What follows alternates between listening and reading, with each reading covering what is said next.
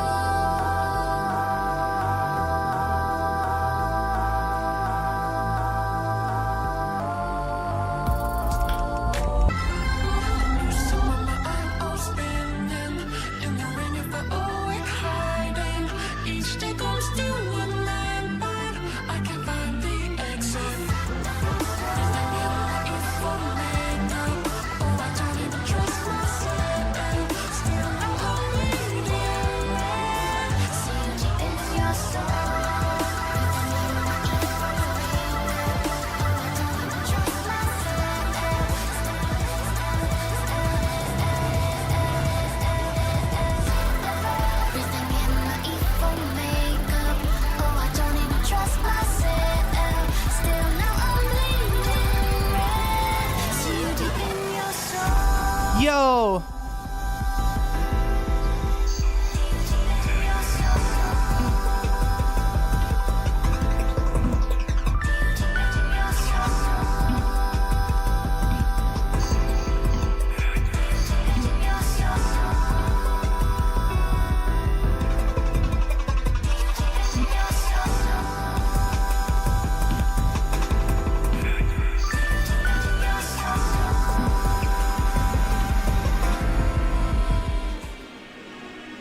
What's going on, everybody?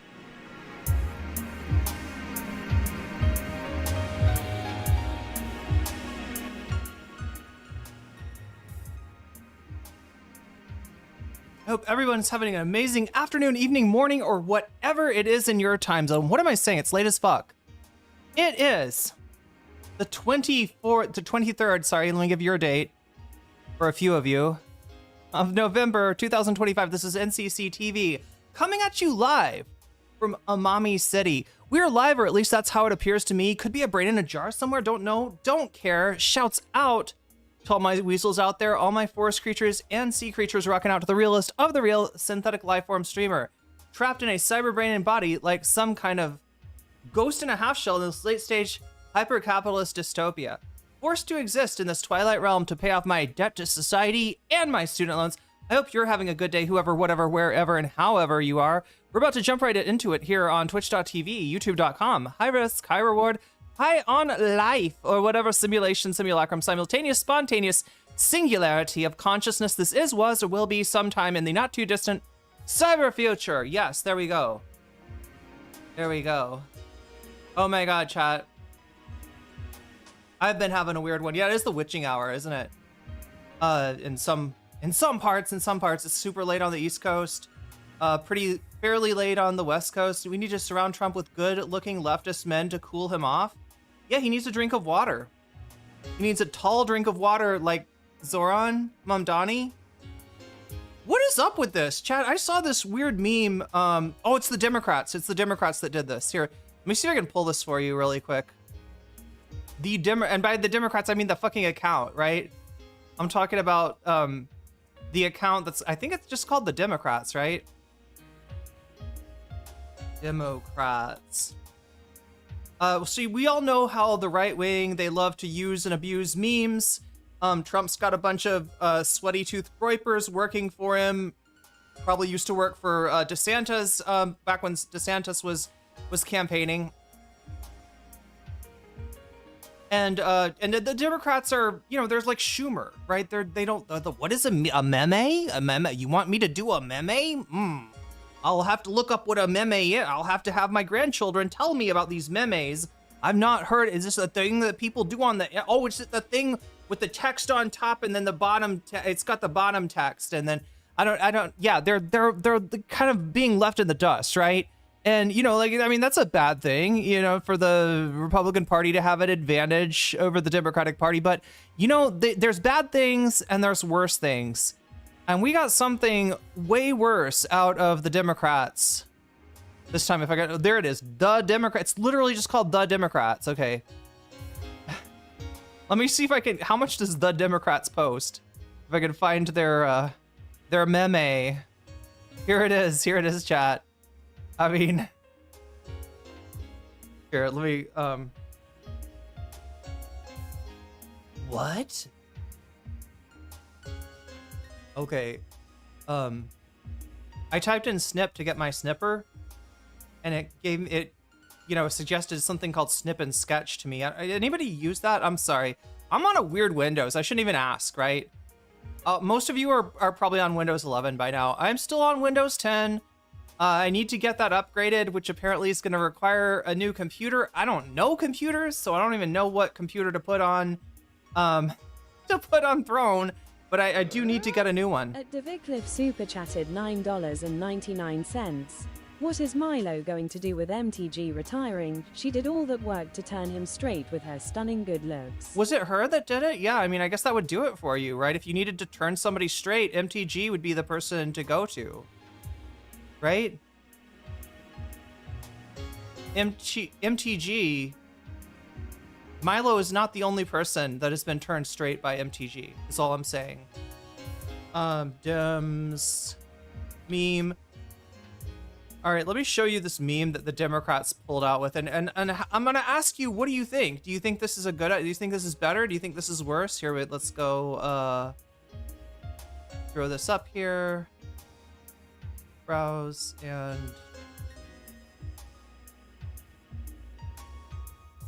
yeah, here's what we're talking about. All right, this is the Democrats trying to meme, and look, this is a meme. I mean, it was a meme. What chat? This meme. We're talking about like circa 2000 and. It's the CrossFit muscles that do it for him. Maybe, I don't know. Wait, what was the whole deal with my? I feel like I keep on hearing strange stuff about Milo, wasn't he like living with some guy that was, or wait, there was something about his roommate, right? Remember Casey Tron would call Mims Maymays back in 2016? That's what we're dealing with. I mean, 2016, 2014, 2012, probably 2011. This could have been a meme, right? Which is the Doge. We have the Chad Doge, the big strong aesthetic Doge. Although I would say this Doge probably skipped leg day a few times. Look, we're not getting the snatch anyway. Enough, commentary on the aesthetics, right? This is, actually, this is really, I don't know. What does this remind me of? Now I'm analyzing the actual meme. I'm trying to talk about the Democrats, and the thing that's interesting is the Democratic account posted this. But yeah, I mean, like, this is a meme. This was a thing. This would have, been fire if they had done it in, I don't know, 2016 or something like that, right? But yeah, at this point, this meme has been had. I hate to quote Daniel Plainview, but that land's been had. Drainage, right? I do love Doge. Well, I mean, Doge is gone, right? So the actual Doge, the Department of Government Efficiency, that's something else I guess we got to talk about today. There's a few things. And I realized I left some of them off the list of shit. I've got a bit to talk to you about in the beginning here, but I just wanted to throw this up and say, when you wish for things like that, the Democrats were a little bit more tech savvy, cyber savvy. God, that sounds really old. The Democrats were a little bit more, with it, recognized like what year it was, which is actually one of the, isn't that one of the tests they give you for like cognitive stuff? Isn't that one of the things that they do when they're trying to test out if somebody's cognition is, has got an issue? They'll, I think they will like, yo, Narwhal by Nature with the 5 gifted memberships, Davy Cliff with the super chat. I'm trying to get this up here as soon as I can. Okay, it looks like they fixed part of this, at least 2 hours, and then put a butterfly in my hair. God damn, chat, you would think with all this time that I would have revamped the stream anymore. I did revamp the stream a lot. I revamped my life a lot. About to get into that story when I do some personal news here. But I gotta thank, first off, I gotta thank a few people who just supported the stream despite the fact that I haven't been giving you any content lately. You should be mad at me. You should be mad at me. You should hate my guts. No, I mean, I don't know. I just feel bad. I didn't want to be gone. All right, we got the overlay right there. I can remember how to do this. The browser right here and feed the link. And now, maybe. Yes, there we go. So Davy Cliff says, with Milo gone,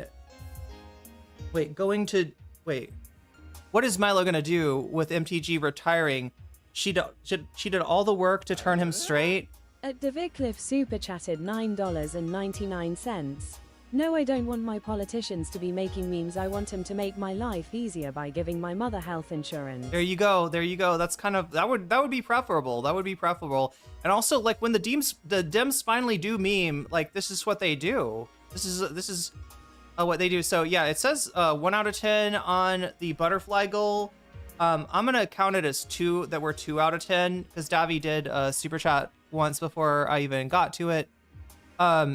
Yeah, I mean, look, Marjorie Taylor Greene, like, she looks great for somebody, all right? So, like, I believe that there's somebody out there for everybody. And with Marjorie Taylor Greene, I don't know which Titan I would ship her with, but I'm sure that, like, one of the,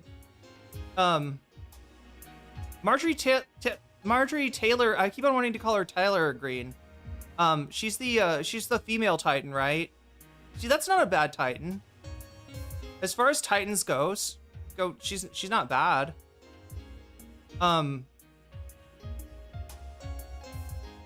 Milo's ex-gay Sedevantist church. Wait, is that like a Seventh-day church? Is that what that means, or do I not know what that means? Where the leader is that I can't remember if that one's the seventh. They worship on Saturday and they don't eat meat. or if sedevacantist is the ones that are like, oh, we like the Catholic Church, we just liked it better when it was anti-Semitic, like officially codified. The blood, the guilt of the blood is on the Jewish people. You know what I mean? That kind of, they like their really anti-Semitic Catholic Church that existed before Vatican II. The leader got caught being a non-ex-gay, shockingly enough. Yeah, like it's a weird thing. I mean, like if you know about some of these ex-gay ministries, right? Like Jesse Lee Peterson, there's one that comes to mind, right? He's a guy that like ministers specifically to men. And, you know, ends up with a lot of guys that are gay but don't realize it, or they're in denial or whatever. And, you know, his answer is to have sex with these men. And then if they ask him, Jesse, what do we just do? Like, am I gay? Are you gay? Are we gay now? Like, right? And he says, like, all thoughts are lies. That's what the devil wants you to think. No, just go along, have gay sex, and just compartmentalize it like Jesse Lee Peterson does, you know? But yeah, which one is sedevacantist? Sedevacantist.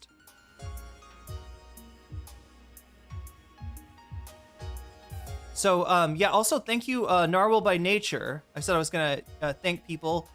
First, thank you for the 5 gifted subs. Looks like Maddie B, you just got weaseled.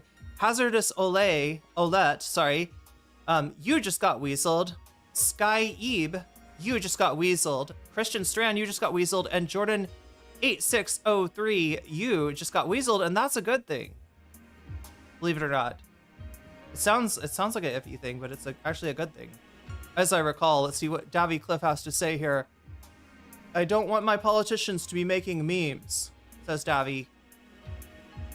I want them to be making my life easier by giving my mother health insurance. Yes, there's a lot. There's a lot that they could be doing instead of this shit, but it just feels like they're always fighting the wrong battle, right? He's a tradcath, so that's what sedevacantist is a tradcath thing.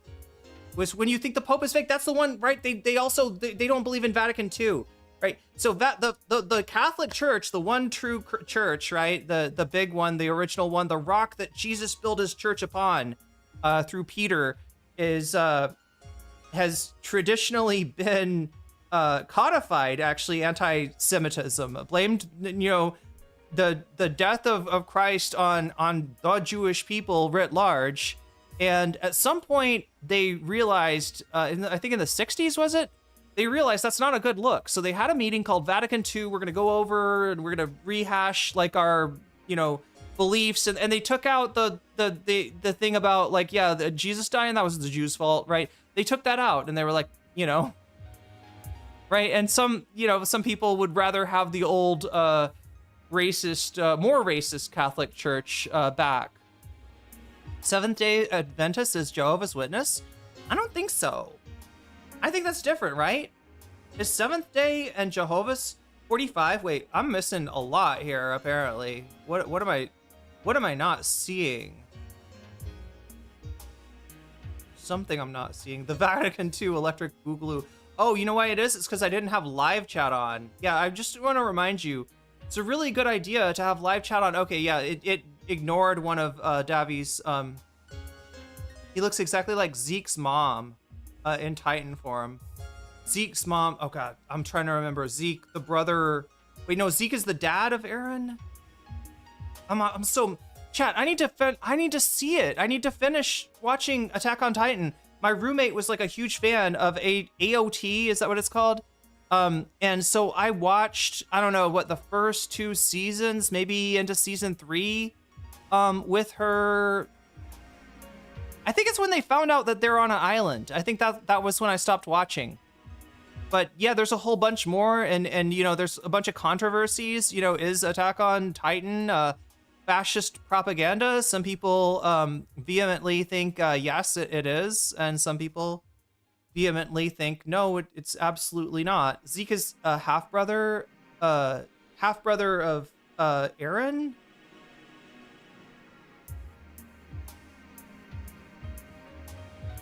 I have gotten a little bit spoilerized, I must admit, right?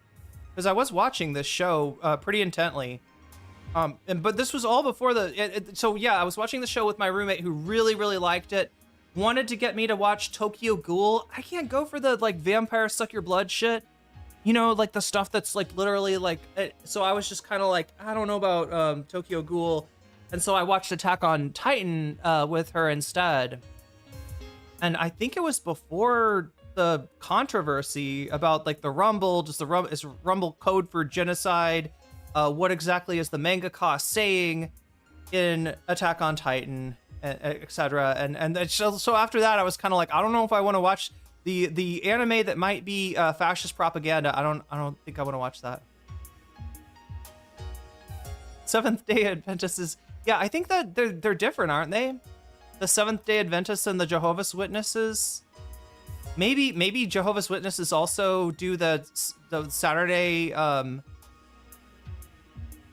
church thing, the Saturday church thing, the actual thing that it says in the Bible about on the seventh day God rested, not on the first day. What's up, Vic? Good to see you once again. I've been gone for a little while, and I probably should explain that. I'm just reading through chat here. MTG is definitely some kind of primitive Titan. Is that like primitive communism? Kind of? No. True Attack on Titan. We're friends. We met along the way. Yeah, that's true. Code for genocide. It's just literally genocide. Yeah, I mean, yeah. Well, I don't know. I haven't seen it. I just know there's this thing called the Rumbling, and that's where the controversy started, right? But as far as watching the show myself, I gotta admit I have not finished it. I've seen like the first three seasons, I think. I always remember Commander Irwin's speech. A really weird anime I watched about a criminal who is a silhouette. It's funny. Yeah, good to, yeah, it's, it almost sounds like a JoJo power. You could be a silhouette and hide behind anything that's like a silhouette. That would be a pretty good stand power, I think.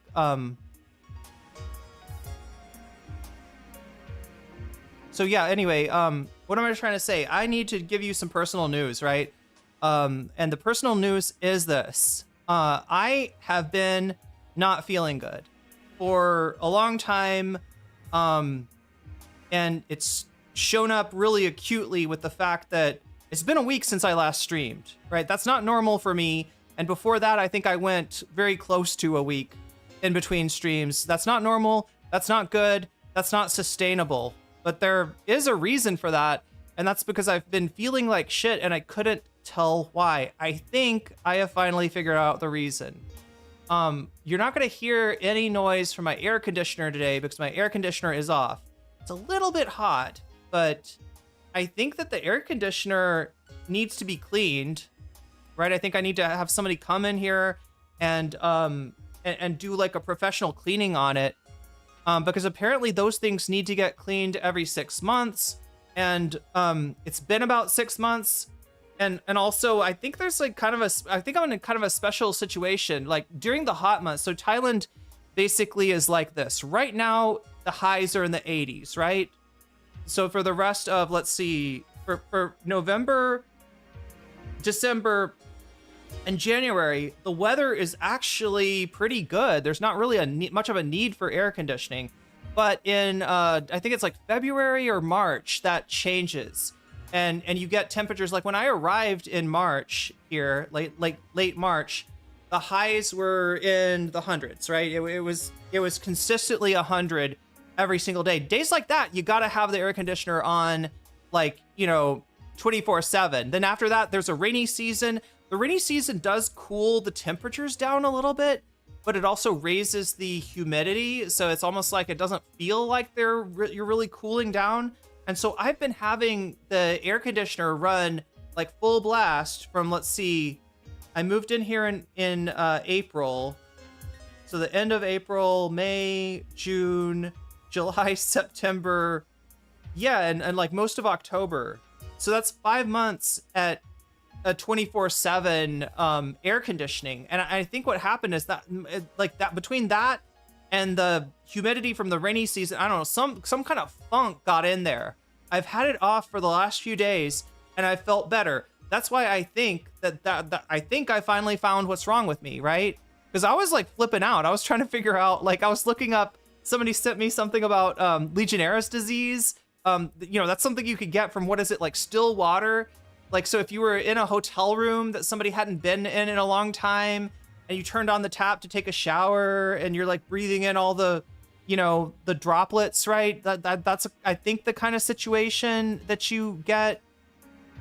Legionnaires. I don't think it's Legionnaires, which is good because that's a pretty bad disease to have, Legionnaires. But yeah, no, I think it's just some kind of funk. ACs can be dangerous if your air, if they're too gross. Yeah, I think that's what has happened, right? Because I've had it off for the past few days. I've been able to have it off. I mean, it's slightly uncomfortable right now. It's 83, but to be honest, that's not too bad. 84. It's 84 right now. Yeah. I mean, I would rather be slightly hot than be breathing in some kind of. Yeah. So yeah, Vic is saying if they get full of crud, it's not good. There's extra pollution there. It's going to be hard. Yeah. So the months that I said that are really hot here are also the months that it's really dry here. And when it's really dry out in the countryside where they grow delicious rice, all the rice farmers say that's a good month to set my fields on fire. They set their fields on fire because the rice is all, the old plant, the old growth is all dried out at that point. And so it's easy to get a fire going, but it causes a massive, unavoidable wave of pollution in like all of Southeast Asia. I don't think there's any escaping it, right? Some people do go somewhere else during those months because it's A, hot as fuck, and B, the air is terrible. But yeah, I had, kind of polluted. If you've ever been in, like, I don't know, the Pacific Northwest or New York, when it's fire season, right? When you're getting smoke from fires, it's like the quality of the air is like that, but like slightly worse, right? Canada, I think, experiences this too. It's like the air during a forest fire, only it's for 3 straight months, right? So yeah, there could have been pollution in the air vents from that, and I think it's just mostly from like running it, 24/7. I love the rainy season. Also, happy 5 months. Thank you. I like the rainy season too. This is my favorite time of year. It's just gotten over with rainy season, right? The rainy season's nice though. Maybe just because like it's such a relief. But yeah, it cools things down and it's kind of nice. I mean, sometimes the storms get really intense. Could there be mold in the AC? Does some fucked up. Pretty sure I have permanent damage from black mold in shitty New Zealand flats. Yeah, that's this thing that Pacific Northwest houses deal with too. Some of those houses are just like a ton. Legionnaires. Okay, yeah, Legionnaires disease came from a hotel air conditioning system. The difference though between the air conditioning system I've got here and that though is that is a hotel-wide air conditioning system. They've got cooling towers because those are such large units. What I've got is 2 units that are specific to my apartment, right? So there's 2 AC units, and the outside part is like right outside of my window. And so I think I just have to have somebody come over here and just like deep clean the shit out. I don't know how you clean. I'm imagining a plunger. I mean, obviously it's not a plunger that they use, but it's something. They use something. We don't want the rallyingization. Yeah, I started to think that maybe trans people aren't valid. I started to think that I wouldn't be marching with you if your rights were under threat. Keep thinking mold. I don't know what it is, but I feel like I'm pretty sure, unless I'm responding like psychosomatically and feeling better because I think that I've got, the thing that was making me sick identified, but I do feel and it wasn't all at once, right? It wasn't like I turned the air conditioner off and then all of a sudden I was better. It's been a few days of still feeling crappy, but I felt better today than I felt yesterday. I felt better yesterday than I did the day before. I'm able to remember things. I'm able to organize things. Whereas before, I was just dealing with this thing where, you know, what I normally do when I'm streaming is I stream for an excessively long period of time, go into super depth about, you know, the latest goings on, you know, who does Ethan Klein hate now or whatever. And then, and then I go to sleep, and then the next day there's like something else that happens, and I get on stream with that. And it only works when everything is like perfect, right? When I can just like wake up, get a sense of what's going on today, and get, you know, to stream. And that requires me to organize things pretty quickly. So, but I did a lot in trying to, because I wasn't sure what was wrong. I was like, am I depressed? Am I burnt out? Am I, you know what I mean? Like, I just went through all the things that I could, maybe I feel, you know, like, cause like, you know, I do feel like, at this point in my streaming career, I should be a little bit more professional than I actually am. I should be a little bit more organized than I actually am, and a little bit more intentional than I actually am, and just not being able to get the stream the way that I want it to be, because there's so much, you know, because I'm constantly on.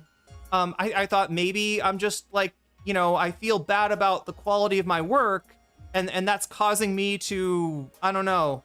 But no, I think there was like literally something wrong with me.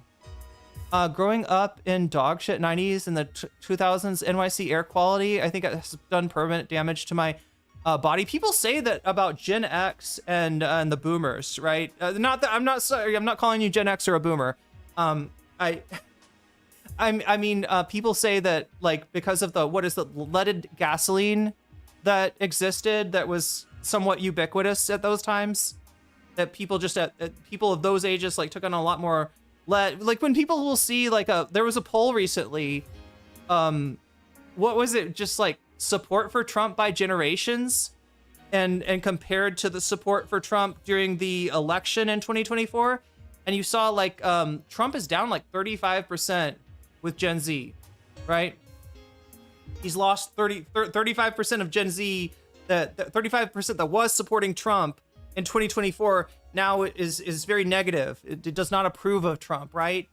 And then you saw like a slightly lower swing with millennials, but then Gen X was only like 3 or 4 points. There's 3 or 4% of Gen X that was supportive of Trump that are now not supportive of Trump. And so people look at something like that. And what was wild though was that the boomers, it was like more of like a 10-point swing. So the notable thing here was that every age demographic had swung away from Trump, but Gen X had swung away the least. So people are like, I don't know, maybe it's the lead, maybe their brains are poisoned. I don't want to think about like that about a whole generation. Obviously, like I feel like most of my teachers growing up were like Gen X. Like I feel like I've known a lot of Gen Xers that aren't you know, hewing to that chuddy stereotype. Gen Z guys I know who voted for Trump, now they just talk about him like a joke. Yeah. I mean, like they voted for a guy that they thought was gonna go after the pedos, and it turns out he's protecting the pedos. What does that gotta do to you? I mean, they're Obama. You know how Obama inspired the fuck out of a bunch of millennials? Yo, Omega Star hitting me with the giant stream alert. And no, Omega Star, it's not your fault that stream alert is giant. It's my fault for making them so giant.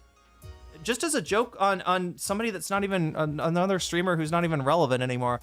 But either way, thank you for resubscribing for 9 months, and good to see that those numbers coming back up again. Look at that, they're pretty even, but they've really sank down, and it's 100% my fault, chat. It's 100% my fault. Did you get any vaccinations to protect from mosquitoes? That's a good idea, Girl Friday on Tuesday. It's not really the mosquito season right now, but what is it? Yo, Omega Star, thank you for... Oh, we missed you. Oh my gosh. I missed you so much. My hair turned blue and I became a VTuber. And I got locked into a max headroom dimension, apparently. Yeah, something along those lines. Are we at 51 now? But yeah, I was like kind of tearing my hair out trying to figure out what was wrong. And I ended up working on all the things that could have been wrong, which is probably, it turns out, maybe a good thing. Wait a minute. You can't blame Gen Z for seeing seeming unserious. Think about the clowns running. Oh yeah, right. Yeah. Like Gen Z's idea of adults is exactly what you're saying, Emily French, incompetent clowns. And like to some degree, boomers have done that too. And by that I mean the baby boom generation, not boomers with the capital B, but wait, no, it is with a capital B. Boomers with a capital B, yeah. Have kind of run the world in not such a great way, but so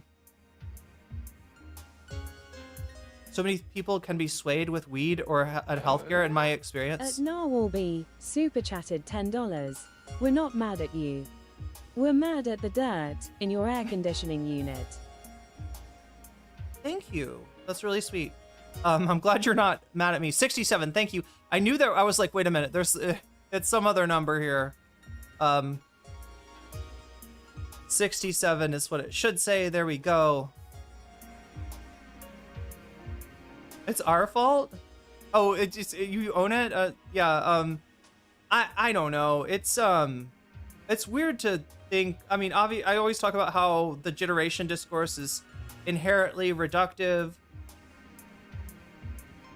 You know, it's almost like if some like you know the way that astrology is, right? Like all people born in these months are this way, and like I mean, look, that's fine. You know, people enjoy astrology. Some people, you know, find that it resonates with them. If they do their whole reading and they find where their rising sign and their moon sign and all that stuff is, it like makes sense, right? But if imagine somebody, if you took it super serious, you were like, no, all Aquarius are space cadets, no exception. Doesn't matter where your moon is, doesn't matter your rising. All Aquarius, space cadets. That's the level of discourse when we say like all boomers, I don't know, don't care about the environment or whatever, right? Yeah, is there a generational issue with dealing with the seriousness of the ramifications of the, you know, Industrial Revolution and everything that's come since? Yeah, but it's not like universal. Nietzsche spoke of the importance of climate and the physical environment on the body and mind, hence why he loved Turin so much. Not that it stopped him from going mad. Yeah, I wonder if my uncle was a Nietzsche reader. He would always talk about, he had this thing about the physical exercise and the mental exercise, and he was a runner. But you know, to his credit, he ran on a beach, which is probably better. As kids, we also ran through the fog from mosquito trucks. Oh, damn. So yeah, it's kind of getting you on both ends, it sounds like. At Devicliff super chatted $9.99. You have two ways Western children: Chuck Schumer or Trump. They're both Zionists. Those are your choices right there. Well, wait, who don't we have another person that's actually in the bonus? Wait, I haven't done your bonus poll. Oh my god, chat, you have no idea what the bonus content is. I gotta do that really quick, but just let me wrap this up really quick, right? Yeah, vaccinations, important. Mosquitoes, very important. In Thailand, there is a small incidence of people getting malaria, like larger than the US, but a lot smaller than, you know, some other places, right? So malaria does exist. People do get infected with malaria from mosquitoes. A bigger risk is actually dengue fever, right? That's a lot more common. You know, none of these things are, I don't think it's like life-threatening or anything, but it's you know, it's bad. And yeah, you can get, I think you can get a vaccination from it. And in general, what people try to do here is just not get bit by mosquitoes, right? Oh my god, I gotta drink something. But anyway, like I was saying, I went through a checklist of things that could be wrong, things that could be wrong with my health, things that could be wrong with my, you know, method of doing content, things that could be wrong with, like, you know, my muse, right? Like my desire to create, right? Like, is there something in the way of that? And, you know, like, as much as like I'm pretty sure I got it narrowed down, and I know that the major factor was indeed the air conditioner, like poisoning my air or making my air, you know, bad. all the other things I think are going to have positive benefits as well. I'm a lot more organized than I was a week ago, and that's a good thing. If Dems accomplished 15% of Bernie's agenda, they would never lose again. Yeah, that's what people are missing, right? They look at Biden. You know, it's weird because, like, you know, you've got the people that think that Biden was somehow because Biden was so bad on Gaza, they think that Biden is like a worse version of Obama or Clinton, and he's actually not. His policies on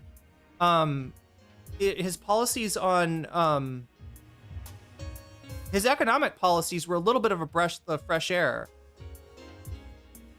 But then you've got some centrists that are like, well, okay, you know, the thing that progressives were always telling us to do, you gotta support the working class, you gotta support labor, you gotta support unions, right? Biden did all those things, and he still didn't win. So therefore, we can eliminate that and just get down to the abundance of it all. Let's start cutting regulations, right? That's the Ezra Klein kind of view of things. Is like, hey, listen, we hear what you're saying about what Biden needs to do for people's material conditions, but he already did that and it didn't work. So let's try something else, right? Let's get back to the neoliberalism, in other words. I'm an Aquarius. The negative stereotype is that we are cold. Really? Oh, wow. I actually hadn't heard that one. I always think of Aquarius, like the stereotype is creative but spacey, you know, like not very focused, but very, very inventive, very. Rudyard taught us that we were in the age of Aquarius. Aren't we like almost out of it? Like the reason that song exists, the hippie thing, like the age of Aquarius, right? Aren't we? Wait, what is it? Does it go to Pisces next, or does it go to Capricorn? Does it work backwards or does it work forwards? I'm not sure. But anyway, yeah, like, so I think I figured out what was wrong with me. I also dealt with a bunch of other things, and I hope that they'll have positive knock-on effects, even down to, like, you know, my health, which, you know, I'm drinking juices now. Like, I'm drinking vegetable juices now to try to improve my my diet.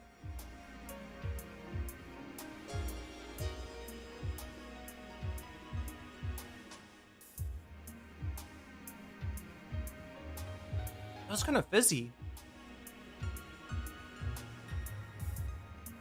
Anyway, so hopefully things are gonna go better now, and I'm not gonna have this issue again, and I'll be able to kind of plan out my life and my stream, and you know, get if I'm not doing the kind of content that I feel like I should be doing, I need to start sort of moving towards that content, and I guess there wasn't a lot of time to stop and think and be intentional. And I do want to do that as well. My roommate was an archaeology student and got fake vaccination for a trip to Honduras. The side effects were nasty. Ooh, yeah, that's not good. That's not good. Yeah, so the thing that most people do here is that they are just really careful about when mosquitoes could be present. They've got some kind of spray on themselves, right? Which I hopefully, but it's weird, right? Because like having bug spray smell is fine if you're like, you know, camping, right? Nobody's gonna give you shit about smelling like, you know, deep woods off if you're camping. But when you're in the city, just like, I don't know, it's a little different. Anyway, let's see. Omega Star says, you look lovely, Irene. Butterflies and Vox Populi, please. Okay, so the butterfly thing I should probably explain really quick. That is what happens if we get to 10 super chats of a teal or greater variety. So what is that, like teal, yellow, orange, red, all of those colors? One thing that's weird is that the light blue one looks kind of like teal. That one doesn't count, but the teal counts. I think it's like somewhere around $3 and above is where things turn teal. So if we get 10 of those, I will add a little bit of flair to my hair in the form of a butterfly.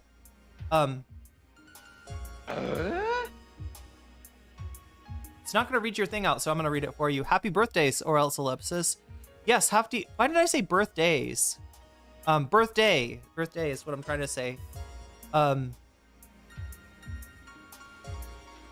Narwhal, we're not mad at you. We're mad at the dirt in your air conditioning unit. Yeah.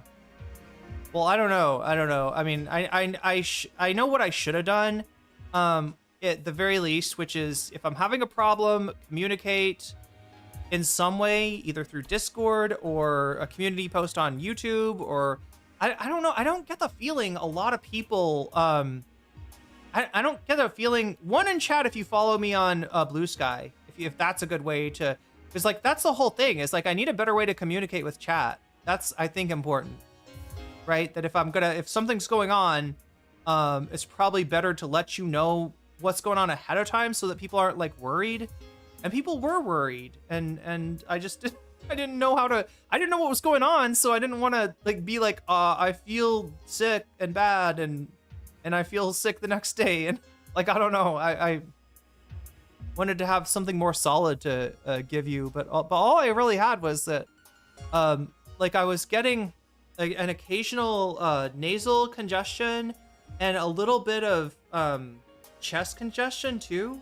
That's what clued me in that it might be like a respiratory thing. Cliff super chatted $9.99.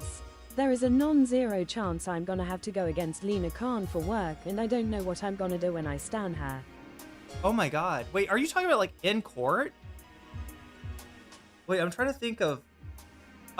sorry, Davy. I'm probably asking you for more information than maybe you can give.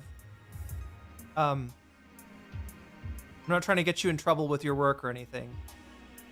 Ignore me saying Legionnaires, I was high. You know, that's not a bad idea, though. It's a possibility, right? Legionnaires can... It's generally something that people get in a more like communal environment, right? So the original Legionnaire outbreak, I think, was in like a hotel, and yes, there were Legionnaires. There were people from the, what is it called, chat? What is this thing called? It's like one of these armies thing. The army, like Legionnaire. It's like a thing. It's like a, like it's not French Foreign Legion, but I think it's like an American thing. Is it like it's like a veterans thing, right?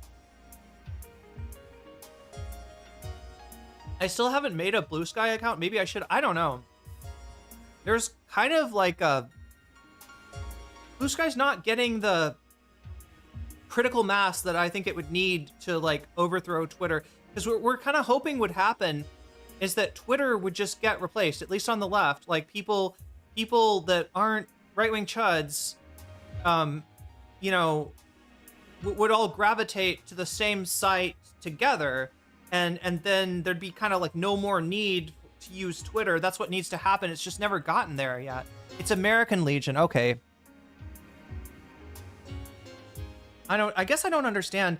The French Legion is like the French Foreign Legion, right? So if you're not French, but you want to be, I guess you'd be a mercenary, right? If you're in the French Foreign Legion, if you want to do military work, but you're not for the French, and you're not French, then you sign up for the French Foreign Legion.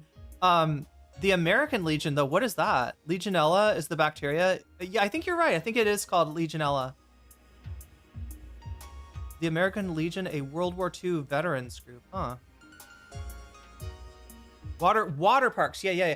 Well, so it's basically like any water that ends up kind of standing too long. So one place, look, so like I said, Narwhal, you're not entirely like that's not a ridiculous guess. That's not a ridiculous assessment to say that it might be Legionnaires, because for instance, let's say I left a water bottle in my apartment. I went to Vietnam.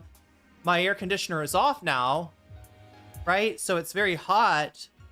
In fact, yeah, I think it would be the perfect if I left a water bottle. So that was one of the things that I looked at too, was that I had, you know, like I didn't have any drinking water that I kept from between now and then, but I did have a bottle of water in my bathroom that I used for like brushing my teeth and mouthwash and stuff like that, right? Like I don't take water from the sink even to brush my teeth with because it's kind of a risk here. So yeah, I mean, like that's a way that I guess I could potentially get Legionnaires. The other way would be if the shower was like let's say that this unit hadn't been used for a really long time, and that there's just water sitting in the pipes for like months and months and months, right? And then I rent the apartment. I come in and I'm like, oh, what a nice shower. And it is a nice shower. $9.99. Blue Sky is meant for Canadians who pretend to be American, and X is for Brazilians who pretend to be Americans. Yeah, apparently everyone on X is pretending to be American. I gotta ask though, has anybody checked me out on X? I looked at my I looked at the about page for me, and it just everything said USA, USA, USA, right? I expected it to say Thailand, and it didn't. I think that might be because I normally use my phone for Twitter, and my phone I hook it up to a VPN, an American VPN specifically, so I can get it. Like for some reason, if you're on an American VPN, if the phone thinks you're in the US, then when you close YouTube, it'll leave a little window open, and you could be doing something else on your phone, and you could have a YouTube window open, right? Any other country, wait, no, Mexico it also lets you do that. But any other country, Canada, Norway, Netherlands, Poland, Romania does not do that. They reversed it. Wait, what did they reverse? Are we at 107 now? No offense, French chatters. Cops plus French equals sexual assault in my brain. No. I mean, the French Foreign Legion does not have a good reputation as far as I know. But it is a pretty, boomer, like, well, I don't know. Does it still exists, right? But the reference to it the references to it are pretty old. French Foreign Legion is full of rapscallions and scalawags. Yeah, exactly. If you can't get into the U.S. Army, maybe you apply for the French Foreign Legion to go do some colonialism in Africa. Yeah, water parks, Girl Friday on Tuesday, it says, true. And then showers if the shower hasn't been used for a long time. So yeah, if I got the apartment and then I'm like, I am so hot and sweaty, look at this nice shower, and it is a nice shower, right? I have a shower, like, like a massage nozzle, right, that you can take off and do that with. And then I also have like a rain, you can like it's like a square thing with like it simulates rain or something. I don't know. But it is, I mean, like that's nice. So it is a nice shower. But yeah, if I were to get into it and just turn it on and just immediately get into it and breathe in, I think it's the steam from the shower. I think that's where you can get infected with Legionnaire's disease, even if you're not in a communal situation like a hospital or a hotel, right? Which is the standard, like if you're a doctor, right, and you've got a patient that's showing up with symptoms that make you think of that, right? One of the questions you're going to ask yourself, ask the patient is, have you been in like, did you go to a hospital recently? Did you go to a hospital? Did you go to a hotel recently? Did you go to like a conference or, right?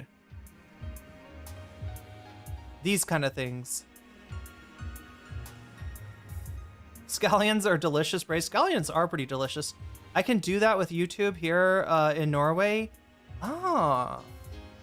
Wait, so maybe it wants to see me, right? To let me have the YouTube stay open. Maybe it's like the country that your phone service is in. Maybe I don't know why it's like that, but like I like to be able to watch YouTube while I do other things on my phone.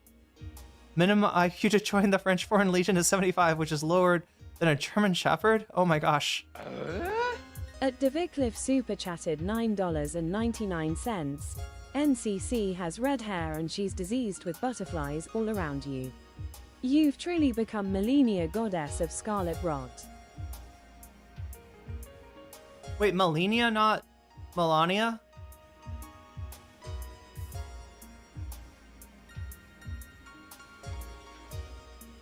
At least I'm not the Scarlet Witch. I don't know. I don't know what to say.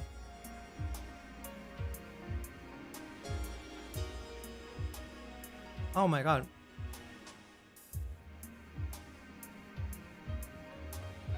Wait, there's a reference there. I think there is a reference that I'm missing. What does MTG stand for? It stands for Marjorie Taylor Greene. She's a oh wait, we just hit the butterfly goal already. It says 9 out of 10, but I'm giving you credit for 1 extra because I didn't get it up. I didn't get the I thought it was Magic the Gathering. It can be. It can be. That's a good guess.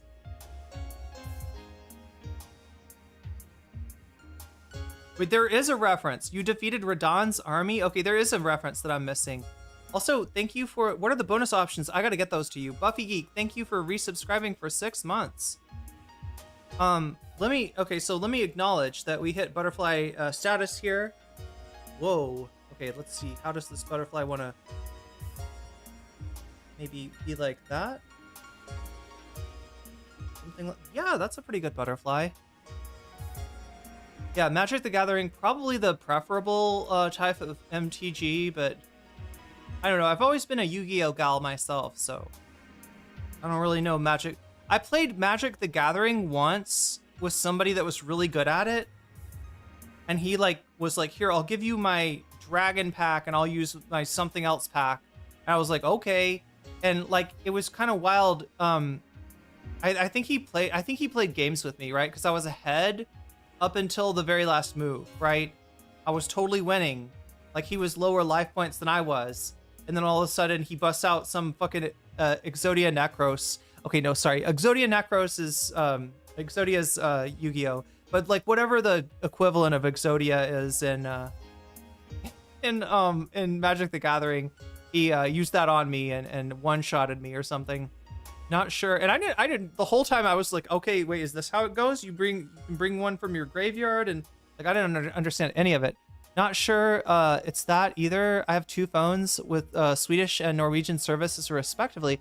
YouTube works on both of the countries on both phones. However, I do have YouTube Premium. Yeah, that YouTube Premium might... I don't know. I don't know if it's the phone that's like the deciding element, or if it's the service that you have that's, you know, like, right? I don't know what decides what whether the little window, the YouTube window, works on the phone.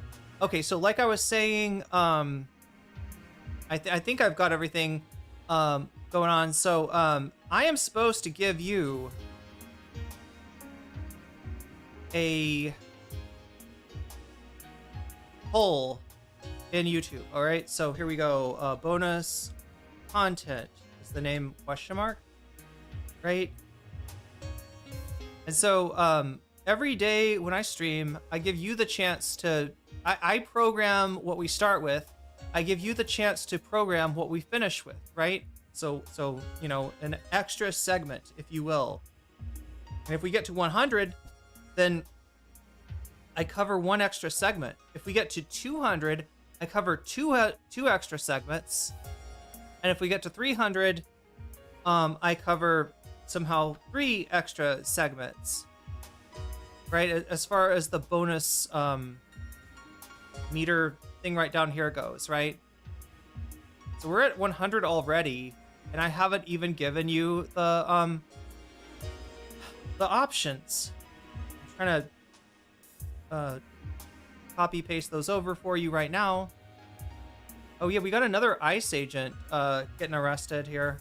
I wonder if that'll win. Anyway, we're about to find out because I am... Here we go. The bonus content poll is live now. So make your voice heard. You've got 4 different options, and you can keep me here a little longer and give me a chance to cover more segments if you want. Yo, Twitch just mustered a hype train out of nowhere. How did you do that, Twitch? That's amazing.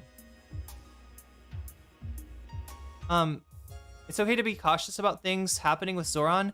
I don't know what's going to happen. Some say him meeting with Trump is a good thing, while others say it's a bad sign. I honestly don't know. I feel conflicted after hearing both sides, liberal and progressive, versus different takes from self-proclaimed leftists on what's happening. Are you noticing maybe... Is it the liberal side that's saying that him meeting with Trump is a bad thing? So look, there's a lot of signs coming from Zohran right now, and it's not just about Trump. A lot of people are concerned about his support for Hakeem Jeffries, right? One of Zohran's allies, Kai Ose, is going to be primarying Hakeem Jeffries, right? Hakeem Jeffries, if you don't know, he's the minority leader in the House.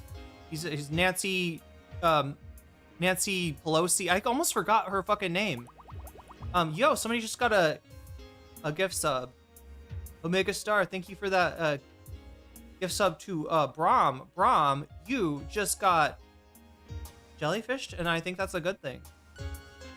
And that hype train is going. So yeah, you got 3 minutes and 21 seconds if you're watching me on Twitch to jump on that hype train. If you're thinking about becoming a sub on Twitch, which I should mention, gives you the ability, if you want to be able to, if you're ever watching the stream and you want to rewind it, you're like, wait a minute, what was she talking about before, right? You feel like you missed something. If you're a sub, you get that ability. You can do that on Twitch, right? Apparently that's something that comes with it. Membership has its privileges. The other privileges, of course, being the wonderful animated emotes, which are a Twitch exclusive, you'll get as well if you sign up on Twitch. So, yeah, the hype train is, when it's the hype train, it's a good time to sub. It's a good time to cheer bits. It's a good time to, if you've been thinking about gifting subs, or if you've been thinking about getting yourself a sub, or even just, you've got a Twitch Prime that's burning a hole in your pocket and you want to use it for a streamer of your choice, it's a good time to do that, because I think what you get is extra emotes for that. I'm not sure exactly how it works, but yeah, if you get on that hype train, which is when you donate during the hype train, it's 2 minutes and 12 seconds left of that. And then the higher the level of the hype train gets, the more emotes that you earn. So that's how that works. Pearl clutching on both sides. I think that we got our shit. Yeah, it's live now. It looks like MAGA Jussie Smollett is winning. 10 votes so far. So make sure to vote on YouTube if you haven't already. You could even come over from Twitch if you want to. At Narwhalby, super chatted $10. It seems that Mr. Ross is a poser and was in the DSA for a month in 2020 and recently decided to grift left after cosplaying as the Black Curtis Slewer a few years ago. That's an interesting image, Narwhal. What did I just do with the... Oh, I know what I did. Okay, I gotta redo this then. Pop out the chat.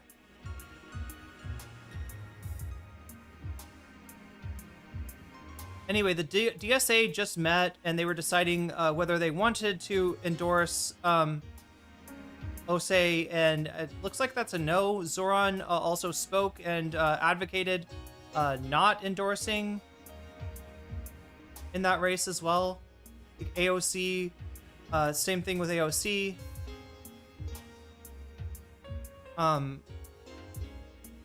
Browser button,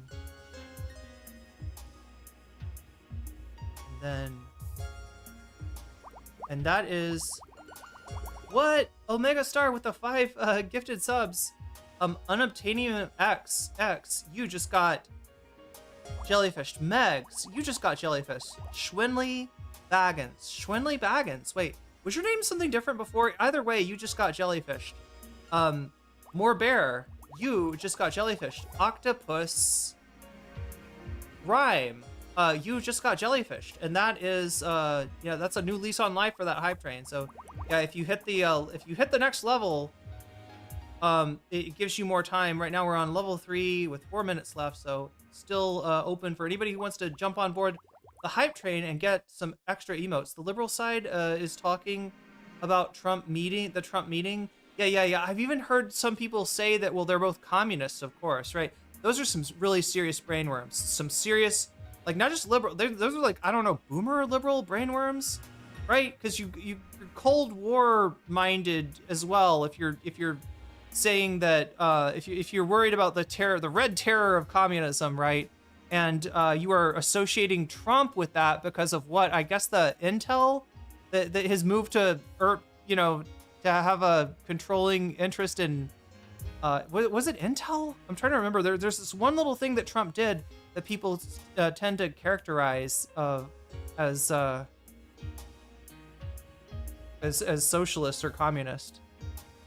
Jose couldn't have won even if Zoran put 100% supporting him. Yeah, my understanding is that Hakeem Jeffries, much like Marjorie Taylor Greene, enjoys a lot of support in his district, right? Has a district that is very, has a high approval rating, despite the fact that as the minority leader and as a part of the Democratic establishment, like overall, he has a low approval rating. He's got a high approval rating within his district. So, there is a wait, Jeffries, his district overlaps, like, yeah, right, his district is in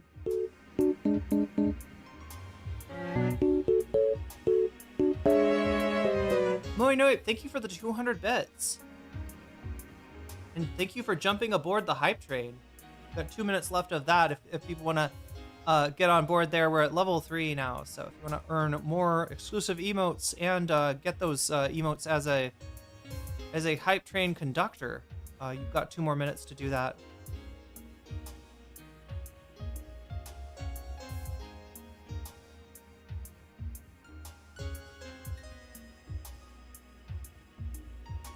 Liberal side is still talking about the Trump meeting.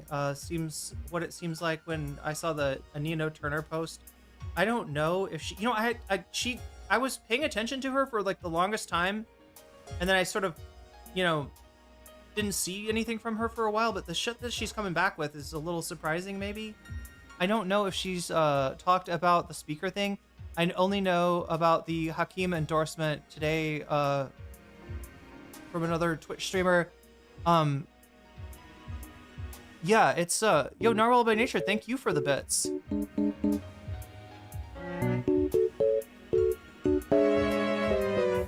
Queens, wait, yeah, Queens. So yeah, there is like an overlap there. Right, so here's the deal. One little insight I'll give you about Zohran, and there's a great in fact I think there's a couple of FD Signifier videos on this.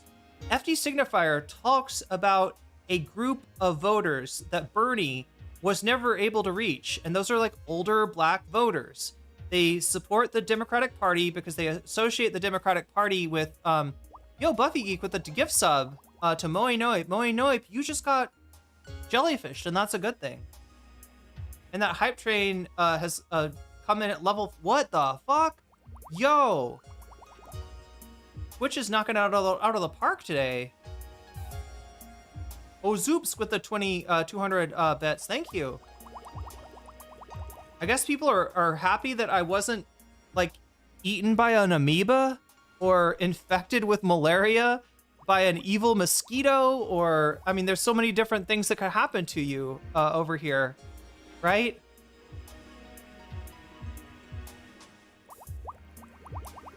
Oh my God, chat, there's so much I want to talk to you about. But I do have to get to MTG because we do have kind of a limited amount of time today, and I want to make sure that we got time for MTG and some time for the. You have some extra cash just throw at me because I have not streamed in so long. That is well, thank you. That actually helps a lot because when I'm not streaming, I'm not making money either. So that I do really appreciate. I appreciate the fact that people are still here for me. This despite the fact that I just like disappeared with no word whatsoever. Kebab Kong, you just got jellyfished. Avenger CZ, you just got jellyfished. Hazer Zero, you just got jellyfished. Set phasers to pun. I see what you did there.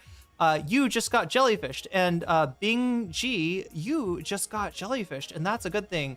Oh, Zoops, thank you for the 200 bits. Yeah, look at that. Twitch is already back over 100. The Twitchies saw this and they were like, we're not going back under 100 again. That's not happening, okay? And look, YouTube's at 97 too, so YouTube's making their way back to. Anyway, totally my fault for not. I mean, like even though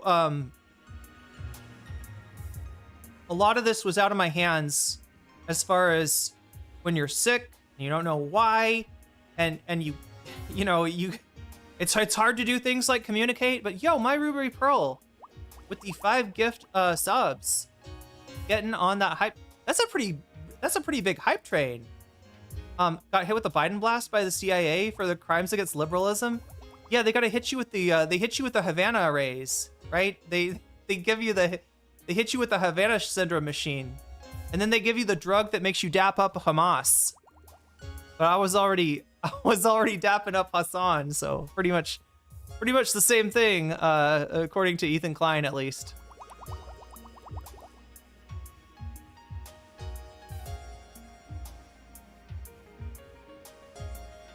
But yeah, that's pretty impressive. YouTube, Twitch is back to 115. YouTube's at 97 here. And did I read these all? No, I haven't. Dan Yankees. You just got jellyfish. St. Pauli 156. You just got jellyfish. Tier 2. You just got jellyfish. Tavert. Oh, you just got jellyfished. Tavert. I'm gonna feel bad if like you've been a long-term chatter. If I'm mispronouncing your name and it's like an obvious reference to something and I'm just like being a boomer about it this whole time, I'm gonna be so embarrassed. Ernan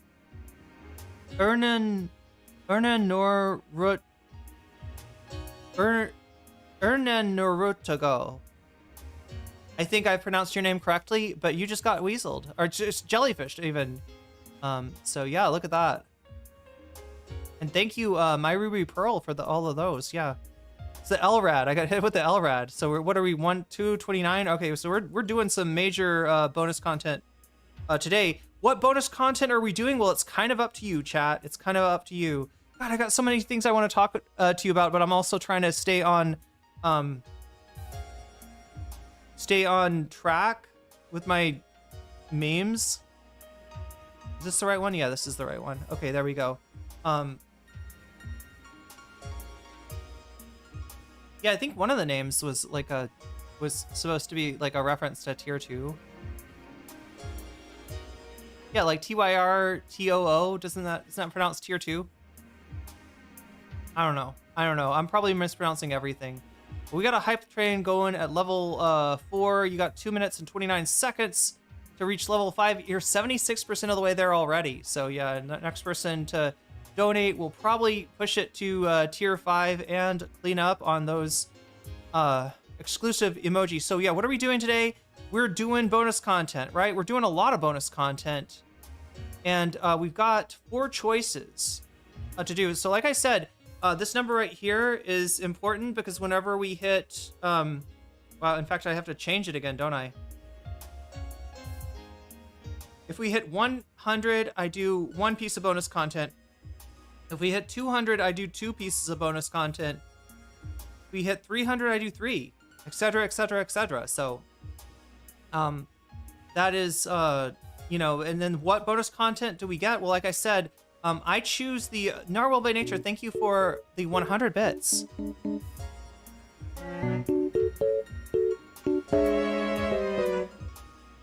And bringing us up to 230, it looks like. We're at 230 on this thing right here. So yeah, like I said, I've got the poll laid out. Oh, that's what's confusing to me. I've got to hit this button.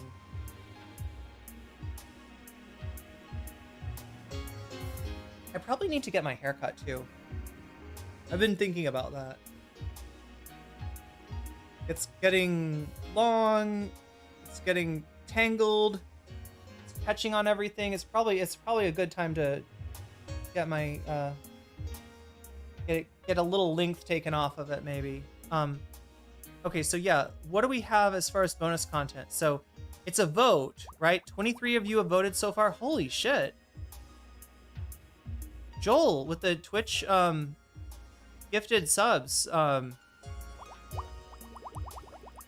Girly Sound, you just got jellyfished. Creepier Leak, you just got jellyfished. Firebird 710, you just got jellyfished. Whoa, the hype train thing turned different color. Black Rose PCS, you just got jellyfished. And Sandroid, name I haven't seen in a little while, you just got jellyfished. Good to see you, Sandroid. And that is, whoa, what are these? Oh, this is a USA hole emote. I love those. Those are awesome. Okay, so 260 is where we're at now. So yeah, like I said, I choose what we start off with. I choose, you know, the topics that are listed as the topics of the stream. Those are like my choice, and then I give you the chat the chance to choose what we end with, right? Which, you know, could be you know, 0 bonus topics, 1 bonus topic, 2 bonus topics, 3 bonus topics, or even 4 bonus topics, right? And I've got the bonus topics right here for you, right up there. Right, so what do we have today? We have Jink Uger debating MTG. She's like, don't go. He's like, no, he doesn't want MTG to go because they had made inroads with MTG. Jink Uger sacrificed his reputation. TYT sacrificed their reputation in order to, you know, build a bridge with MTG. And it's all for nothing. It's all for nothing because MTG is, she's quitting. She says she's not running for president, right? We'll watch her. We'll watch what do we have her as the first topic coming up here? Oh, Megastar, yeah, F La Migra for sure. Probably gonna get in trouble for saying that, but hopefully it was coded enough. What am I trying to see here? Okay, yeah, we are doing MTG first, right? So yeah, we have a extension for that as a possibility, which is Jink Uger debates MTG not to quit. Now he I wish I could show you a debate between Jink and MTG. Yo, my Ruby Pearl, thank you for the 200 bits. The Youthless Turfs, damn. It is pronounced here. Thank you. Okay, I assumed it was a reference to that. At Devicliff super chatted $9.99. I'm going to genuinely miss Eric Adams. He needs to start a podcast or something. Maybe Erdogan can co-host. Davy, when you said Miss Eric Adams, I imagined a drag queen.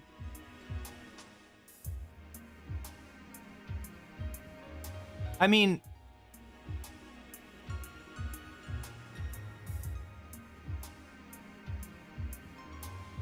I don't know what to say. Eric Adams in drag? Can we make that happen?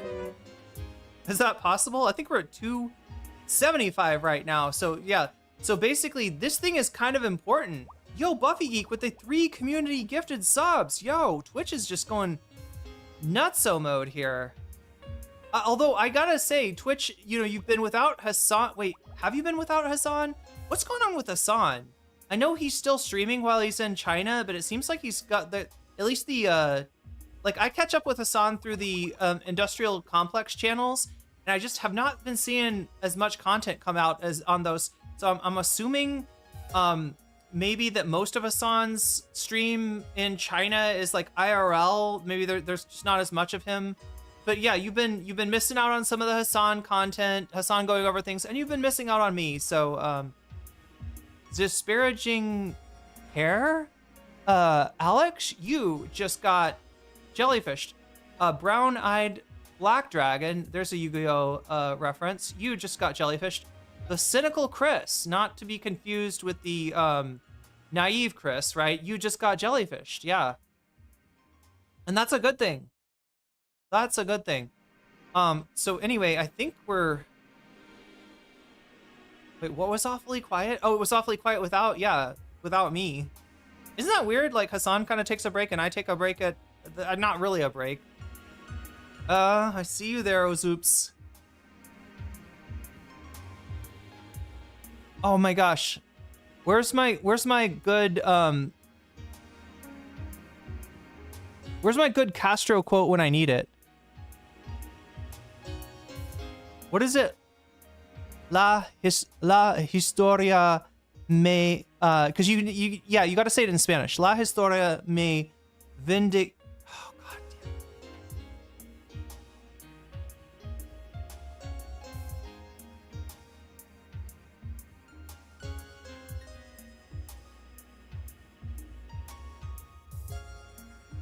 damn. Me absolverá. Oh yeah, I was gonna try to use a different cognate there. I know the quote in English, but you gotta say it in Spanish. La historia me absolverá. There we go. History's got my back. We're at 295 now. Nikki Haley's son. I've been hearing a lot more about Nikki Haley's son recently. No wait, I feel like I've been hearing about. Isn't there like a son of the Vances too that's been prominent? Looks exactly like Jonah Ryan's. Oh, from Veep, yeah.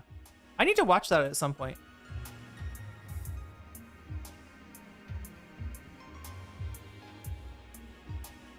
But anyway, I wish it was a vacation for me, Chad. Instead it was like more of a staycation where I was staying in an apartment, apparently with really bad air, and making myself sick. But it's okay. The hot season, the rainy season, they're all over now, and so I won't need to use the air conditioner anytime soon. I'm gonna have somebody come over and work on it. I'm gonna hire somebody to come over and clean that shit out, like as good as they can, because that was fucking me up. Quaximus, yo, is this like the are you the Fallout version of Donald Duck, perhaps? Like, is this Donald Duck, but if Donald Duck was in the Brotherhood of Steel? You got a Quaximus thing going on? Do I understand the reference correctly? Yeah, I think it's Donald Duck as Maximus from the Fallout TV show, which apparently is coming back with new stuff here in a second.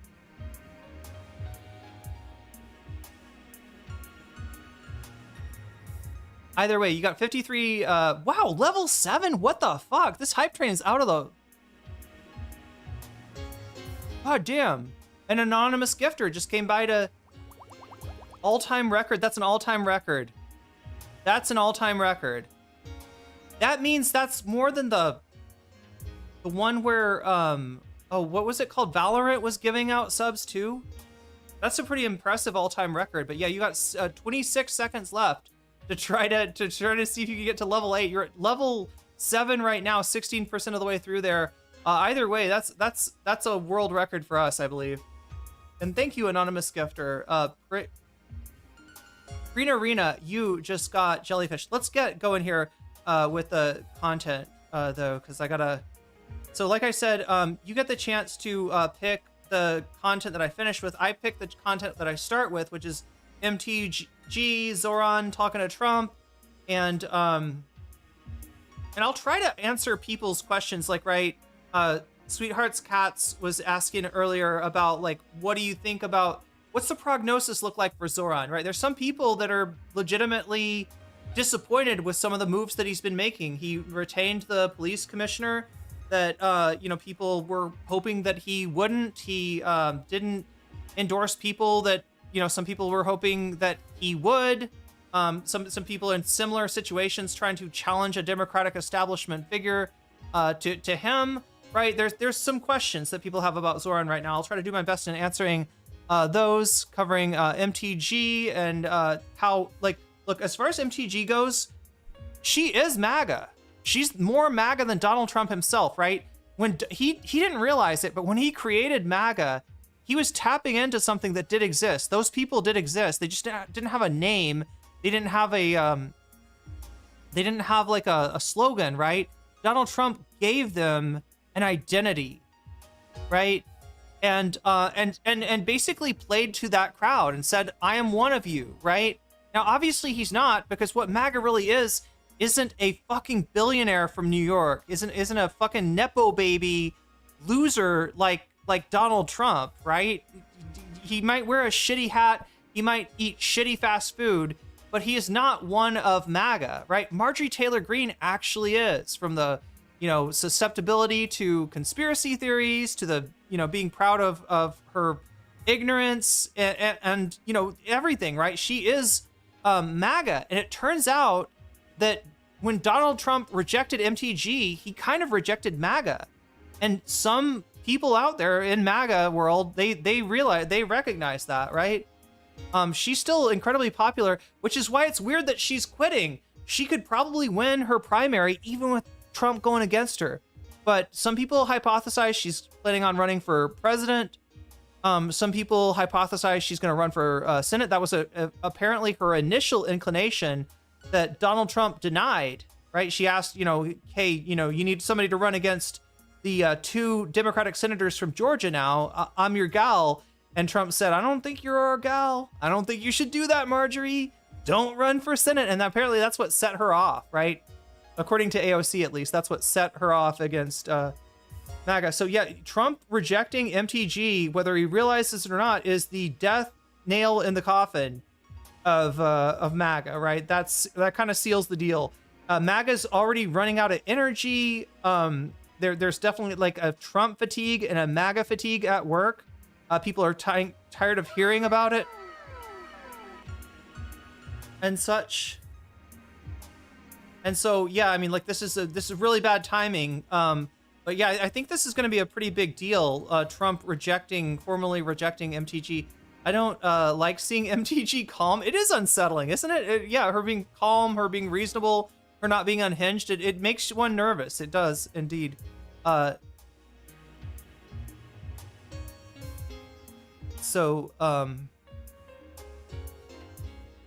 Anyway, I think we're at 300, aren't we? Are we at 300 now? God damn it.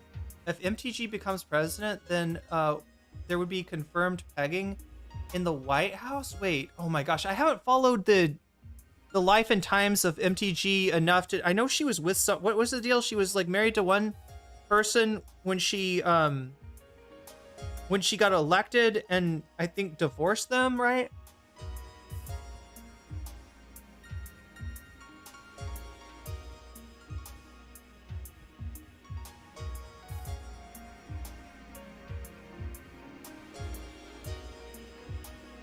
$298. Okay, that's what it should say. I just have not been keeping up with it like I should. So let me go through our options, right? Because it looks like we might be getting 3 bonus topics today, right? Let me go through the options that I've got for you today, right?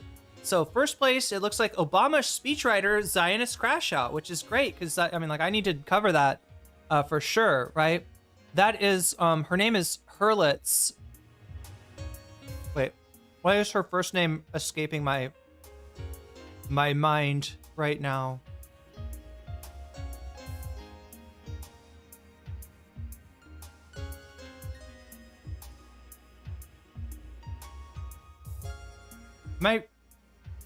Is it Hurwitz? God damn it, I always do that. I always say...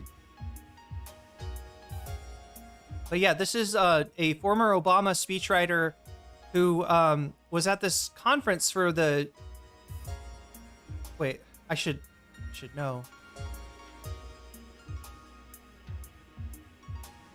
Sarah Hurwitz, Jewish Federation of North America. That was the conference that she's at right here. And it's a group of, you know, I guess, like, you know, prominent Jewish voices.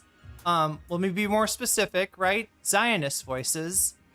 And they're, you know, they're at this conference and they've got, you know, she's from the United States. I think they've got somebody there from Canada, somebody there from either, I think, France, or anyway, they've got people there from different countries. And they're like, you know, this has been a really bad time for Israel.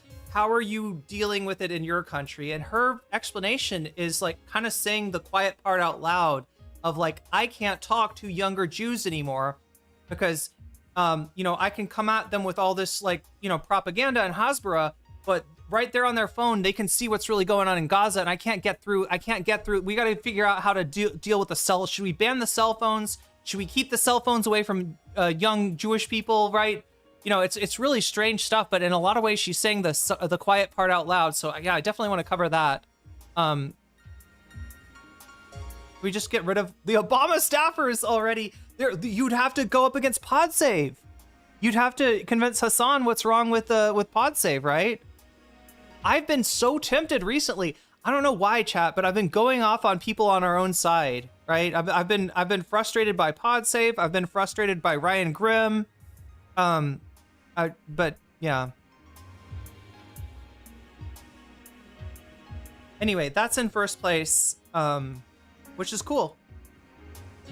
Second place, we've got Jink Uger debates MTG on what? Like, is it a substantive issue? Is he gonna disagree with MTG on the issues? No, he's not gonna do that at all. He's going to disagree that she should not quit Congress, right? They need her in Congress. TYT needs her more than anything, right? So we got that going on. Third place, we've got another ICE agent being arrested. This one is technically a Custom and Border Patrol guy being arrested. So that's always fun. When you got real cops, the real cops arresting the ICE Gestapo, right? But that's in third place. And then fourth place, we've got a possible MAGA Jussie Smollett. We've got a situation where somebody reported being violently harassed by Trump detractors, by MAGA detractors, and it looks like she might have done it to herself. Like, what is that movie with Jim Carrey, chat? The movie where Jim Carrey is a lawyer and he beats himself up in the bathroom. What's that called?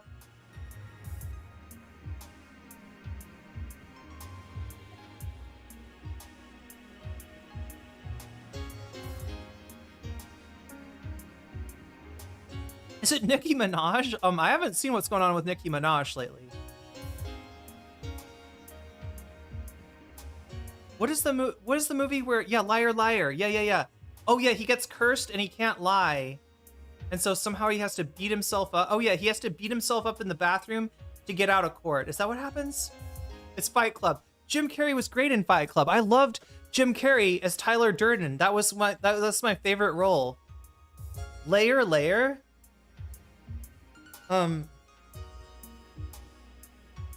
But anyway, those are our options. Keep voting. 29 of you have voted already. Feel free to vote whether you're watching on Twitch, whether you're watching on YouTube, wherever you're watching. You can go make your voice heard and weigh in on what we're gonna watch.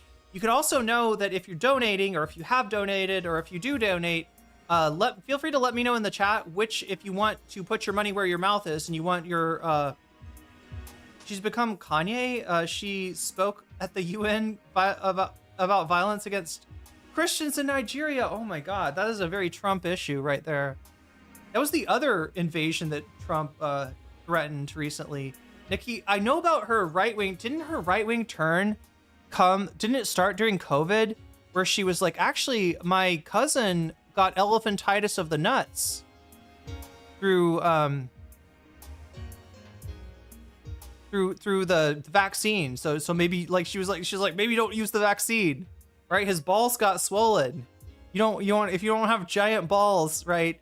If you don't want your balls to swell up like a balloon, then maybe don't do the vaccine or something, right? I think that was where she started going off on the right wing crash out train. Ethan Klein was cursed by the Stephen King novel Thinner. It's kind of a similar curse. Who's Jim Carrey? He's the Grinch, right? If you've ever seen the Grinch, that's Jim Carrey underneath all the Grinch makeup. And he also, didn't he also get pooped out by an elephant in some movie? I'm trying to think. Oh, wait. Yeah, wait. He's the guy he was in that like weird transphobic movie from the 90s.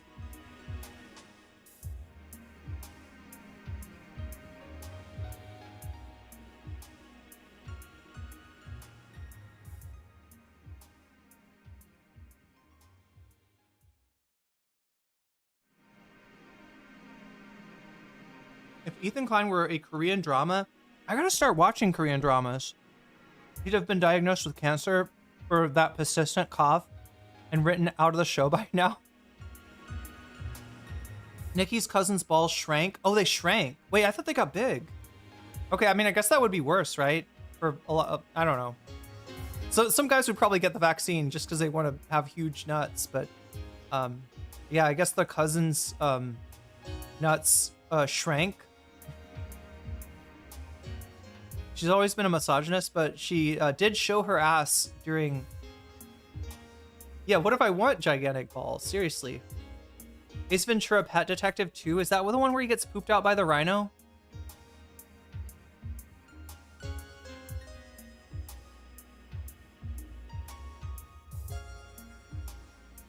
Oh, he was the Mask?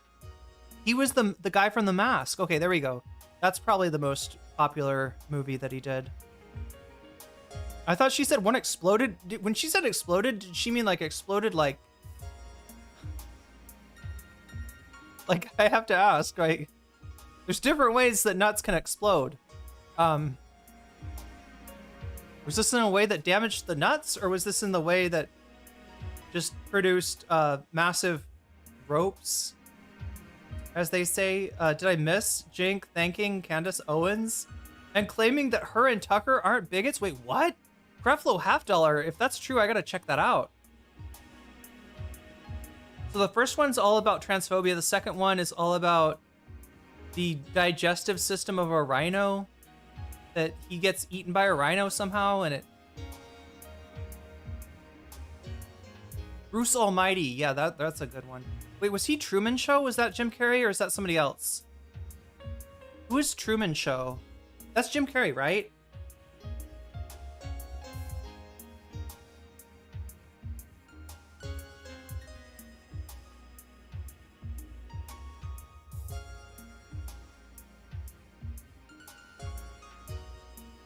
She didn't get to explain because the president of Barbados spoke at the press conference and just read her to absolute filth.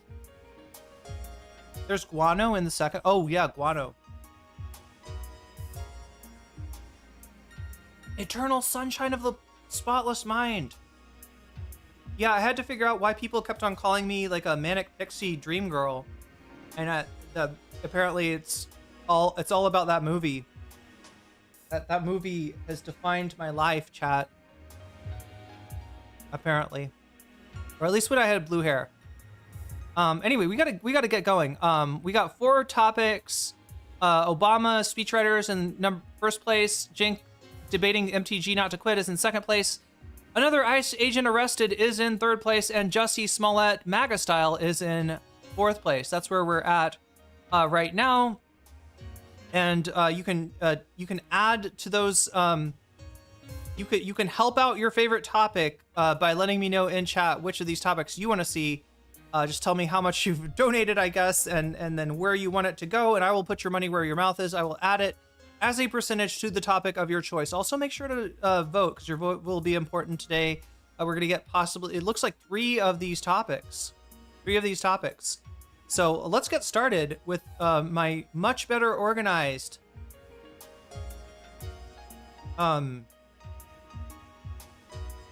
system now for going over first, I guess, the Marjorie Taylor Greene or Marjorie Titan Greene if you prefer.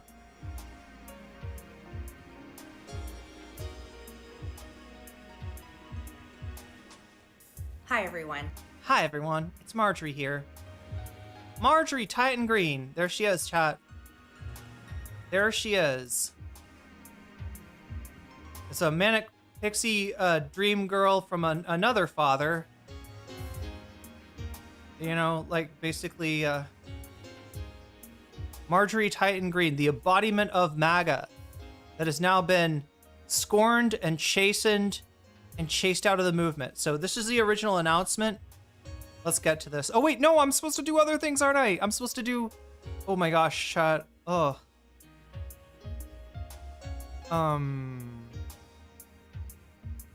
Oh yeah, I forgot to mention also, I did a blast off tweet on Twitter today, so that's where the blast off is. If you want to help me out with that, you can do so.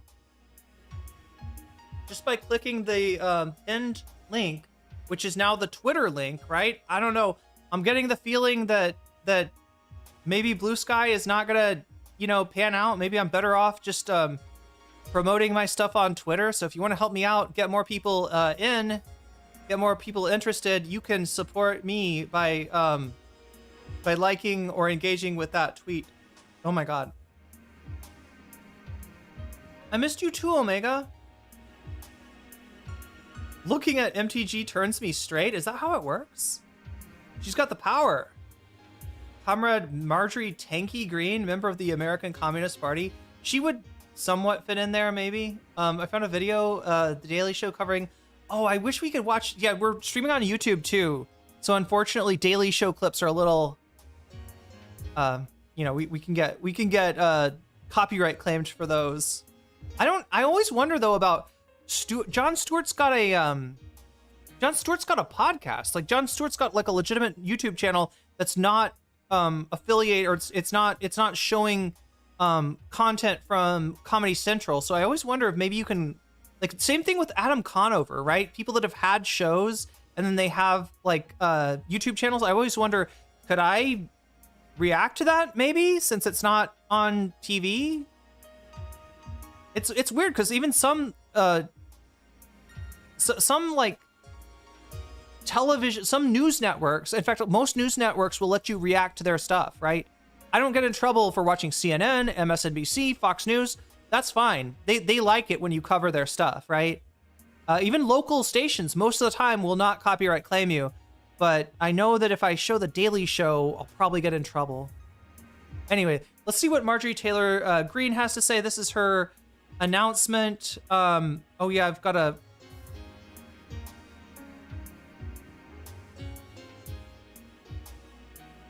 All right, so here we go. If you support me, okay, so there's a lot of different ways that you could support me. All of those ways count as, allow you to put your money at where your mouth is and add to the topic of your choice. They also make this number go forward and get us more bonus content. And there's a number of ways you can support me. Of course, if you can, through super chat, super stickers, if you get yourself a membership on YouTube, if you gift memberships to other people on YouTube, that counts as well. You can support me on Throne, which right now I am trying to get a better computer. My computer will not do Windows 11. I've heard from some people in chat who say, yeah, actually it will. You just have to do this and this and this, and you can get it to like put it on anyway. I talked to somebody else who knows about computers, and they said, that's a bad idea. Like, right, you could do that, but your computer could just stop working if you do. So they're like saying, don't do that. That I should get a new computer. So I'm going to be looking for one. I'm going to be pricing one and trying to source one here.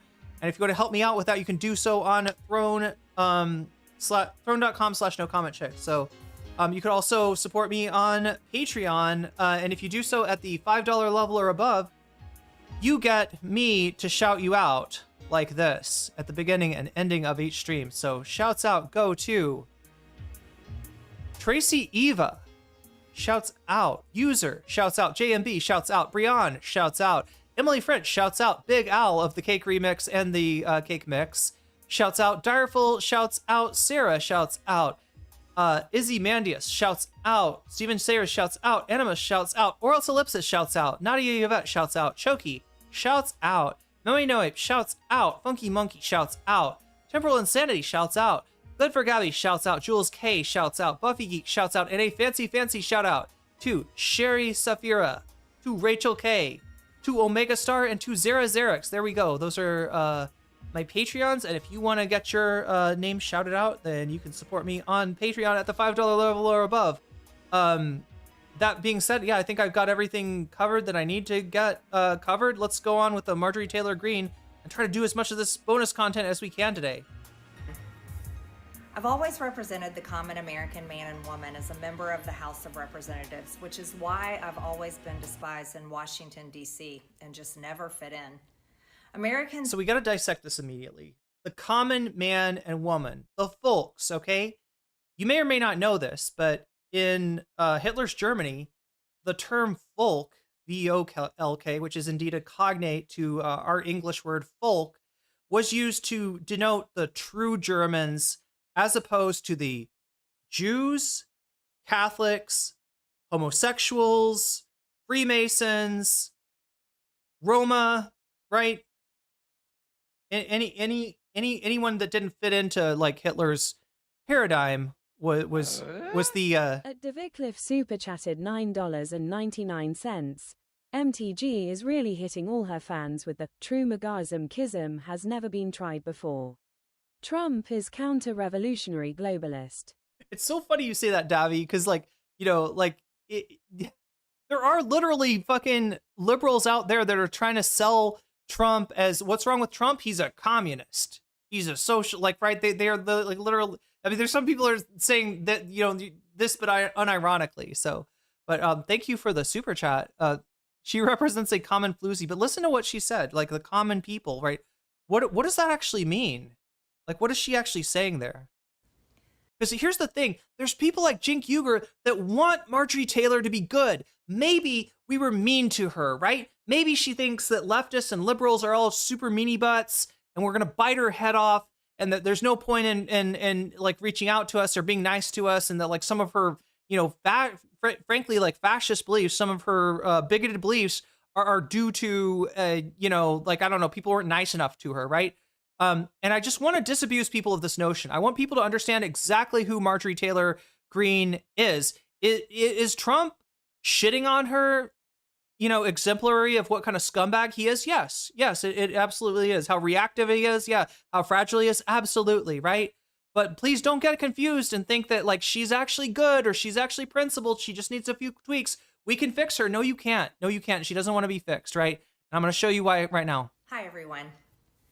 I've always represented the common American man and woman as a member of the House of Representatives, which is why... Yeah, the common American man and woman. See, this is a way to say, like, you know, you'd think that as a member of the House of Representatives, you're going to represent Americans. No. We're representing the common American man and woman. So Americans, yes, but not this group, and the other group, right? And it's, you know, trans people, people not born in the country, right? There's a lot of, there's people that she's not, you know, she's saying she wants to support common Americans, but there's a lot of people that get left out of that definition. I've always been despised in Washington, D.C. It's too quiet. Never fit in. Americans are used by the political industrial complex of both political parties, election cycle after election cycle, in order to elect whichever side can convince Americans to hate the other side more. And the results are... Yeah, and so it's like this shit. When she says, like, it's been too hateful, it's been too toxic, this is what's getting people, this is what's kind of drawing people in. And I really think that's a huge mistake, right? I don't know if she's going to be involved in politics in the future. She says she's not running for president. She hasn't said anything about Senate. She does allude later in the speech to something that kind of has got people thinking in that direction. But regardless, whether she becomes a fucking podcast host, like I need people to recognize, you know, like, right, that's civility that she's talking about there. That's not always the same. No matter which way the political pendulum swings, Republican or Democrat, nothing ever gets better for the common American man or woman. The debt goes higher, corporate and global interests remain Washington's sweethearts, American jobs continue to be replaced, whether it's by illegal labor or legal labor by visas or just shipped overseas. Small businesses continue to be swallowed by big corporations. Americans' hard-earned tax dollars always fund foreign wars, foreign aid, and foreign interest. And the spending power of the dollar continues to decline. The average American family can no longer survive on a single breadwinner's income, as both parents have to work. Yeah, she does seem extra sedate right now. She's dreaming of a white Christmas, pretty much. A political elite, quote unquote. Yeah, look, I mean, she's trying to appeal. She's done a lot to try to soften her image, to try to appeal to a more broad, you know, a broad swath of the public, rather than the QAnoners that got her into office in the first place, who she still does have the support of, right? She's trying to find a way to broaden that support. But yeah, when she says political elite, you know, she's not, so she's eliminated like the space lasers, but she's still got, as Davi's and I think Narwhal noted, the dog whistles. Wait, who said something about dog whistles? Oh, it was Davi. Yeah, speech filled with Q codes. Yeah.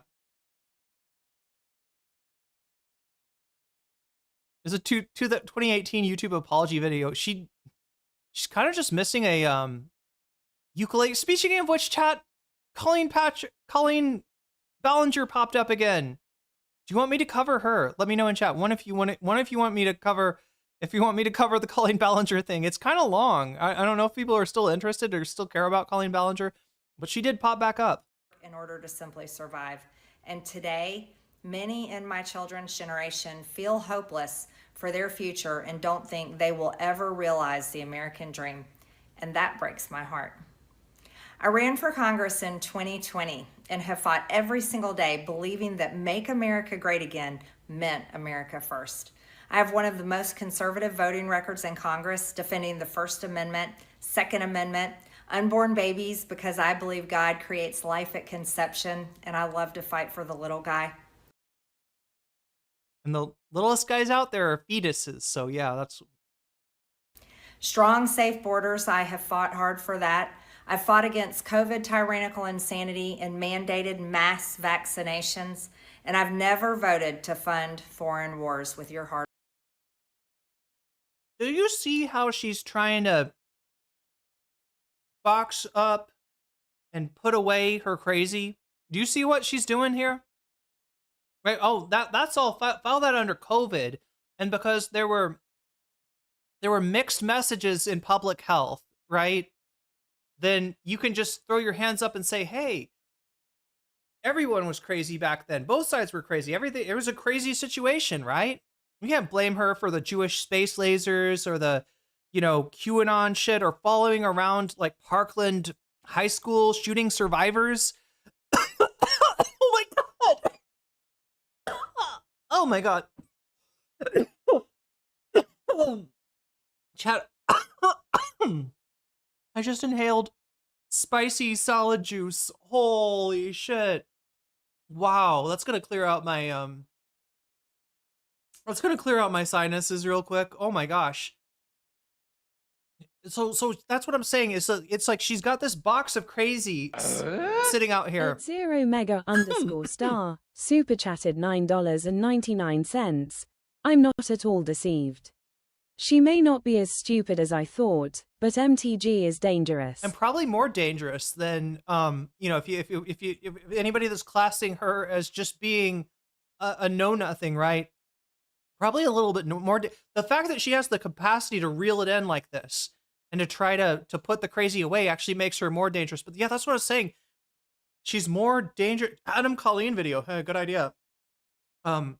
She's more dangerous because she's able to, we've seen her able to fool people into thinking, hey, all that Jewish space laser shit, all that crazy QAnon stuff, the adrenochrome, sucking the baby's blood, all that shit. Yeah, we can just, it's okay. It was COVID. It was another time. She's not like that. She's changed, right?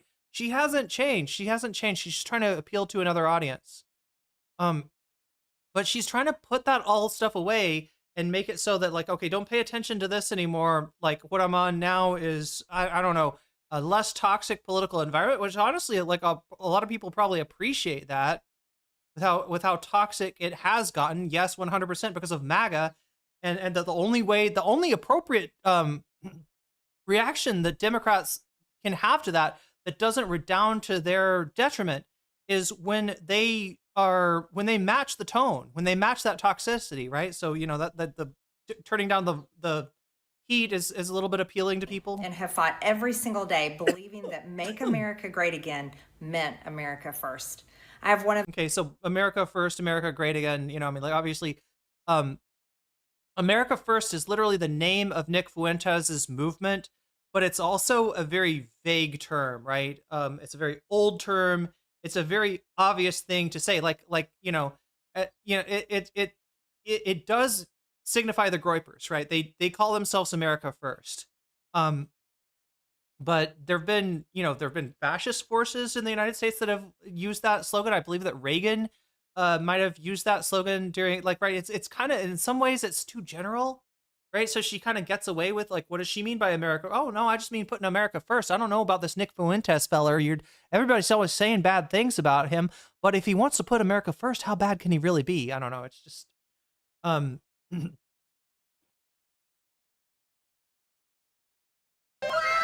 So what we got MAGA, Make America Great Again. All right. We got America first. In other words, prioritize the interests of American people. And if you're Trump or Marjorie Taylor Greene, you mean the Volk. You don't mean all the American people. You mean the real Americans, right? What is this? Oh my God. We got to go back to it. We got to go back to it. I mean, when I say this shit is old, I'm not kidding. I am not kidding at all. Most of you have seen this by now.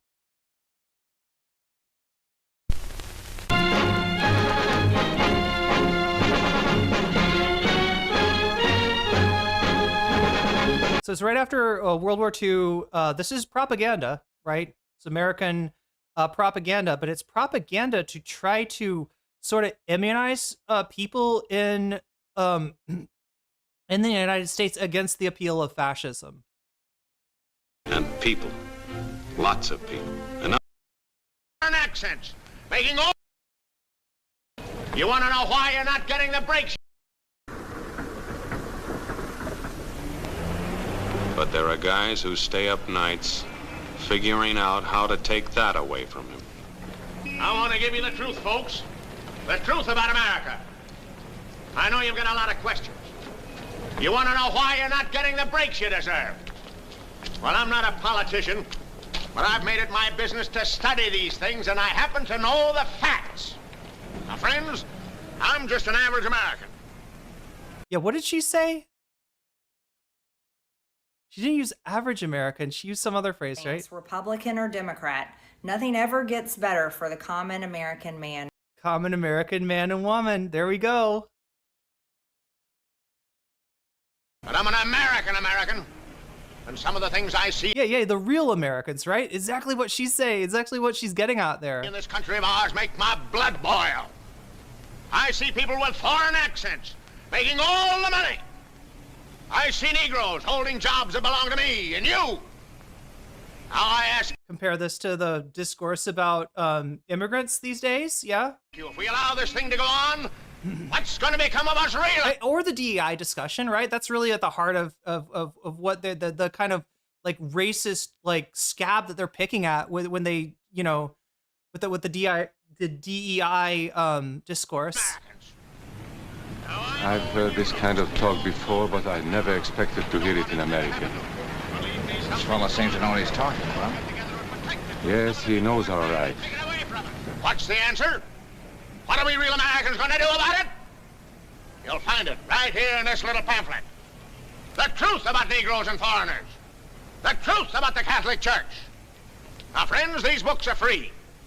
Paid for by... And if I'm going to guess, once you open up that book, right, it's right after World War II, but if you open up that book, it's going to say that all of these minorities are brought to you by the elders of Zion, or, you know, it's going to be a Jewish cabal or something. That's which is really similar to the Great Replacement shit that you'd hear from Tucker Carlson or Elon Musk. Real Americans who want others to know the truth. Excuse me, young man, but are you actually going to read that stuff? Sure, why not? You heard what he said. Yes, I heard. They took our gerbs indeed. Yeah, they did. They took our gerbs. Why are we watching Trump talk in the 40s, right? I was waiting to hear them say, men participating in women's sports. Do you believe in that kind of talk? I don't know, makes pretty good sense to me. I'm speaking to you as an American. And I tell you, friends, we'll never be able to call this country our own until it's a country without. Without what? Yeah, without what? Without Negroes.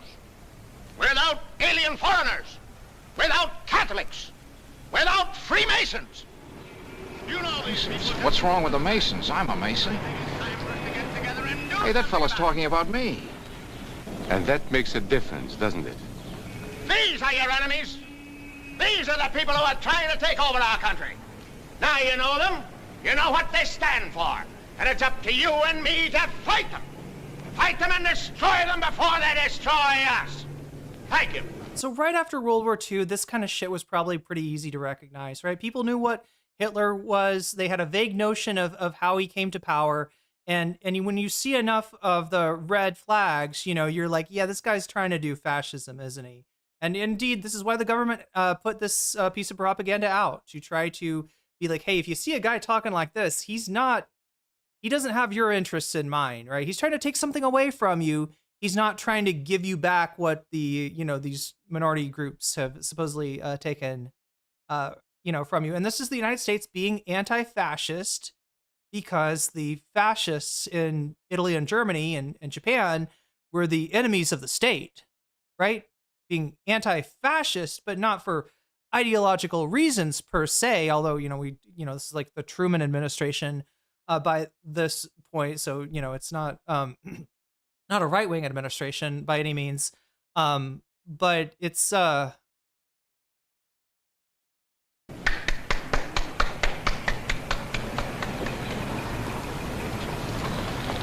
Before he said Masons, you were ready to agree with him. Well, yes, but he was talking about, what about those other people? But in this country, we have no other people. We are American people, all of us. What about you? You aren't American, are you? I was born in Hungary, but now I am an American citizen. And I have seen what this kind of talk can do. I saw it in Berlin. What were you doing there? I was a professor at the university. I heard the same words we have heard today. But I was a fool then. I thought Nazis were crazy people, stupid fanatics. like Marjorie Taylor Greene. But unfortunately, it was not so. You see, they knew that they were not strong enough to conquer a unified country. So they split Germany into small groups. They used prejudice as a practical weapon to cripple the nation. Of course, that was not easy to do. They had to work hard to do it. You see, we human beings are not born with prejudices.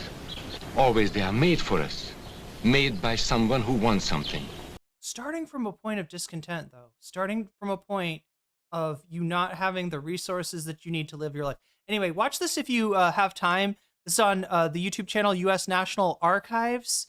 And it just, you know, he basically, this guy details his experiences in Germany, the promises that were made to different Germans by Hitler and the Nazis, and how they ended up, right? Which for most of them was you know, dying in battle, or actually put into camps, despite the fact that they thought that they were, you know, they were supportive of the, you know, of the Nazis up until the Nazis decided to come for them. Right, it's a real bad ending for like 90% of the, you know, like nobody's really benefiting from what the Nazis are offering. But yeah, go watch this if you have time. It's still a good film. But yeah, I mean, like, this is Great Again meant America first. I have one of the most conservative America first. So right, you know, but not just America first, real Americans, the common American first. voting records in Congress, defending the First Amendment, Second Amendment, unborn babies, because I believe God creates life at conception, and I love to fight for the little guy.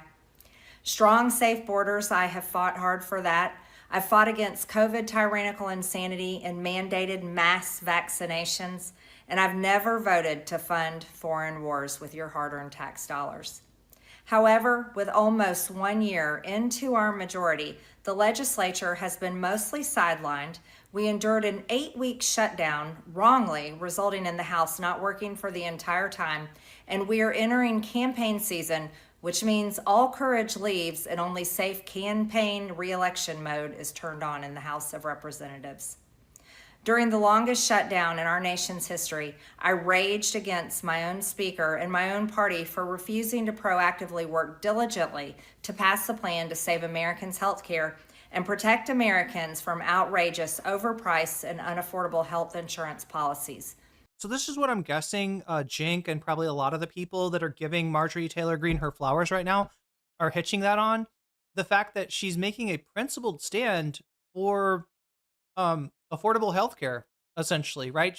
That's MTG advocating for the ACA, and specifically the provisions that allow the that make the ACA insurance more affordable, right? That these are the provisions that have run out under the failure of the Democrats to um, to leverage the shutdown to add that back in.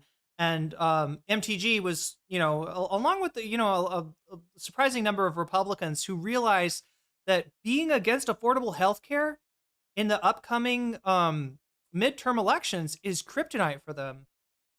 The House should have been in session working every day to fix this disaster. But instead, America was force-fed disgusting political drama once again from both sides of the aisle on television every single day. My bills, which reflect many of President Trump's executive orders, like calling for a new census counting Americans only to draw new districts, making English the official language of the U.S., making it a felony to medically trans a minor, and other bills like eliminating capital. So when you're watching other people cover this, I'm guessing you're not going to see the stuff talking about trans people or immigrants, right? You're gonna see the part where the stuff the man bites dog aspect is MTG being a proponent for the ACA, right? Not this stuff, which is more true to her brand, and kind of shows you that on some levels nothing that important has really changed underneath it, right? All we got now, what we're getting from MTG is unironically a little bit of civility politics, which, look, I mean, considering what the Republicans Party has become, a little bit of civility from that side of the aisle is probably very welcome. But at the same time, you got to recognize it for what it is, and it's, in the grander scheme of things, kind of unimportant. MTG bites B? Wait, what? Gains taxes on the sale of your primary home and eliminating H-1B visas. Just sit. So yeah, a lot of the things that Trump's done that is not popular and maybe is not in line with a populist interpretation of MAGA, which is what MTG is trying to run on. All sit collecting dust. That's how it is for most members of Congress bills. The Speaker never brings them to the floor for a vote. Many common Americans are no longer easily convinced by paid political propaganda spokespersons and consultants on TV and paid shills on social media obediently serving with cult-like conviction to force others to swallow the political party talking points. Because they know how much credit card debt they have, they know how much their bills have gone up over the past 5 years, they actually do their own grocery shopping and know food costs too much. Their rent has increasingly gone up and up. They have been outbid by corporate asset managers too many times when they put in an offer to buy a house. They have been laid off after being forced to train their visa holding replacement. The college degree they were told to earn only left them in debt with no big six-figure salary. They see more homeless people than ever on their own community streets. They can't afford health insurance or practically any insurance, and they just aren't stupid. Understand, we just heard right there, the common Americans that she's talking about are not people that are living van life, right? They're not people that are having to couch surf with friends and neighbors, right? If you're homeless in any respect, right, which who was it? Kevin Spacey just revealed that he has been homeless. What he means by homeless is pretty different, though. He's been staying in hotels, right? He doesn't have a home. He's a little different than how most people in this country experience super chatted homelessness. $9.99. Trump doesn't believe in or care about anything, and every faction believed he believed in their ideology, and that's all exploding right now. Yeah, no, it's all for him. I mean, look, that Amen animations, as goofy as that stuff may be, as many references as Amon jam-packs in there. In fact, I don't even think that the video that I'm talking about here is still up, right? But his video after January 6th showed Trump as almost like Griffith from Berserk, that in the same way that Griffith, sacrifices his fighting men, the Order of the Hawk, in order to become a god, in order to become a literal member of the God Hand. Trump is forced by a a gigantic figure of Mitch McConnell to sacrifice his supporters, right? He literally sacrifices his supporters to eldritch monsters that devour them, right? And that's his, if you want to stay viable for the future, Mitch McConnell's, as what is Mitch McConnell? I'm trying to remember who Mitch McConnell is supposed to be, because this is, it lines up with the anime pretty well. They also kind of throw in a lot of references to Evangelion in there too, but the at least the Berserk ones are pretty clear in terms that Trump gets people to think that he really cares about them. People that have never felt cared about before, right? Which describes a lot of the members of the Band of the Hawk and Berserk are certain that that following this man will lead them to greater things, and it does for him, not for them. They are the sacrifice. They are marked with the brand, and it's they don't they see the opposite of benefit, right? And this is what's happened with MAGA. And this is why I'm saying the movement is dead. That's not just a thumbnail, okay? That's reality. MAGA as it was is dead. That doesn't mean that the fucking fever has broken and the storm is lifting, right? Don't get it confused, because there could be, believe it or not, things can get worse. And believe it or not, there's worse. At Narwhalby, super chatted $5. I wonder if tech bros will lose their seats at the round table when the bubble bursts. Good question. It's high rollers only. And at what point do people start to realize that they are the establishment? These people that pretend like they're against the establishment, like they're disruptors, they're fighting to overthrow that. At what point do the people realize, no, these fuckers are the establishment now? They will be bailed out. That's what Sam Altman is counting on. It sounds like he's not gotten a lot. He hasn't gotten. He's asked for the bailout. He said, I don't think anybody's like answered his call yet. But yeah, they are calling to be bailed out. Yeah, exactly like the bankers. These are the people I represent and love, because that is who all of my family and friends are: common Americans. I've been blessed to represent the 14th District of Georgia for 5 years. The district is filled with some of the most wonderful, kind-hearted, God-fearing, patriotic, hardworking people you will ever meet. Good, regular, common Americans. I've worked hard to bring taxpayer dollars back home to help district needs. I impeached Biden's Secretary of Homeland after watching my constituents die as he facilitated dangerous open border invasion into America. And I led the effort to... Debbie Cliff says they've been already losing sway because they've been annoying. Yeah, this is what I'm saying when I talk about Trump fatigue, right? There is a fatigue. There's a literal, and it was going on like, back in 2024. It just wasn't, there were other concerns, I guess, that people had that were first and foremost. But yeah, Trump fatigue is starting to really hit in there. I feel like the movement itself is kind of running out of steam, running out of energy, running out of things to say. And it is not meant to be a movement on the inside. It's meant to be a movement on the outside. It's meant to be a movement like Trump. In other words, MAGA is good at being the two old men on the Muppet Show that are complaining in the back of the theater. It's not as good at being up on stage and doing the can because they kind of can't. Especially when you got incompetent fools like Bongino and Kash Patel. Like almost every member of the Trump administration is horrendously and absurdly incompetent, right? So you put them on stage and you realize very quickly that these are not ready for primetime type people here. To defund hard left politically biased NPR and PBS and the corrupt USA. Oh my God. Thank you so much for getting rid of Big Bird. Big Bird was trying to trans my kids. I did that as chair of the DOGE subcommittee. I have fought harder than... You got to remember to cover DOGE. DOGE is gone. Almost any other elected Republican to elect Donald Trump and Republicans to power. I traveled the country for years. I spent millions of my own money. I missed precious time with my family that I can never get back. And I see the question would be, what kind of common American person has millions to fucking spend, right? Especially on the paltry salary of a member of the, new member of the House of Representatives, right? That right there should tell you a lot, right? That she says, yeah, I spent millions of my own money. Yeah, you're not like us, MTG.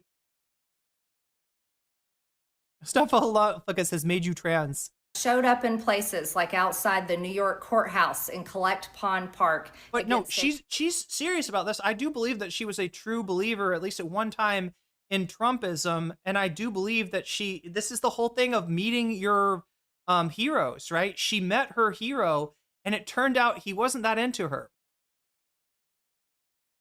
It turns out that Trump doesn't like MAGA very much. A raging leftist mob as Trump faced Democrat lawfare. Meanwhile, most of the establishment Republicans who secretly hate him and who stabbed him in the back and never... Wait, that's true, right? This is the thing about her. I mean, she's full of shit on one level, but she's absolutely speaking the truth here, right?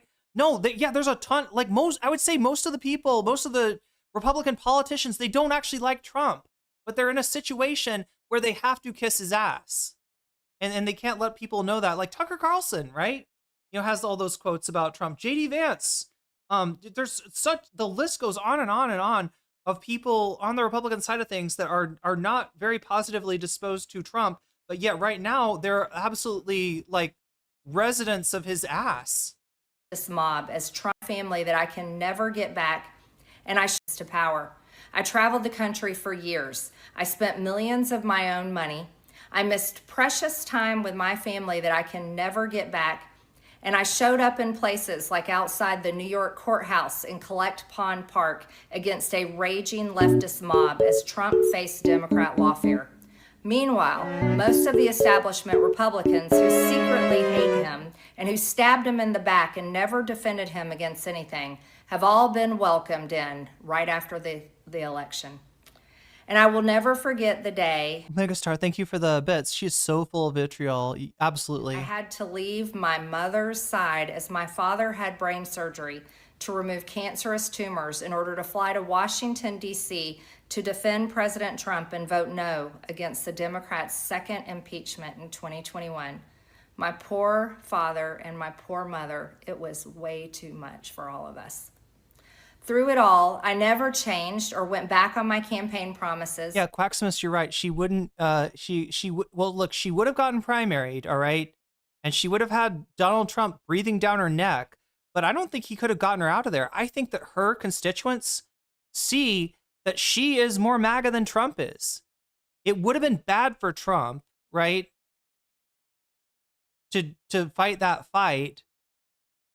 But he's already kind of showed his hand about how he feels about MTG and how he feels about the people that make up the MAGA movement. And a lot of them have gotten the message, right? So what was she doing in resigning? There's a lot of different theories, right? AOC has talked about the fact that she stayed in just long enough to get a pension. It's a small pension compared to, she's a millionaire, right? So, it's not... I miss Steve Mnuchin, yeah. She almost seems human sometimes. That's what's in spooking people. Trump isn't a true believer. True, they use a monster like Trump to advance their cause. Yeah. And he's kind of riding the tiger that is the... dissident right, I guess.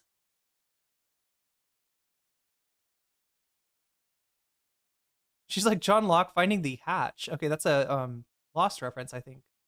Trump doesn't even have the cynical power mongers like Mnuchin anymore. What was I was going to say one more thing. Let's see. She reminds me. Remove cancerous tumors in order to fly to Washington, D.C. to defend President Trump and vote no against the Democrats' second impeachment in 2021. I do believe that she was a true believer in Donald Trump, right? She believed the Q conspiracy theories that held him up as a savior, that turned Trump into a quasi-religious figure. Chat, this is as if you got to meet Jesus and he spat on you, right? You got to meet Jesus. You told him how much you appreciated him giving his life on the cross so you could have eternal life, and that like how dedicated you were, how you took all his messages to heart, and Jesus just fucking spat in your face, right? That's the experience that she just underwent. And yeah, I mean, like, she is I think having somewhat of an existential crisis. So much of her life, so much of her meaning was based on Donald Trump, and she's found out that the guy that she thought was going to imprison all the vampiric pedophiles, all the Democrats that were drinking the adrenochrome of the nation's young, were going to be put to death by this guy, right? And it turns out that he's protecting the pedophiles. There are really pedophiles. There are rich creeps with way too much power that are connected to people that they should know better than to fuck with, because they want access to what those creeps can offer them, right? Whether it's information, whether it's clout, whether it's, the kind of rat fucking fixer behavior that Epstein engaged in, or whether it's actual like child victims that they're after. Trump has shown that he cares more about protecting those people. So for Marjorie Taylor Greene, she has to do an agonizing reappraisal of her whole existence. And I think if you're seeing her looking weird here, if you're noticing like the spooky uncanny nature of this, that's where it's from. She has made a revelation that I think she never thought she would actually come to. My poor father and my poor mother, it was way too much for all of us. Through it all, I never changed or went back on my campaign promises, and only disagreed in a few areas. Oh my God, narwhal by nature. If it cured my chronic illness, spit away, Jesus. You're thinking of Steven Universe. Yeah, that would work with Steven Universe. I'm not sure that works with Jesus. I'm not sure that Jesus can heal with saliva. Areas like my stance against H-1Bs replacing American jobs, AI state moratoriums, debt for life 50-year mortgage scams, standing strongly against all involvement. It's wild, right? Now, she's mentioned the 50-year mortgage thing. She's mentioned some of the bullshit that Trump's been up to lately that he's still trying to trick people with. Did she mention the crypto scams? Because Trump has been scamming his... At DeVicliffe super chatted $9.99. She found out Pizzagate was right. It was just 100% wrong in the details. Yep, exactly. Just the wrong names in the slot. She had to redo her Pizzagate Mad Libs. Yeah. John Locke was cool for the first few seasons. I never really saw. I think I saw the first 2 episodes. That was another one that my ex was really into. Was Lost, but unlike all the Adam Sandler movies, they never got me to watch those. But thank you for the super chat, Davi. Stance against H-1Bs replacing American jobs. Let's roll it back a little bit. I never changed or went back on my campaign promises, and only disagreed in a few areas, like my stance against H-1Bs replacing American jobs, AI state moratoriums, debt for life 50-year mortgage scams, standing strongly against all involvement in foreign wars, and demanding the release of the Epstein files. I didn't even blow the whistle on the fact that this guy was scamming the fuck out of his followers, right? Whether it was shit like the Trump Bible, I believe he sold some shoes at one point, all the scam Trump products, up to the crypto scams, the crypto rug pulls that Trump and Melania and the whole family did, up to the way that they're enriching themselves to the detriment of the United States, right? She's so not, that's so generous of you, Marjorie, not to mention those things. Yeah, let me just like, right? It's just like there's so much, and you would think that maybe once you started to see it, you'd see the rest of it too. She's not quite there yet. But she is recognizing, yeah, the policy H1. Now the H1B thing is a little complicated, right? Because there should be a pathway to citizenship, especially for people that want to work hard on an education in this country, that want to fulfill roles that maybe are like there's not enough, there are industries that probably don't have enough American workers to fulfill them. But at the same time, the actual H-1B, the way it's codified now, is really brutal to the visa holder, right? Really exploitative to the visa holder and to the benefit of the companies that are hiring them, right? So they end up getting paid kind of a pittance compared to what an American worker with similar skills would get. That's why the tech bros want the H-1B visas so bad. But the H-1B, the visa itself is a little bit of a trap, right? So what's the actual answer? The answer is a pathway to citizenship. The answer is putting immigrants on par in terms of their power versus their employer with American citizens. Simple as that. Then you don't have them as a backdoor to like underpaying, workers and sort of, lowering the overall wages, right? But Trump's, definitely fucking over MAGA with his support of the H-1B visa, and it's really kind of hard to reconcile with his with any interpretation of his sort of nativist, anti-immigrant sentiments, right? So there's different interpretations of this, right? There's one that's racial, where they don't want people coming in from Mexico, they don't want people coming in from Venezuela, but they do want people coming in from South Africa. They do want people, right? I think Trump, even in his first term, made some mention of this, of like, well, why don't we get immigrants from Scandinavia? It's like, well, because America's a hellhole compared to most Scandinavian countries, for one. But it gives you the sense that part of the anti-immigrant energy is like a racist, white nationalist energy. But when you're talking about H-1B, you're not primarily talking about, it's not a racial exemption, in other words, right? And it's one that pisses people off, especially when the Republicans get to talking about this. Trump gets questioned about this. Do we have this here? Trump, H-1B. Let's see. H-1B interview. See if we can find this clip really quickly. This is him saying MAGA is his thing. Yeah, here we go. Are you going ahead and suing the BBC? Well, I guess I have to. Why not? Because they defrauded the public, and they've admitted it, and their top...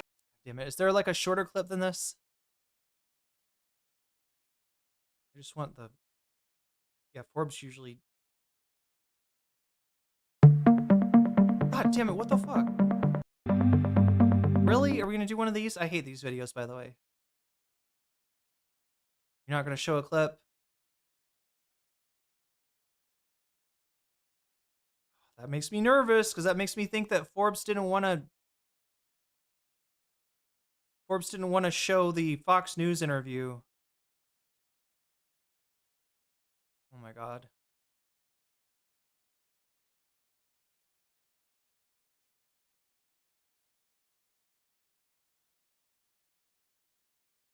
Are you going ahead and...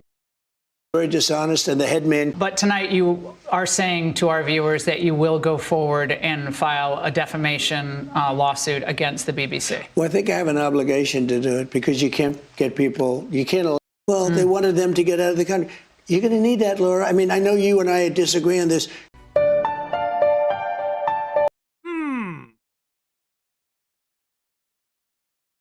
I hate the internet sometimes. Batteries are very complicated. It's not easy, because they wanted illegal immigrants out. They had people from South Korea that made batteries all their lives. Making batteries are very complicated. It's not an easy thing, and very dangerous. So here he's talking about a huge diplomatic faux pas that he made by kicking out Korean workers, some of the workers that had the skill set and were actually like, I think, teaching American workers how to perform some of the skills this is something where Trump kind of ate shit diplomatically for this and had to apologize to South Korea over. There's a lot of explosions, a lot of problems. They had like 500 or 600 people, early stages, to make batteries and to teach people how to do it. Well, they wanted them to get out of the country. You're going to need that, Laura. I mean, I know you and I disagree on this. I hate how they cut that. I absolutely hate how they cut that. We're going to have to go to the Fox News, right? I'm not even sure if this is the right one. Have to do to win the midterms. But I think this. We are doing phenomenally well. This is the greatest economy we've ever had. Their talking points, oh, costs are high, costs are high. By the way, the only thing is beef. Beef Coffee. is a little high because the ranchers are doing great. Coffee, we're going to lower some tariffs. We're going to have some coffee come in. We're going to take care of all this stuff very quickly, very easily. It's surgical. It's beautiful to watch. But our costs are way lower. Now, Walmart came out with a statement that they do every year for many, many decades. And they said that a Thanksgiving meal costs 25% less this Thanksgiving, coming up, think of that, than it did last Thanksgiving. Priority for your administration, because if you want to raise wages for American workers, you can't flood the country with tens of thousands or hundreds of thousands of foreign workers. You also do have to bring in talent. When we have plenty of talented people here. No, you don't. We don't have There we go. There we go. talented people here. This is what loses MAGA, right? There's practical reasons to maintain, immigration, even from the cynical standpoint where you're trying to demagogue against immigrants like Trump is doing, right? There's practical concerns about having, people, and really with the H-1B, it's not even that much about that, like Americans don't have that skill set. It's more that American workers doing the same job cost more. If you are on H-1B visa, they have you over the barrel. They can fuck you over at any time. If you give them any problems at all, you're gone. You're gone. They're sponsoring your ability to stay here in the country. Therefore, H-1B workers, consistently accept lower salaries than Americans who would work those same jobs. But this is the kind of shit. This and the Vivek thing. Let's see, Vivek, Steve Urkel. Can we find that? Vivek. I can't type. Vivek, Steve Urkel. Everybody remember this?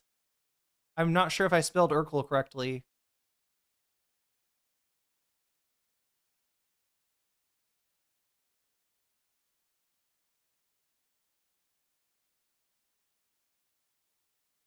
Is this the one? The reason top tech companies often hire foreign-born and first-generation, and they should have known, Trump should know better than this. Like, he should know that this is going to piss off MAGA. From the reaction to Vivek, this was a whole discourse on Twitter with Elon and Vivek saying, we need those H-1Bs, and, the capitalists, right? And MAGA saying, wait, you're talking about people from India. We can't even justify this with white nationalism, right? It's not like the South African thing where you could, like, they could be like, well, we want immigrants if they're white, right? You can't even do that with it, right? So they're defending this priority, which MAGA would have thought was like a Biden, a Democratic priority, was part of the Great Replacement, right? The reason that top tech companies often hire foreign-born and first-generation engineers over native, quote-unquote, American, they're calling them legacy. They prefer to be called legacy Americans now. Isn't because of an innate American IQ deficit and lazy and wrong explanation. The key part comes down to the C word, culture. Yeah, your culture is bad. So pull your pants up, Americans. Pull your pants up because your culture is looking real bad right now. Tough question. Demand tough answers. And if you're really serious about fixing the problem, we have to confront the truth. Here's the truth. Our American culture has venerated mediocrity over excellence for way too long, since at least the 90s, likely longer. Doesn't start at college, it starts young. A culture that celebrates the prom queen and the math Olympiad champion, or the jock over the valedictorian chat. These are like weird, like boomer stereotypes, right? I don't think that like a lot of this stuff still apply. I don't think that this applies to a current situation in high school. The idea of the nerds and the tech, the computer obsessed people as being the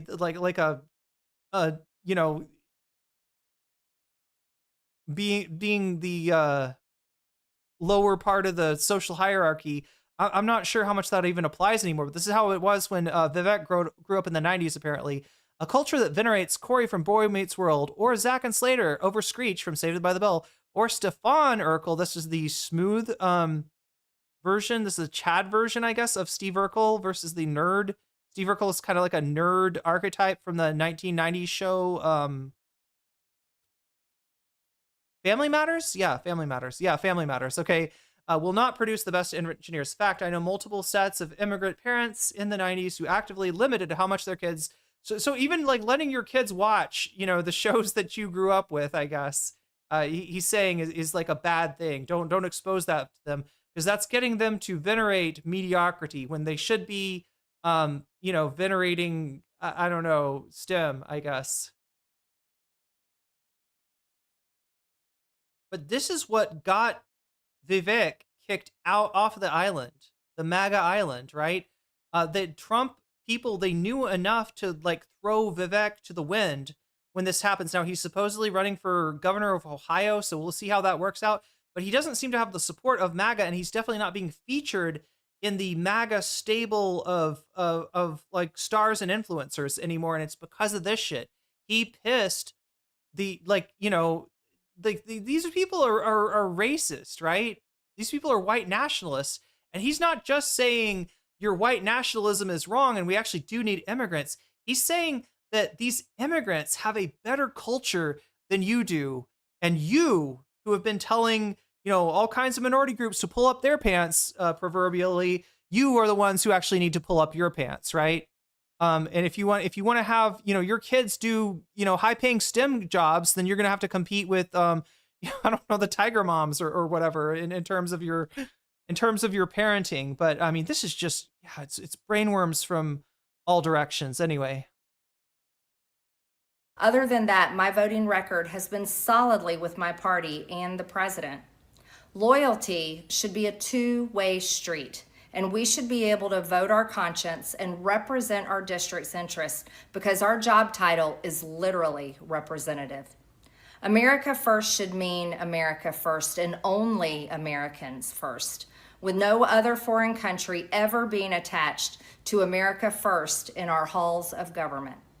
Standing up for American women who were raped at 14 years old, trafficked and used by rich, powerful men should not result in me being called a traitor and threatened by the President of the United States, whom I fought for. However, while yes, hurtful, my heart remains filled with joy, my life is filled with happiness, and my true convictions remain unchanged, because my self-worth is not defined by a man, but instead by God, who created. I'm sorry, for a second that was reading feminists, right? My self-worth is not decided by a man, but it's actually by the Heavenly Father. All right, so we go from like, ooh, almost feminist to like, no, patriarchy, hard patriarchy, hard white nationalist patriarchy. Everything in existence. You see, I have never valued power, titles, or attention, in spite of all the wrong assumptions about me. I do not cling to those things because they are meaningless and empty traps that I gotta say, this shit really gets to her, including, it sounds like what AOC is saying gets to her. hold too many people in Washington. I believe in term limits and do not think Congress should be a lifelong career or an assisted living facility. My only goal and desire has ever been to hold the Republican Party accountable for the promises it makes to the American people and put America first. And I have fought against Democrats' damaging policies like the Green New Deal, wide open, deadly, unsafe border policies, and the trans agenda on children and against women. Isn't it weird that you're not getting this from a lot of the MTG glazers, including people like Ryan Grimm, definitely Jink Uger. We'll get to that maybe in the bonus content, but this is like they're not featuring this part of what she's saying. With that has brought years of non-stop, never-ending personal attacks, death threats, lawfare, ridiculous slander and lies about me that most people could never withstand even for a single day. It has been unfair and wrong, not only to me, but especially to my family, but it's been wrong to my district as well.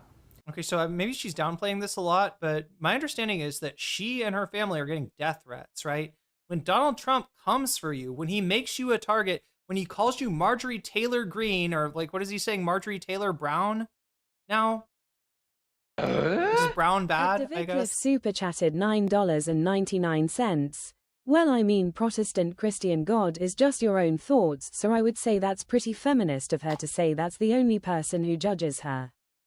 Damn, I never thought about it that way, Davi. But thank you for the super chat.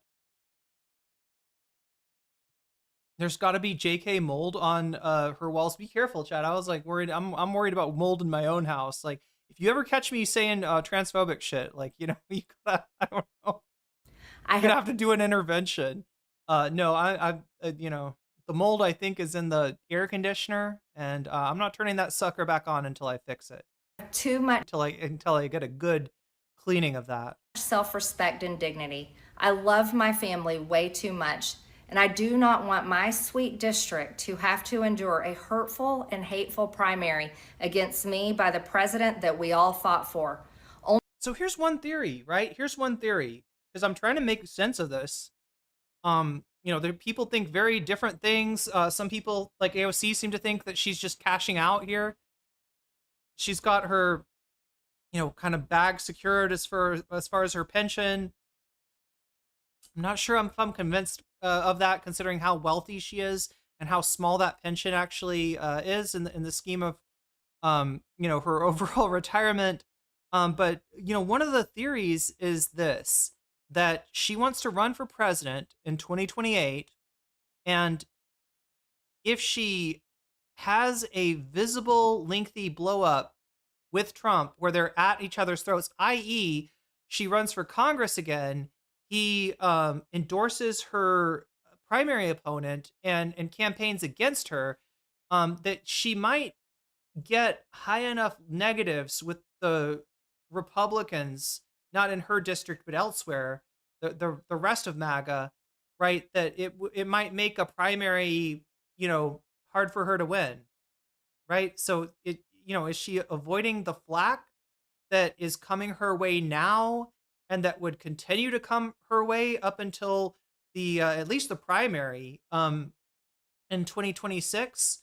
Or is it maybe better for her to just kind of lay low for a few years and then pop back up in 2028 as the real beating heart of MAGA, which, you know, she does have, I would say, a valid claim to. I mean, it's not a good thing to claim, right? But she is, whatever the fuck MAGA is, she represents it about, you know, better than most people in Congress, certainly better than Trump, right?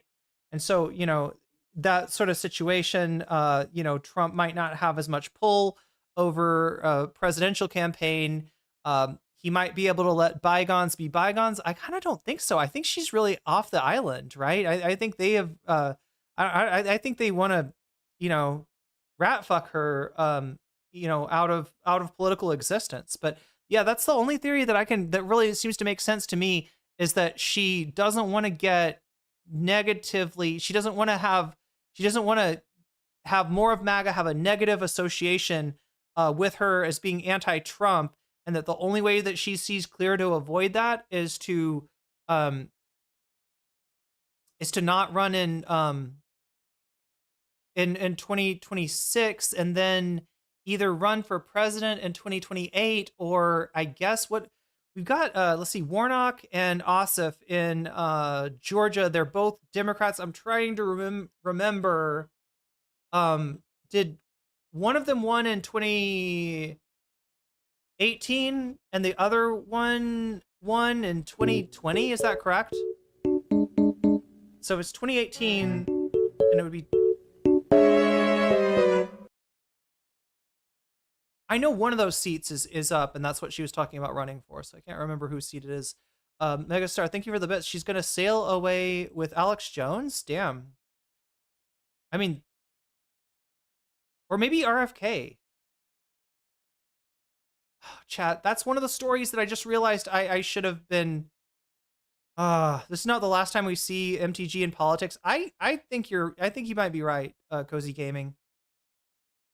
She said she's not front running for president, but, you know, everybody says that until they decide that they are running for president. So, you know, just her saying that she's not, it's probably, if anything, it just means she hasn't decided. Margarine tub screen.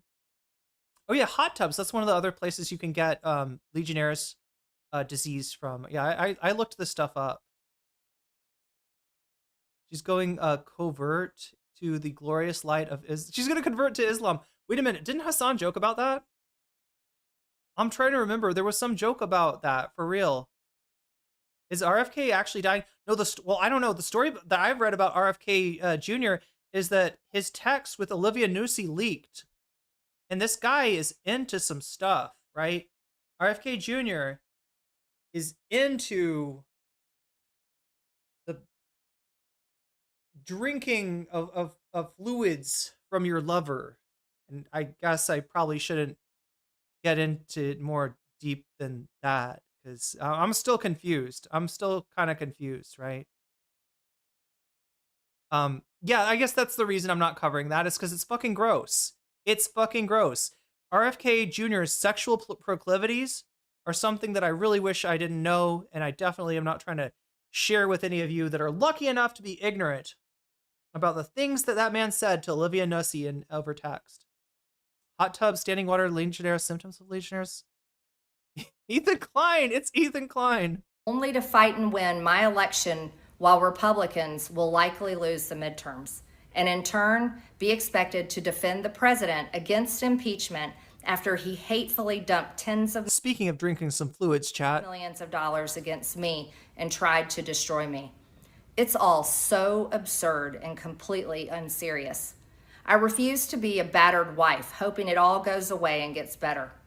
If I am cast aside by the president and the MAGA political machine and replaced by neocons, big pharma, big tech, military-industrial war complex, foreign leaders, and the elite donor class that can never ever relate to real Americans, then many common Americans have been cast aside and replaced as well.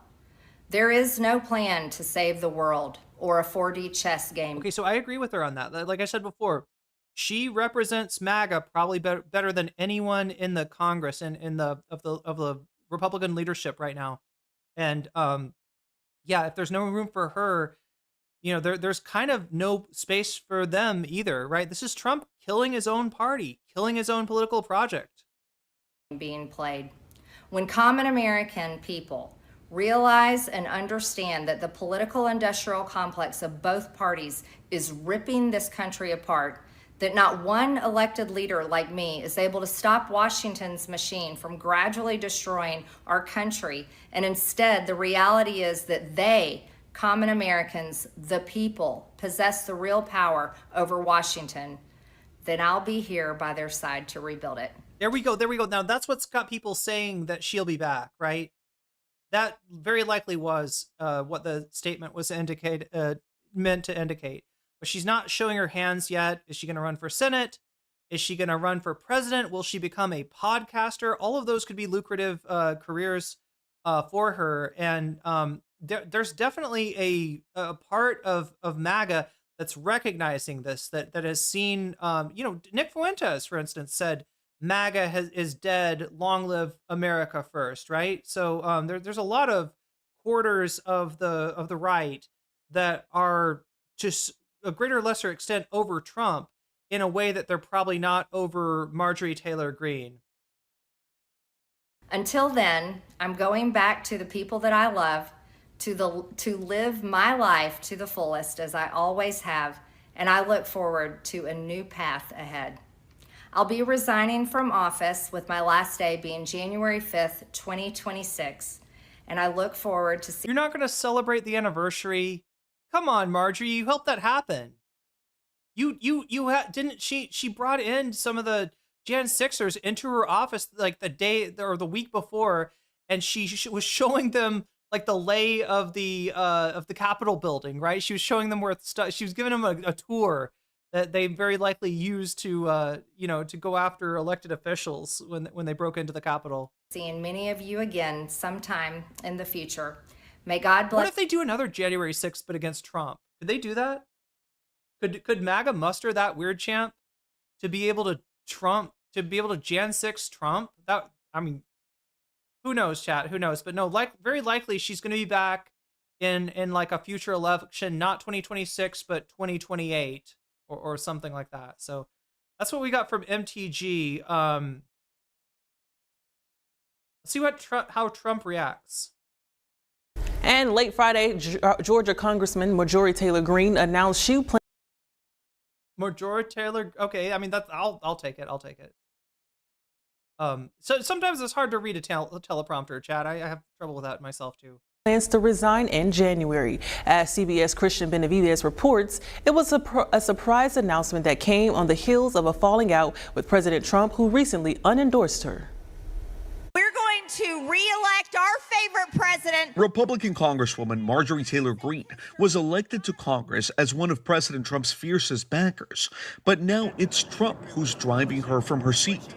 Greene said she would resign in January and posted this video. I have two. Yeah, honestly, I feel like if anybody Jan 6 Donald Trump, he'd probably, like, he'd have him shot if he could. And I'm not just talking about the ones that are like breaking through the window to try to get at the Congress people. I think that he would, like, he would, you know, order the strongest. So if you don't understand, like, you know, why more force wasn't used on the Jan 6ers, it's because that kind of event veers into what you might call the propaganda of the deed. That's direct action on some level, you know, what they're doing by trying to literally disrupt the, you know, official proceedings of the House for the transfer of power. And so, you know, when you've got that many people showing up to a government building and, you know, not all of them had the intention to storm the building, but certainly the Proud Boys in the you know, amongst them, you were sort of directing them towards that. Something like, I don't know, if there were to be like if law enforcement opened up with firearms, right, on the Jan 6ers, that might actually spur more sympathy for them. So governments are real, you know, they play it real tight when it comes to stuff like that, right? The smart thing to do is not to like order, like, you know, like a, you know, like overt use of violent force against these people. The smart thing to do is to try to get it to die down, try to get a hold of Trump and get him to call them off and to try to just like kind of let it die in a whisper. You don't want it to die in a bang, right? Because if it dies in a bang, it might be coming back, right? That they're real methodical, both the elected officials and the career civil servants and the military when it comes to stuff like that, right? But Trump's the kind of incautious, asinine fool that might just be like, they're trying to do a coup against me. They're invading my Capitol building. You know, he might just like try to order something that's really not too smart. That's why I say it would be funny if January 6th had been somehow directed against Trump. He might have had some very different sequence of events in that case. He wanted to shoot the original. Wait, Trump wanted to shoot the original January 6 people, or what? I thought he wanted to shoot like protesters. I thought it was like a. There was also protests against him, I think, that week in Washington, and I thought his him trying to get General Milley to authorize shooting protesters in the legs. I thought that was about. I didn't think those were the January 6 people. Yeah, the Ruby Ridge and Waco are great examples of events where the government maybe overreacted in a way that strengthened the movements that they were trying to quash, right? So, anyway, let's finish this video. Too much self-respect and dignity. I love my family way too much, and I do not want my sweet district to have to endure a hurtful and hateful primary against me by the president that we all fought for. The falling out between Trump and Greene came to a head over Greene's forceful criticism of the president over files related to Jeffrey Epstein. While this week, President Trump signed a measure to release the Epstein files. Is it just me, or is he looking a little bit less orange and a little bit more yellow? Anybody seeing the yellow? I don't know. This could just be color grading. I'm not sure. He at first opposed it before a public pressure campaign, mainly led by Representative Greene. I've never owed him anything, but I fought for him for the policy. She just Dave Grohl'd Donald Trump. She just said, I don't owe you anything. And for America first. And he called me a traitor for standing with these women and refusing to take my name off the discharge petition. She's also criticized some of the administration policies on healthcare and foreign policy. Ultimately, Trump called her a traitor and I mean, she has been reading the parts of Trump's rhetoric that don't really match with the will of the MAGA faithful, right? She's good at reading that, right? And that's why I said she's more in touch with MAGA because she is MAGA. Green said she received threats. Marjorie Trader Green, I don't think her life is in danger. Frankly, I don't think anybody cares about her. In her video announcing her resignation, she predicted Republicans will lose next year's midterm elections. Christian Benavides, CBS News. มีคนกลุ่มหนึ่งวิจัยและคัด3นักสำรวจเฉพาะทาง That's what you wanted for chat, right? Tyad. Dutch Mill Research. What is this? Oh, it's probiotics. Okay. Okay, I don't know if I'll get copyright claimed for an ad, but all right, my friend, thank you much.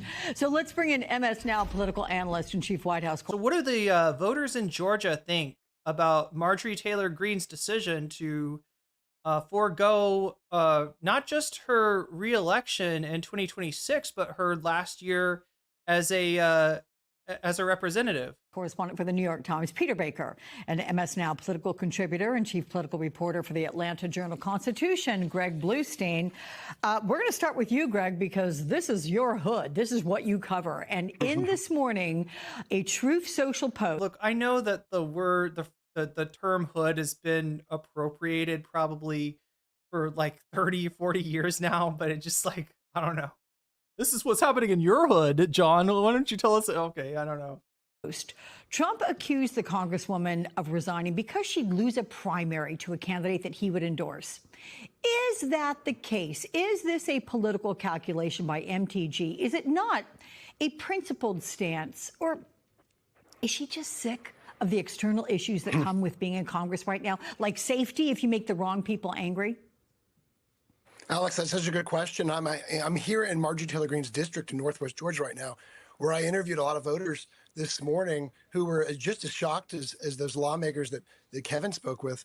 And, you know, to me, she was always going to be the favorite to win re-election. Georgia Republicans have a tendency, have a knack, have a history of voting for imperiled Republican incumbents, even those who are opposed by Donald Trump, right? Governor Brian Kemp, Secretary of State Brad Raffensperger, and even in 2022, two Republican candidates running for open seats in Congress who did not have Trump's endorsement won over Trump-backed rivals. So you have to think that Marjorie Taylor Greene was in really good position to win. There's not some sort of, you know, a consensus opposition candidate right now. So a lot of the Republicans that have had spats with Trump and have left politics, have left their seats, it's been because they looked at their next election and didn't see a path forward. They saw, you know, what looked like, you know, they were losing popularity and that Trump was going to be able to endorse a primary opponent who would easily beat them. It's not the case for Marjorie Taylor Greene. She's probably more popular than Trump is in her district right now. So, yeah, she's not leaving because she has to leave, right? She's leaving because she wants to leave. Either, you know, the death threats are just, you know, that bad and her family is in danger, or it's just like, you know, either the experience of being an anti-Trump Republican is so unpleasant for her, or because she's got bigger things planned for the future.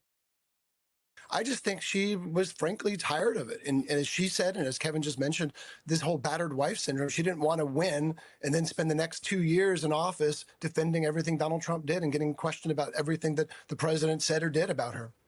Yeah, and I got the sense she thought it was desperately unfair, given the way she has supported him from the get-go on pretty much everything.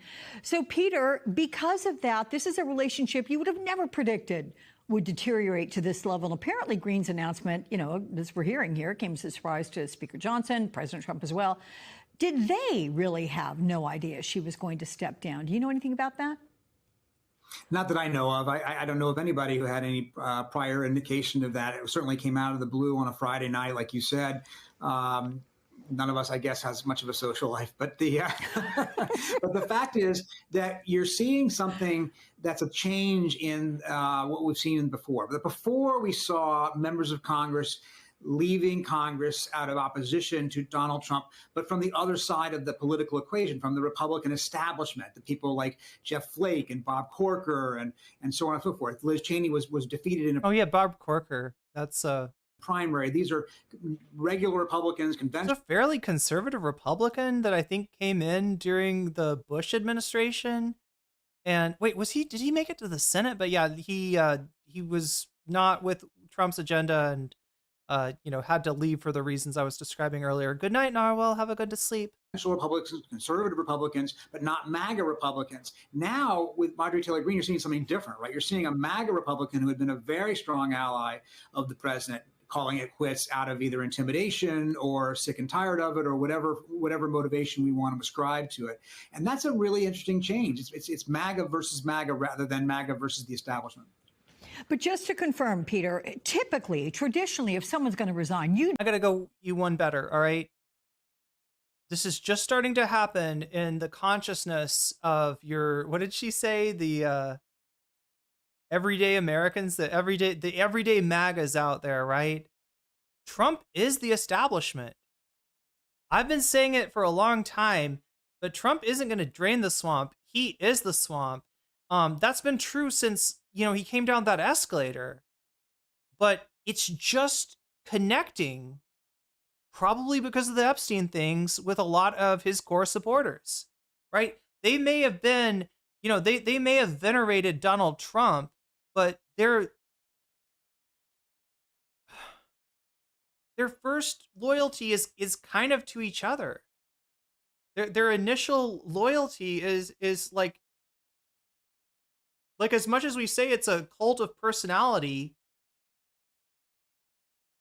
there's something else that's keeping them together. Now, some people have said it's Charlie Kirk, right? I've heard phrases used like Charlie Kirk was the glue that was holding this movement together. Not sure how much I believe in that, but it does seem to correlate with, around the time that Charlie Kirk was killed, the time that, this all sort of fell apart. But just remember that before that happened, there was the massive disappointment about the Epstein files. Remember, these people were so sure that Trump was going to reveal the truth that Bill Clinton had been doing who knows what to like underage girls, right? That like all the Democrats were secretly drinking adrenochrome and blood in their underground compound, right? This is what QAnon. Yeah, it's QAnon. Honestly, it's QAnon more than it's MAGA. I think that's the real. It's money, says Normal by nature. I don't know. When you say it's money, do you mean the pension? And I mean, like she is like. Are we still talking about Q? Yeah. Charlie Kirk was bigger for peacemaking for the big money people in the MAGA movement, not the base. Yeah. Do tell if the House Majority Leader or Minority Leader, whoever your party designate is. Okay, just to make sure on that. Oh yeah, good point, Directive. He's failed on all his policies this time. We're going to hopefully get to the massive failure that DOGE was, that Trump has basically all but admitted now, right? DOGE no longer exists. We've been informed. Hopefully we'll have time for all that. So Greg, like 2 minutes. On one no, level, 2 minutes. She is divide Trump, and I think we've got, what is it? Let's see. 3. Yeah, I think we got like a little bit more than 2 hours left. So I'm trying to be good with time. She's been arguably on the right side of some issues, including Epstein and affordability. But you don't know what is real versus what's performative with her. Who is the real MTG? I mean, that's a question we could write a book about right now, right? Who is the real Marjorie Taylor Greene, who has dominated? Look, AOC would agree with this, right? That a lot of what she does is just performative. I'm not sure. Yeah, what is this DOGE? What are you talking about? The DOGE is not a thing. But I'm not sure how performative she is. There's a lot, like, I'm given to classify her as a true believer, and maybe, even more true than just being attached to a Trump-based cult of personality. Georgia politics, and really, in one sense, national politics for the last 5 years. And the other big question is, what does she do next, right? We know that she opted out of a gubernatorial run and a challenge against Senator Don Ossoff, perhaps the most vulnerable Democratic incumbent on the ballot next year. So it's Ossoff in 26 that she was wanting to run against. Yeah, this makes me think that she's probably not going to jump in that Senate. Okay, yeah. No, that makes sense. Because if she, look, if Trump didn't want her to run for Senate against Ossoff, that means that he's got somebody that he wants in there instead. He's got somebody that he wants to endorse, right? So if she were to get into the primary to run against Ossoff in the general, then that would probably put her in the line of fire for Donald Trump as well. But at the same time, we've heard speculation that she could aim even higher, 2028. And we've also we've heard talk about her, becoming a media personality, trying to broaden her influence outside of. Now, chat, let me be real with you. The 2028 thing, the presidency thing, the elephant in the room, in other words, I want to tell you that I don't think right now AOC could win a presidential election, right? Sorry, AOC. God damn it. I'm sorry. Somebody said AOC in chat. MTG. I don't think that MTG could win a presidential election. I don't think that she has I think that she can win a Republican primary. I think that she can win in a red district. I don't think that she plays well outside of red states and red districts, right? That being said, what is the one way that could change? And that way is if people end up seeing her as a principled, leader, right? Which, if you buy into what Cenk Uygur is selling, and unfortunately Ryan Grimm to a certain extent, and a lot of more people than I wish were, then you do possibly get to there. If there starts to be like an undercurrent of people on the left that are like, no, MTG's better, and she's different, she's not like the Trumpers, and they're just erasing like half of what she says, then yeah, I guess you could get to that. But in other words, the only way that President MTG could happen is if we on the left do it to ourselves. So don't let that happen. And if anybody's out there talking that nonsense, slap that CrossFit supplement out of their fucking mouth, okay? Politics to do other things. So that's the big question here in Northwest Georgia. Oh God, Creflo, I forgot about Jinxgiving. Isn't that this? That's this week, right? That's this week? Cannot stop getting from voters and from politicians is, what does she do next? Yeah, I've had that question all through the night practically. So, Peter, how will Greene's resignation affect the balance in the House? I mean, is the White House concerned about diminishing the GOP's very narrow majority? Well, of course, every single seat matters when you are this tight, right? Really quick, chat. Who's Republican governor in Georgia, right? Now, obviously, as you're showing right there, the Republicans can only afford to lose three votes on any particular issue, assuming Democrats are united on the other side before they lose control of the floor. So it makes it much harder to get anything done. And it's going to be a few months until you can have a special election to replace her. And we do have these three other vacancies out there right now. So it's always a very volatile thing for Speaker Mike Johnson to be trying to manage this very, very narrow majority that he's got. Having said that, what's really fascinating is this has not been a Congress that has actually done that much, right? This is a president who's mostly using his executive power to accomplish the things he wants to do, with only a few exceptions. He really hasn't asked Congress to do things for him. He hasn't used Congress to create new laws and new programs or change programs or get rid of programs even in a way that a new president typically does. So, what he wants in terms of the House is mainly, a body that doesn't get in his way. And that seems to be where Mike Johnson is focused on right now. Let me ask you, Peter, you touched on it, but talking about the fractions within MAGA right now, first of all, is Marjorie Taylor Greene poised to be, if she gets back into politics, is she poised to be the leader of MAGA? And do you think that could be why the president said he hopes she gets back in? Because he's going to go. And we can assume that what he has built, he will want to be continued by someone. Do you think he thinks she could be the leader of MAGA? I don't think so. I don't think he wants her anywhere near. I think he'd be so upset if she inherited any fucking power from him. Well, possibly, certainly a leader, See, Trump wants people, whether they actually like him or not, whether they actually agree with him. What's important is that they can be counted on to be loyal, right? What's important for Trump, honestly, is that he has leverage on people. This is a very mafiosa, presidency, and that's the way that he runs the office.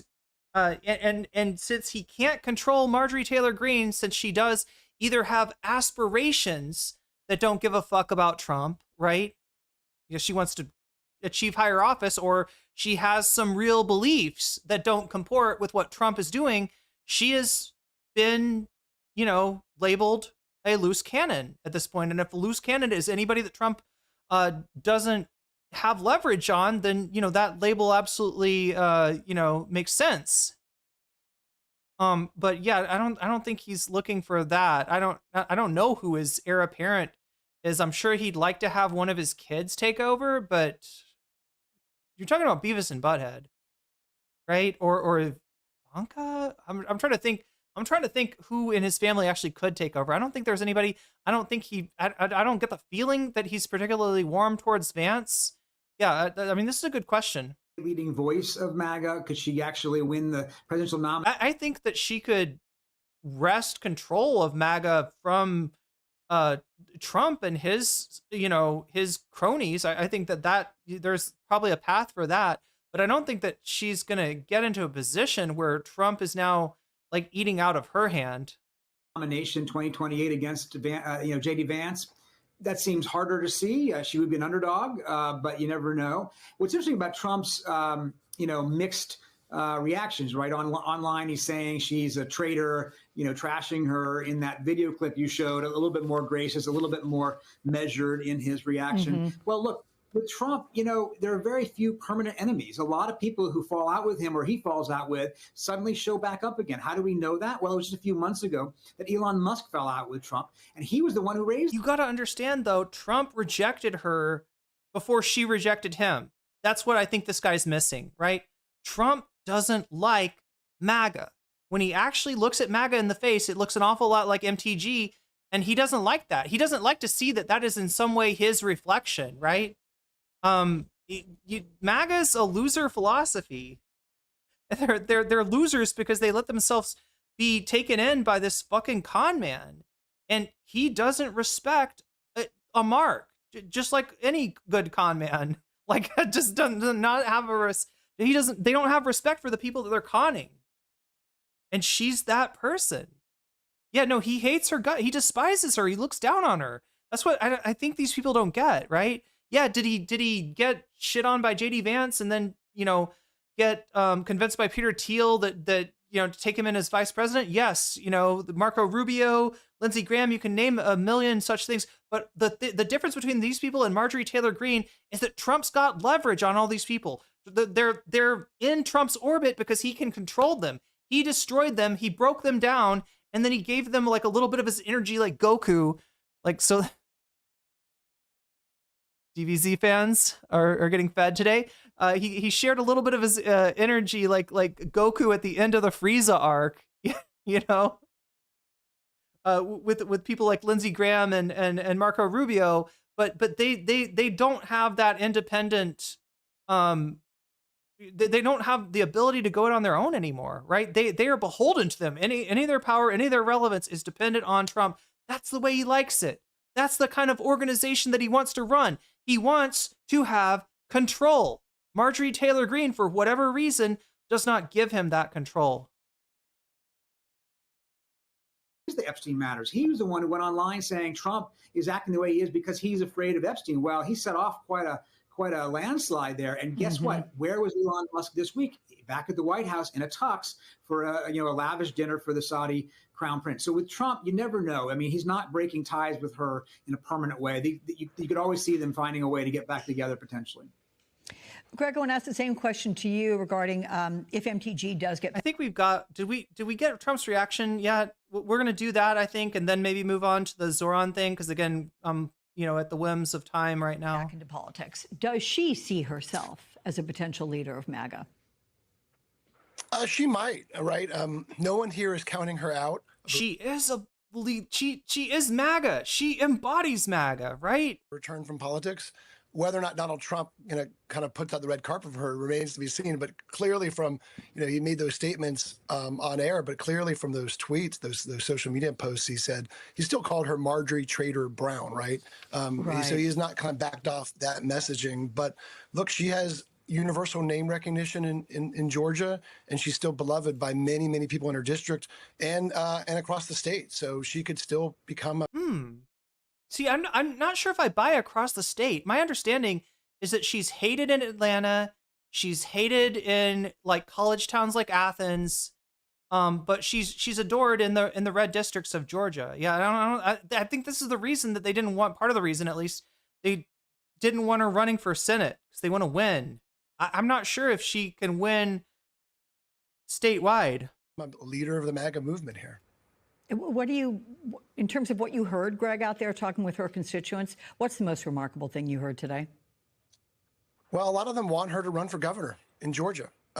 She had ruled out that it doesn't seem likely that she runs for Senate, given her disdain for the chamber. She's attacked the Senate over and over again in recent messaging. But there is still a race for governor. Trump has already endorsed Lieutenant Governor Burt Jones. There's two other well-known Republicans in the race. But there are a lot of folks who think that she could just switch over to the governor's race. There's still time before a qualifying early next year. So there's a lot of talk. Chat, to win governor in Georgia, right? It's roughly equivalent to winning the state. Now, the Republicans did win the state in 2024. They didn't win it by that much, though. And the polls have shifted to the left since then, right? The generic, congressional ballot is the Democrats are up by 14 now.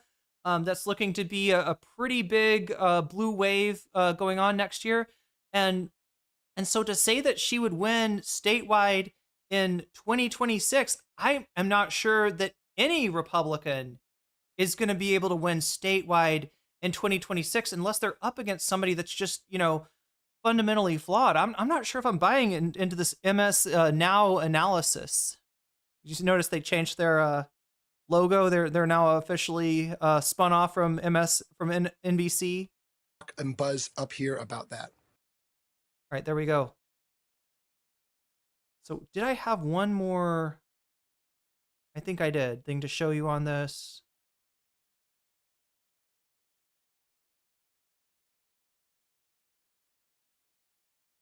I mean, this is always good.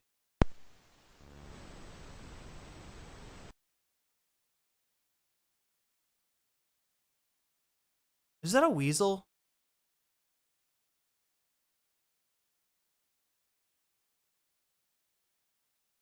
He's a weasel. This is a weasel.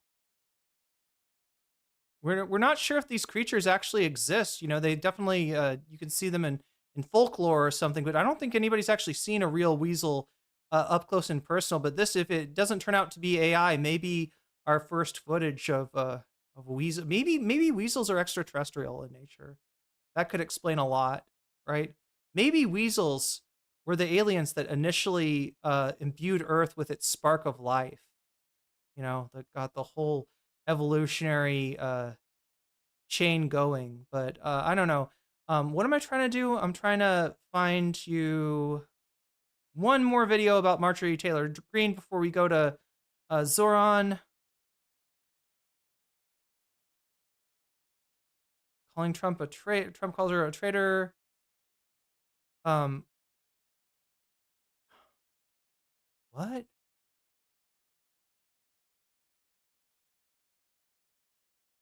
I thought. Oh, we did watch Trump's reaction. Okay. Anyway, let's move on to Zohran now. So if you've enjoyed what you've seen here, make sure to leave a like and also consider subscribing to the stream, right? I live stream most days during the week, pretty late at night. And if you're up at that time, you might enjoy watching me either on YouTube or Twitch. So a great way to keep up with me is to subscribe to the channel, to leave a like. That lets YouTube know that you're interested in my content, and they'll be more likely to give you notification when that shows up. If you really need to know when I'm going live, hit that notification bell. But I know a lot of us have enough notifications in our lives already, and so, you know, totally respect that if you don't want another one. But yeah, at least leave me a sub if you can.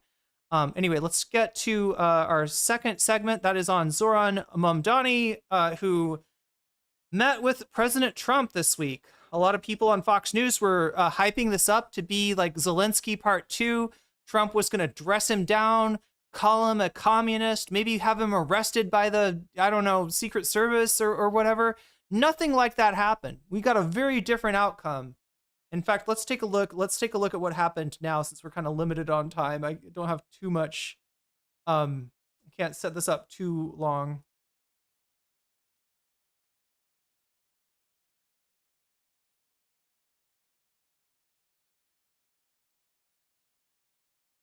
Congratulations, Mr. Mayor. Thank you, Mr. President. Thank you. I appreciate it. Please. So the background of this, I think, is that they had a private meeting in which Zohran gave Trump a crash course in concepts like the labor theory of value, and Donald Trump decided he is a communist now. So yeah, they met privately and had a conversation before then. Apparently, they hit it off, right? Either they hit it off or Trump's faking it because he wants to use Zohran and his positive disposition towards Zohran as a way of associating him with Zohran's successful economic populist campaign, right? But either way, getting a very different outcome here than was predicted by Fox News. I wish I had the time to show you, like, Fox News apparently they were building this up, getting their viewers ready to see blood, right? Getting their viewers ready for Trump to just destroy Zohran Mamdani. And then when this happens, they then have to explain to their audience, like, what the fuck is going on, right? Appreciated the meeting with the president, and as he said, it was a productive meeting focused on a place of shared admiration and love, which is New York City, and the need to deliver affordability to New Yorkers, the 8.5 million people who call our city their home, who are struggling to afford life in the most expensive city in the United States of America. We spoke about rent, we spoke about groceries, we spoke about utilities, we spoke about the different ways in which people are being pushed out, and I appreciated the time with the president, I appreciated the conversation. I look forward to working together to deliver that affordability for New Yorkers. Thank you very much. Any questions, please? President Trump, Stephen Nelson from the New York Post. I've got a question for you, and then also one for the mayor-elect. Sure. For you, you referred to Mr. Mamdani as a communist. A little bit. Oh, we got to go on. But I thought there was more of a. I didn't realize this is like 51 seconds and then straight into questions. It makes me think there's more to the opening. I'll check. Feel that way, and also will you do Earlier anything this week, to stop him from arresting Prime Minister Netanyahu if he visits New York? Well, we didn't discuss your second part of the question, and on your first part, I mean, he's got views that are a little out there, but who knows? I mean, we're going to see what works, or he's going to change also. We all change. I changed a lot. From when I first came to office. It's now quite a while ago. It's quite a while. My first term was great. We had the greatest economy in the history of our country. We're doing even better now. We're doing much better now than we did even the first term. And I can tell you some of my views have changed. And we had discussions on some things. I'm not going to discuss what they were, but that I feel very confident that he can do a very good job. I think he's going to be. I think he is going to surprise some conservative people, actually, and some very liberal people. He won't surprise them because they already like him. And Mr. Mamdani, it sounds like you had a productive discussion, but just days ago you referred to President Trump as a despot who betrayed the country. You said you would be his worst nightmare and accused him of having a fascist agenda. Are you planning to retract any of these remarks in order to improve your relationship? I think both President Trump and I we are very clear about our positions and our views, and what I really appreciate about the president is that the meeting that we had focused not on places of disagreement, which there are many, and also focused on the shared purpose that we have in serving New Yorkers. And frankly, that is something that could transform the lives of the 8.5 million people who are currently struggling under a cost of living crisis, with 1 in 4 living in poverty. And the meeting came back. I'm sorry, Chad. I'm just like a little. It feels like we're missing part of this clip. I don't think we are. I'm guessing this is just how it went. I thought there would be more. For some reason, I thought there was more discussion before this. Somebody mentioned Trump is copying Zohran's style now. But if they need it, I would do it. This is what they're talking about, right? This look right here, which Trump,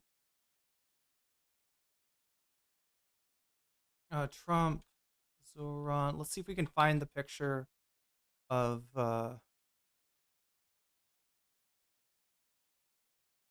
I mean, that's the picture that picture says 1,000 words. Here it is. Here it is. Okay, look at this.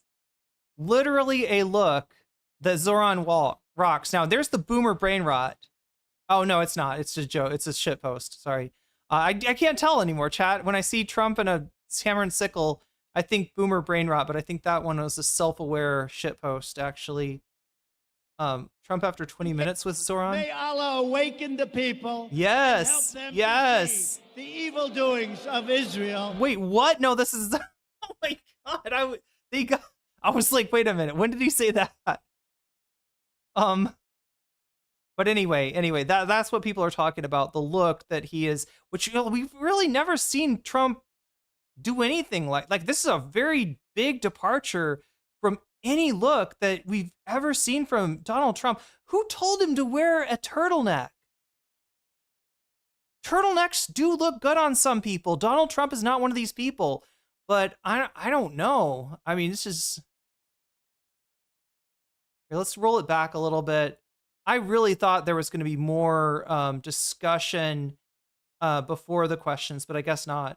Well, we didn't discuss your second part of the question, and on your first part, I mean, he's got views that are a little out there, but who knows? I mean, we're going to see what works, or he's going to change also. We all change. I changed a lot. From when I first came to office. Wait, are you sure, Sitting Cow, the Mamdani picture was photoshopped? Did I fall for fake news? It's now quite a while ago. It's quite a while. My first term. Some kidda is agreeing that's not the real Zohran. Mamdani has the same outfit. Wait, is this, am I getting tricked here? Trump was being genuine. He admires strength such as Putin, Xi, and Orban. Mamdani projects the same strength. Yeah, he had him dismembered Khashoggi style, as though some kid is saying here. Wait, chat, was that? Did I show you a fake picture? Mamdani does have that outfit, right? The original is a black shirt on Trump, or on Mamdani's is. So Mamdani does wear a turtleneck, but it's not like a what is that color? Like a burgundy? It's not quite burgundy, is it? What do you call that red? Term was great. We had the greatest economy in the history of our country. We're doing even better now. We're doing much better now than we did even the first term.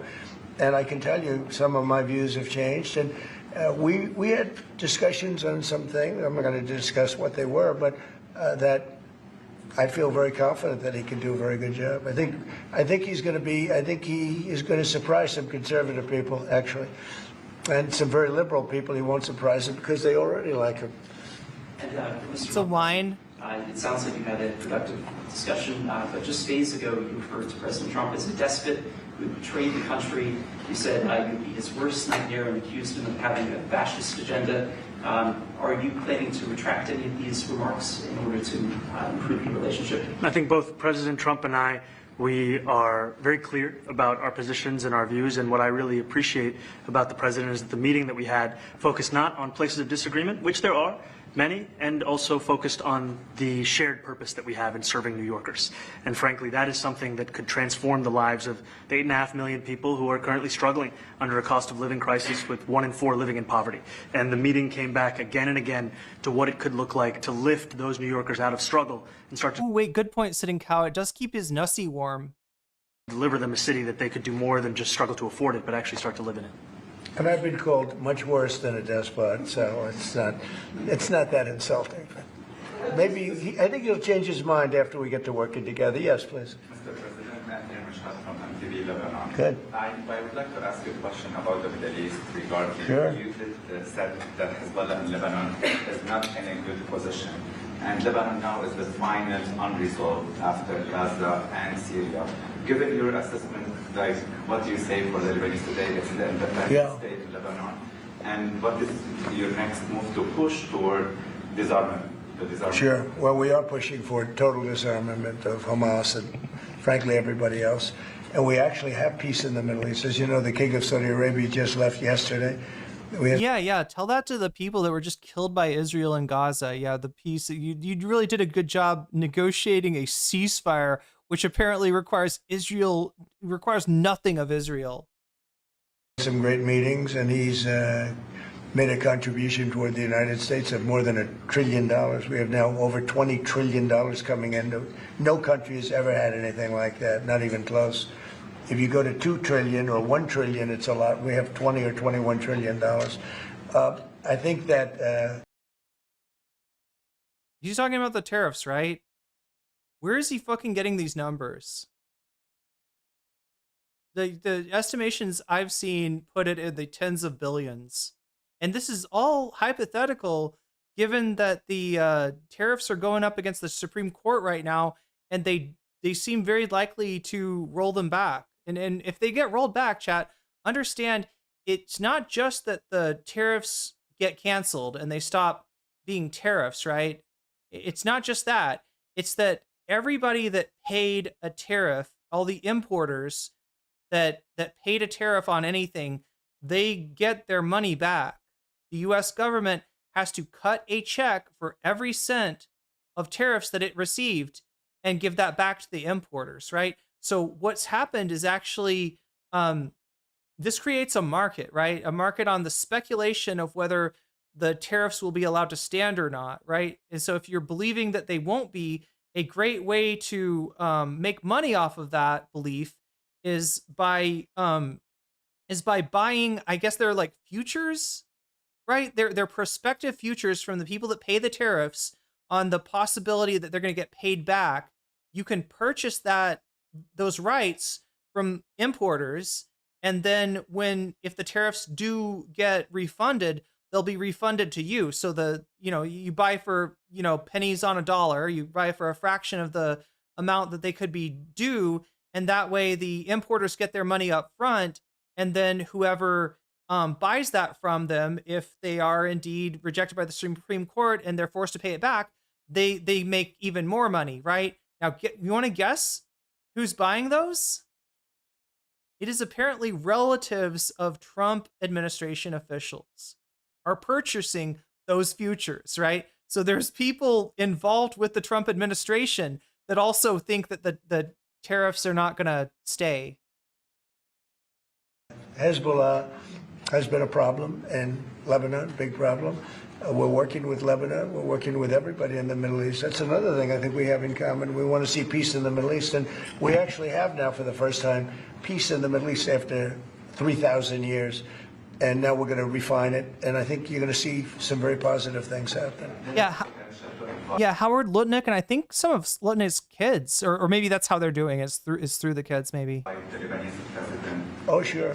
Oh, I would do that, absolutely. And if the mayor would like to be here for that meeting, because I know he feels very strongly. I think you feel very, very strongly about peace in the Middle East. I think we desperately want it, and that's something that If the mayor would like to be there for that meeting, what, like a meeting on the second phase of the ceasefire? Is that what Trump has just offered? Now, this isn't going to happen. Zoran's got to attend to like New York City. He is not, despite the kind of questions that he got asked in the election, right? He's not his job involves very little in the way of foreign policy, and mostly is municipal in its focus, right? But did he just offer to bring Mamdani in on like a discussion with what's his friend's name, like Whittick and Like this, wow. Shared with the president that when I spoke to New Yorkers who had voted for the president last November on Hillside Avenue and Fordham Road, I asked them why. I heard again and again two major reasons. One was that they wanted an end to forever wars. They wanted an end to the taxpayer dollars we had funding violations of human rights, and they wanted to address the cost of living crisis. And I appreciated the chance to discuss both of those things. He said a lot of my voters actually voted for him, and I'm okay with that. I'll do that. I'll sign it. Give it to me. I'll sign it in a minute. That's pretty good. Mr. President, yeah, please. You threatened to send federal troops to New York City. You both have differences when it comes to ICE agents in New York City. Mr. Mamdani, you called ICE a rogue government entity. I wonder how you reconcile your differences on both of those issues. Well, I think we're going to work them out, and I think that if we have known murderers and known drug dealers and some very bad people, you know, we want to get them out. And the mayor wants to have peace. We discussed this at great length, actually, maybe more than anything else. He wants to have a safe New York. Ultimately, a safe New York is going to be a great New York. If it's not safe, no matter how well we do with pricing and with anything else, we can talk about anything you want. If you don't have safe streets, it's not going to be a success. So we're going to work together. We're going to make sure that if there are horrible people there, we want to get them out. I think he wants to get them out, maybe more than I do. So we'll work together. We discussed it at great length. Yes, please. Yeah, two questions, if I may. One for you, Mr. President, from the BBC in a second. But first of all, for the mayor-elect. You're both from different parts of the political spectrum. You're both populists, though. And I just wondered to what extent the president's campaign style, his techniques, his social media use inspired any part of your campaign. Well, I actually told the president that, you know, so much of the focus of our campaign has been on the cost of living crisis. And when we asked those New Yorkers who had voted for the president, when we saw an increase in his numbers in New York City, that came back to the same issue: cost of living, cost of living, cost of living. And they spoke about the cost of groceries, the cost of rent, the cost of Con Ed, the cost of... Don't sue me, Zohran. And too often, politicians are looking to lecture to New Yorkers what they should care about as opposed to listen. And when we spoke to those voters who voted for President Trump, we heard them speak about cost of living. We focused on that same cost of living, and that's where I am really looking forward to delivering for New Yorkers in partnership with the president on the affordability agenda. And I think we have to work a little bit. We talked about Con Edison. We have to work a little bit on getting the prices because, you know, we've gotten fuel prices way down, but it hasn't shown up in Con Edison. And we're going to have to talk to them. You know, if we're sending them fuel at a much lower price than it was a year ago, which is true, we have to get Con Edison to start lowering their rates. Absolutely. And if I may, last week you told me you were pushing ahead with your plans to sue BBC for up to $5 billion. You're going to speak to Prime Minister Starmer as well. Is there any progress or any updates on those issues? Well, we get along very well with the Prime Minister. We made a deal with UK.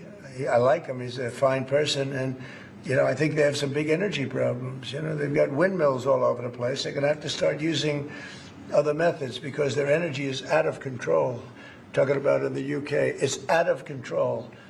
And he's got that problem. He's got a big immigration problem, as you know, and he's got a big energy problem. And we talk about it. He's a good man.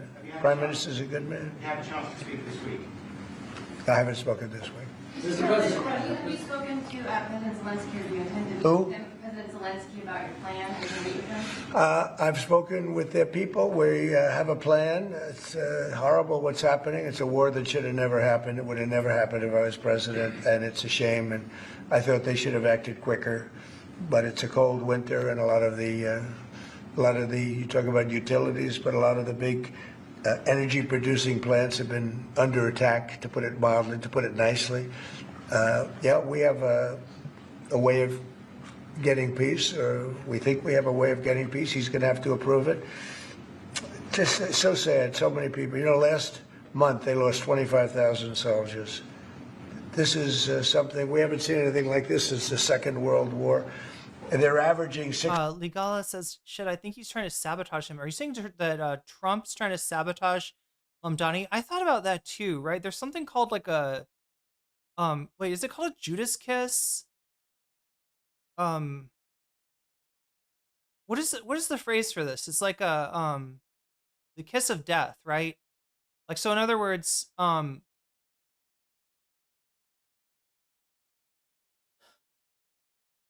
Trump knows that Zohran's constituency hates his guts. So is the best way for Trump to hurt Mamdani by attacking him, or is it maybe by seeming buddy-buddy with him, right? Is that Trump's strategy? I thought about that too.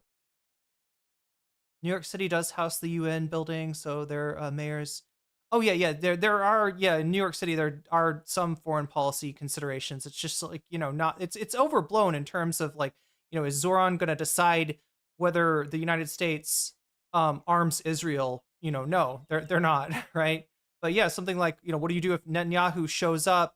And he's kind of put himself like if Netanyahu does show up for a UN meeting and he's not arrested, right? That kind of that makes Mamdani look like he's full of shit. But yeah, we'll hope that keeps him out of NYC. Judas kiss would make sense. The Judas kiss.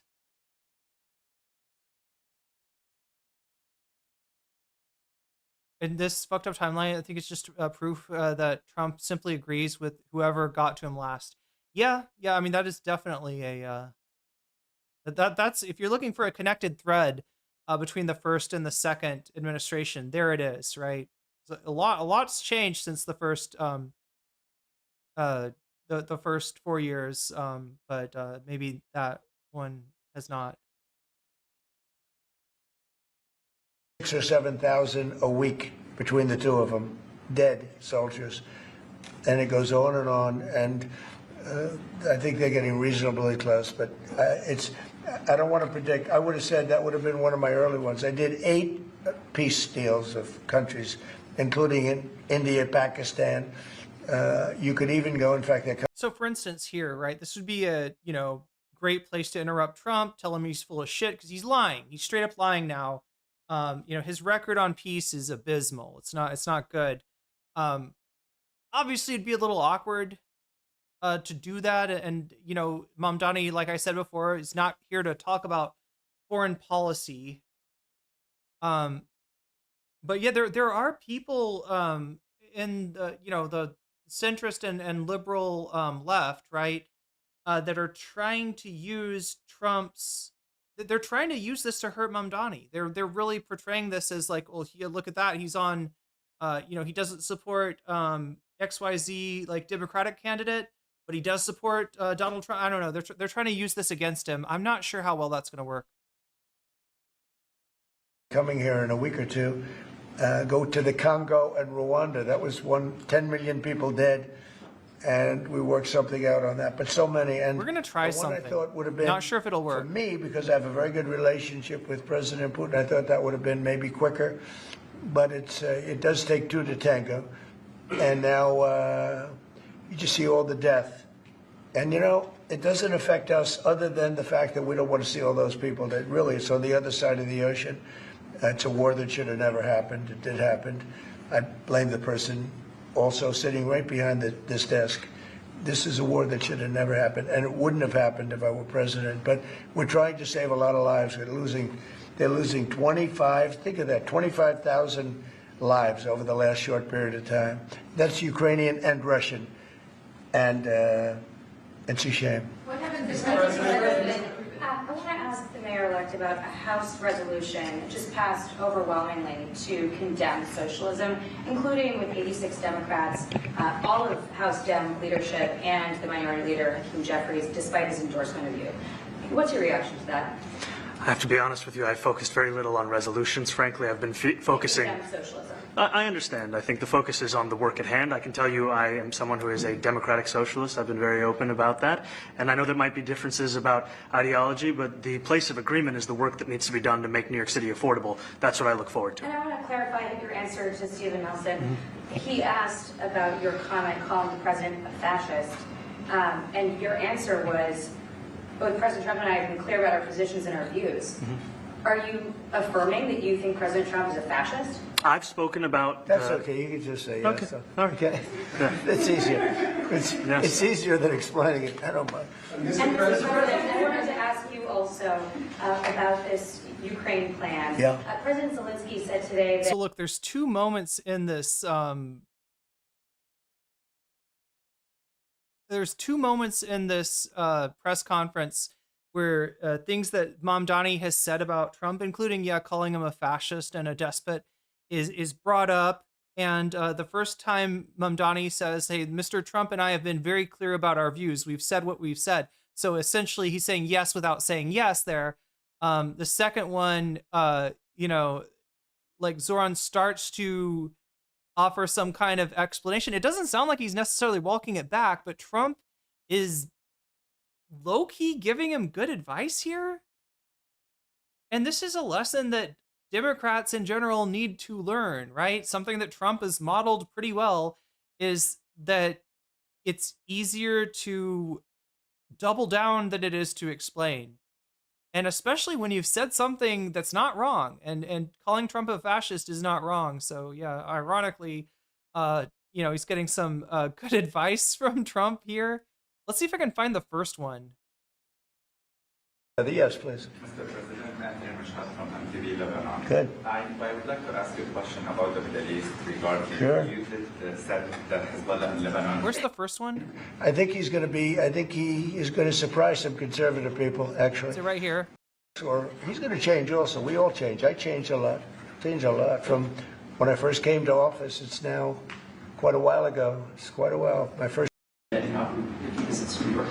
Well, we didn't discuss your second part of the question, and on your first part, I mean, he's got views that are a little out there, but who knows? I mean, thank you very much. I'm sorry, chat. I'm trying to set something up in the background let me see if this worked. I just want to get both times where they mention Zohran's prior statements about Trump and both Zohran's reaction and Trump's reaction, I think, are pretty interesting here. Any questions, please? President Trump, Stephen Nelson from the New York Post. I've got a question for you, and then also one for the mayor-elect. Sure. For you, you referred to Mr. Mamdani as a communist. Can you describe why you feel that way? And also, will you do anything to stop him from arresting Prime Minister Netanyahu if he visits New York? Well, we didn't discuss your second part of the question, and on your first part, I mean, he's got views that are a little out there, but who knows? I mean, we're going to see what works, or he's going to change also. We all change. I changed a lot. From when I first came to office. It's now quite a while ago. It's quite a while. My first term was great. We had the greatest economy in the history of our country. We're doing even better now. We're doing much better now than we did even the first term. And I can tell you some of my views have changed. And we had discussions on some things. I'm not going to discuss what they were, but that I feel very confident that he can do a very good job. I think he is going to surprise some conservative people, actually. And some very liberal people he won't surprise them because they already like him. And Mr. Mamdani, it sounds like you had a productive discussion, but just days ago you referred to President Trump as a despot who betrayed the country. You said you would be his worst nightmare and accused him of having a fascist agenda. Are you planning to retract any of these remarks in order to improve your relationship? I think both President Trump and I, we are very clear about our positions and our views, and what I really appreciate about the president is that the meeting that we had focused not on places of disagreement, which there are many, and also focused on the shared purpose that we have in serving New Yorkers. And frankly, that is something that could transform the lives of the 8.5 million people who are currently struggling under a cost of living crisis, with 1 in 4 living in poverty. And the meeting came back again and again to what it could look like to lift those New Yorkers out of struggle and start to deliver them a city that they could do more than just struggle to afford it, but actually start to live in it. And I've been called much worse than a despot, so it's not that insulting. Okay, so there's the first time. We're just we're talking about Trump and Zohran. This meeting, the surprise love fest. This was predicted by a lot of people, especially people over at Fox News, to be a knockdown, drag out kind of fight. We're gonna see WrestleMania. We're gonna see a cage match between Zohran Mamdani and Donald Trump, and this is kind of the opposite of that, right? This is a very friendly engagement that they've got going here. Now, there could be reasons for this, right? People have mentioned that Trump is, if he likes somebody, it doesn't matter if this is like, the enemy of the United States, the president of like North Korea or whatever. If Trump likes somebody, he likes them and he's going to be positively disposed towards them. It could have been that just the Zohran like charm him.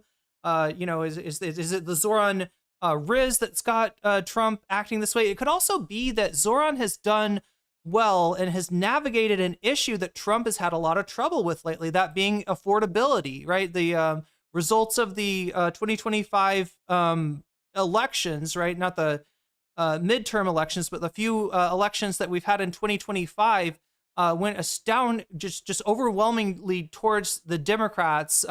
Zohran's election as NYC mayor being one example of that, and a lot of people attribute that to his focus on affordability. So it could be Donald Trump trying to get back on the right side of this issue. Remember, Donald Trump effectively wielded affordability as a weapon against Biden and then Kamala in 2024. Now he's starting to sound more and more like he's out of touch and doesn't care. And he's had a whole year after promising to get prices down from the beginning. He's had a whole year to do that, and he hasn't. If anything, prices have gone up in a lot of ways because of his tariffs, right? Is he trying to associate himself with Zohran's, perceived, the people's perception of Zohran as having the right take on affordability, right? We don't know. This is weird. These are strange times that we're living in. But these are just two ideas of what might be going on here. Maybe I think he'll change his mind after we get to working together. Yes, please. Mr. President, Irene from MTG, Lebanon. Good. I would like to ask you a question about the Middle East regarding you said that Hezbollah in Lebanon is not in a good position. And Lebanon now is the final unresolved after Gaza and Syria. Given your assessment, what do you say for the Lebanese today? It's in the independent state. Okay, so again, this is a press conference, even though it's, Zohran's here and they've just had a discussion, and that's the main thing that they're kind of showing up to talk about. We're also getting some questions that are directed at Trump himself. I'm going to take us over to, I think, somewhere around here so we saw the first time that Zohran's prior comments about Trump, calling him a fascist, comparing him to a despot, came up, and they sort of asked, hey, now that you're here in front of the guy's face, do you still think he's a despot? Do you still think he's a fascist? And Zohran said in diplomatic terms, yes, we said what we said. Trump's said some things about me. I've said some things about him. We're adults. We can handle disagreements, right? And then this comes up again. And, kind of an interesting exchange happens here. What happens I want to ask the mayor-elect about a House resolution just passed overwhelmingly to condemn socialism, including with 86 Democrats, all of House Dem leadership, and the minority leader, Hakeem Jeffries, despite his endorsement of you. What's your reaction to that? I have to be honest with you, I focused very little on resolutions. Frankly, I've been focusing... Socialism. I understand. I think the focus is on the work at hand. I can tell you I am someone who is a democratic socialist. I've been very open about that. And I know there might be differences about ideology, but the place of agreement is the work that needs to be done to make New York City affordable. That's what I look forward to. And I want to clarify your answer to Stephen Nelson. He asked about your comment calling the president a fascist. And your answer was, both President Trump and I have been clear about our positions and our views. Are you affirming that you think President Trump is a fascist? I've spoken about... That's okay. You can just say yes. Okay. So. All right. Okay. It's easier. It's easier than explaining it. I don't mind.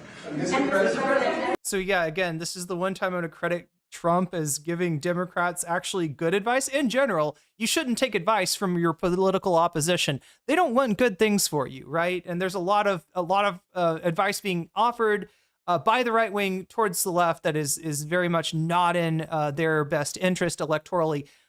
This is, Trump actually saying something that it's like a political and a PR truth, right? Explaining is not a strong standpoint to be in, right?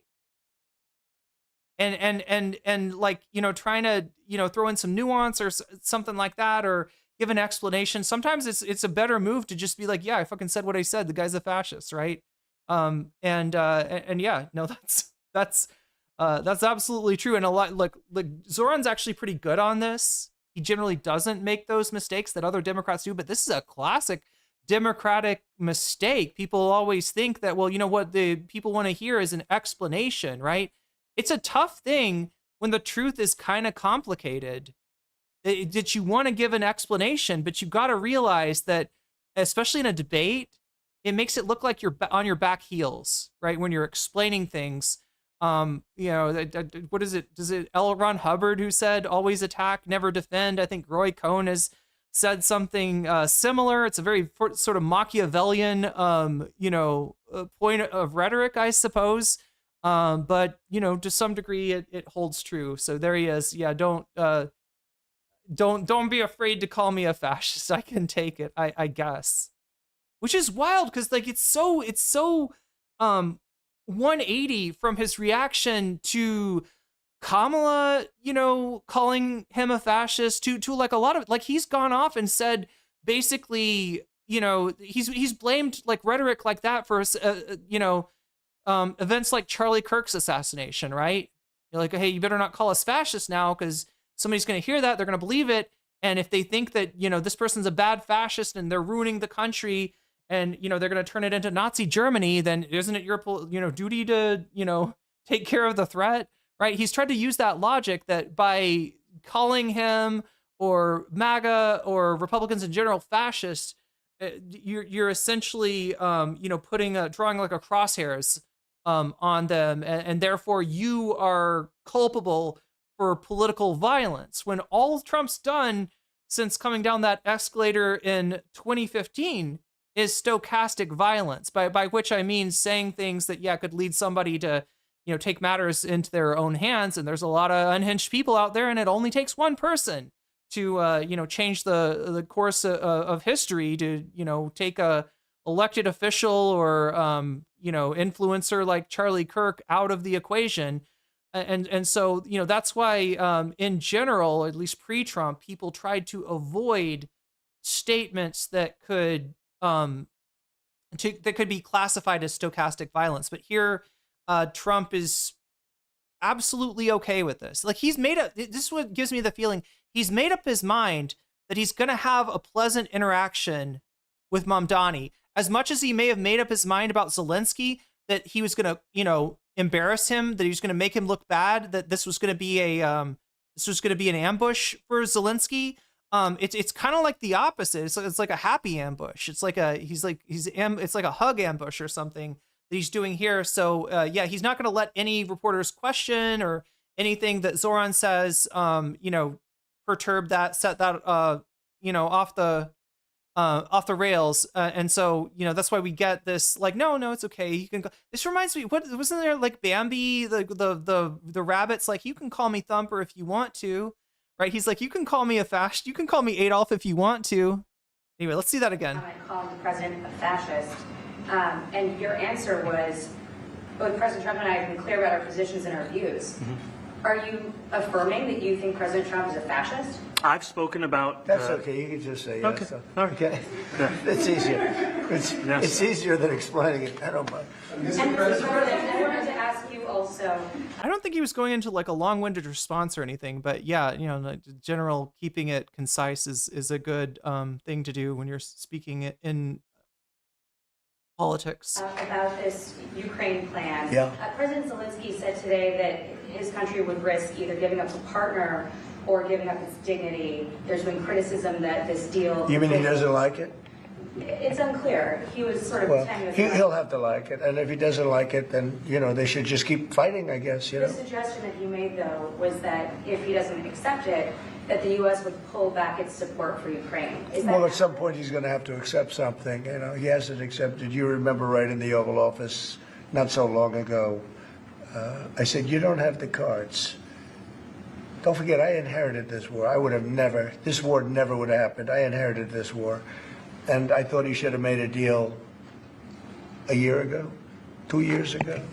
The ultimate deal would have been if it never started. That would have been the good deal. That could have been done too if you had the right president, but you didn't have the right president. He may actually be right here.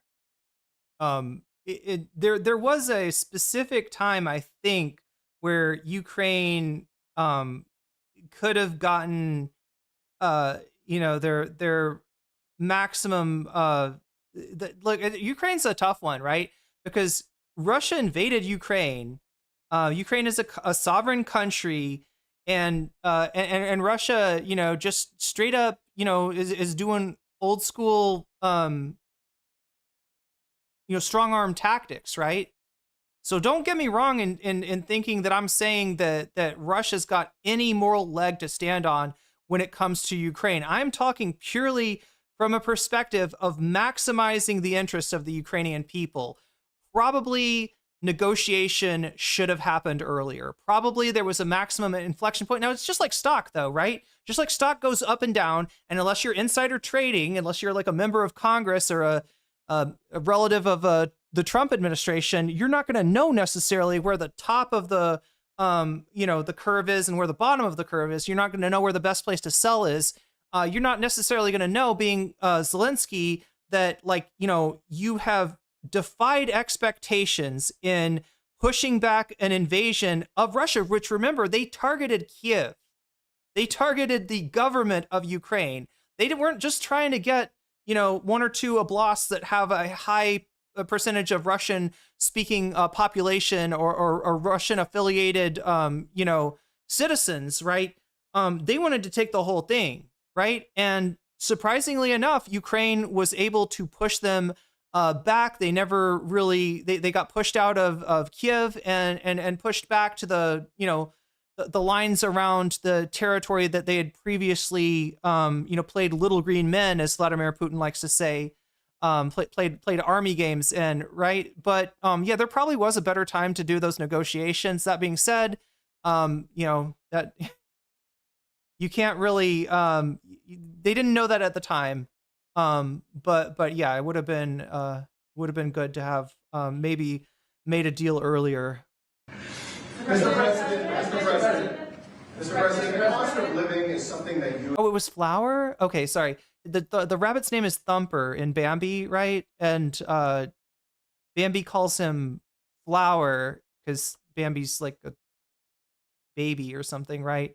And the mom's like, no, his name's not Flower, it's Thumper. And the rabbit's like, you can call me Flower if you want to. You and Mr. Mamdani seem to agree on. Right. Democrats have run New York City for a long time, Mr. Mamdani. Do you see Democrat policy specifically as being a problem? And I'd like that to be a question that both of you could answer in New York City. Look, I think that there are many things in our city where we have to own the responsibility of it, things that existed long before the president was the president. And those are also part of the message of our campaign, was to take on a broken politics of the past. And I ran against a number of candidates who represented different versions of that past. And what we found time and again is that working people were left behind in the politics of our city. And what we're looking to do is put those people right back at the heart of our politics so that we don't have a situation where we're in the wealthiest city in the history of the world, and yet 1 in 5 can't even afford $2.90 for a Metro card. Mr. President, we had some interesting conversation, and some of his ideas really are the same ideas that I have. But a big thing on cost, the new word is affordability. Another word is just groceries. It's sort of an old-fashioned word. You ever heard this word before? Groceries? You ever heard of groceries? That's wild. That's wild. This is an old-fashioned word that's coming back into vogue right now. People like to say groceries. We like to say grocery. It's a weird thing. It's a weird word. Nobody ever says it, because for me, I open my fridge and the food just appears. I never have to think about groceries. I haven't gone to a grocery store in probably 50 years, right? I open up the fridge and magically there's food in there. I sit down at the table and magically food is placed in front of me. Yeah, but some people are talking about this groceries thing now. It's kind of wild, kind of a new meta that's going on here with it. They call it groceries. They say groceries. What is a grocery, I ask? I've never heard of this thing before. Right? It's wild. But it's very accurate. And they're coming down high. They were, we had, both of us, we had the highest. Okay, so I gave him credit when he said some true things, right? He's given Zohran some good advice of like, maybe don't explain so much. That's good advice. And he's also saying that Ukraine might have been better served to have gone into negotiations, under under Biden, when they were at their maximum inflection point, that's probably true too. This is bullshit. And you know this if you live in the United States. The prices for groceries aren't coming down. Some things may come down a little bit, right? The price of eggs have gone down because there was an issue with bird flu and they had to kill off a bunch of the chickens. Now that's all over. And so, the prices of eggs have gone down a little bit. And also, he's rescinded some of the tariffs that weren't supposed to increase costs, right? The tariffs that he guaranteed us would only have positive effects of expanding the American economy, because now they have to build it here. Well, it turns out you can't build some things here. You can't grow some, products, some food in the United States. And so he's finally relented on that and at least taken the tariffs off of certain food items that might bring the prices down somewhat. But as far as the American people's daily lives, what you're paying at the grocery store, no, the prices haven't come down at all. That's fucking crazy. That sounds crazy to anybody that's listening. But again, this is a man who opens up his fridge and food is magically there. Just the fucking helpful Christmas elves put the food in his fridge. He doesn't know where it comes from. He's never had to think about grocery shopping or coupons or the price of anything, right? So he literally just cannot relate on this one. But inflation in our country the last 4 years under the Biden administration, and we've got inflation down now to a normal number. It's going to go even a little bit lower. He's so full of shit. Like I said, I acknowledge when he said things that were true, even though I'm not a fan of Donald Trump, right? I acknowledge when what he says is actually true. But this is so far from the truth, it's absurd. Than that, Katie, do you have something in the back? President, thank you so much. Mr. Mamdani often talks about New York City being covered by international law, that they will follow international law. Doesn't often talk about the U.S. Constitution. What is your response to that? Well, I don't know what you're referring to in terms of it could be covered by international law, local law. It's covered by a lot of laws, but it's covered by U.S. law. Are you referring to anything in particular? He just says that they're a city that endorses and enforces international law. Is that at odds with? I hate this about press conferences in general. You can almost never hear clearly what the reporters are asking. You can hear the president. You can hear Mamdani with a lot of background noise, right? But no, I don't know. Would you want to respond? Yeah, I think what I've shared with the president is our desire to not only follow the laws of our own city, laws that protect New Yorkers, but also a desire for consistency in our politics across the board. And that's something that we've talked about and something that I know many New Yorkers want. So you were with ICE? We discussed ICE and New York City, and I spoke about how the laws that we have in New York City allow for New York City government to speak to the federal administration for about 170 serious crimes. The concerns that many New Yorkers have are around the enforcement of immigration laws on New Yorkers across the 5 boroughs, and most recently we're talking about a mother and her 2 children, how this has very little to do with what that is. So basically, from what I can tell, he was being asked about the conflicts between state, local, and federal laws. Where that really comes into place is with immigration and with the recent actions of ICE, which has become a fully fledged secret police force, masked secret police that act like thugs, right? So let me just give you an example, because I know we got some people that don't usually watch the stream watching over on YouTube Shorts. Hi, good to see you. Make sure to leave a like if you want to see me around more. All right. So let's talk about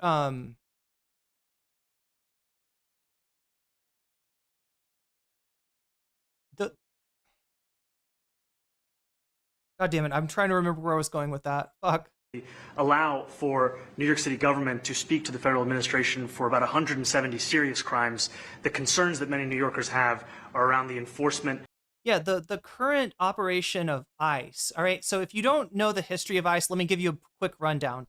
ICE was formed as a result of the USA Patriot Act, right? This was a George W. Bush administration era policy that got enacted after 9/11, right? To prosecute the war on terror, right, which is the invasion of Afghanistan, subsequent invasion of Iraq and other conflicts, which is generally, something that people don't feel great about. In fact, Bush was so peaceful up here, but now there are freaking communist invading radicals. Had Bush been able to run for a third term, he likely would not have won. He was at record low approval rating. Part of that was due to, the fumbles during in the wake of Hurricane Katrina. But a big part of that was due to people's feelings about the Iraq war and the war on terror in general. So anyway, ICE is created as a facet of the Patriot Act, right? Under the Department of Homeland Security, which was a new department. They created the new Department of Homeland Security as a way of trying to integrate law enforcement. Now, ICE has been around, so in other words, since the early 2000s, but the injection of funding that ICE received as a result of the big, beautiful bill is unprecedented, right? There's a lot of money in that department right now, and they are hiring massively, and not really being too discriminating in terms of who they hire, whether these people have prior criminal histories or are even qualified for what they're doing, or even physically fit enough to carry out the action, right? They're just hiring people. And when you take a force like ICE and you put masks on these people, supposedly to protect them from getting doxxed or whatever, it essentially creates a very large secret police force. If you're on the political right, you may have heard some people on the left using the term ICE Gestapo, and you may think that that's overblown and exaggerated. The Gestapo, that's, Hitler's secret police. How dare you? How dare you, Democrats, compare our hardworking men and women that are just trying to protect American citizens from the evil and violent immigrants? How dare you compare them to the Gestapo, right? But if the jackboot fits, I'm sorry. It was so peaceful up here, but now there are freaking communist invading. If the jackboot fits, you got to wear it. And the way that these people are operating, look, chat, if I showed you a ICE arrest and then I showed you criminal thugs kidnapping someone, you wouldn't be able to tell me which one of these activities was the legal activity of law enforcement. In other words, which one of these was ICE and which one of these were a bunch of violent criminals just literally, putting somebody in the back of a car. There's no difference. They don't, wear badges. They don't wear identification, and they're masked just like a fucking criminal. So you've got this, you've got this policy that sets up law enforcement to look like violent crime. If what Americans are worried about, if the reason that they turned on immigrants so hard is because the Republicans associated those immigrants with violent crime, which, yeah, there's examples like Lincoln Riley, right, is an example of a violent, person, an immigrant who committed an atrocious violent crime.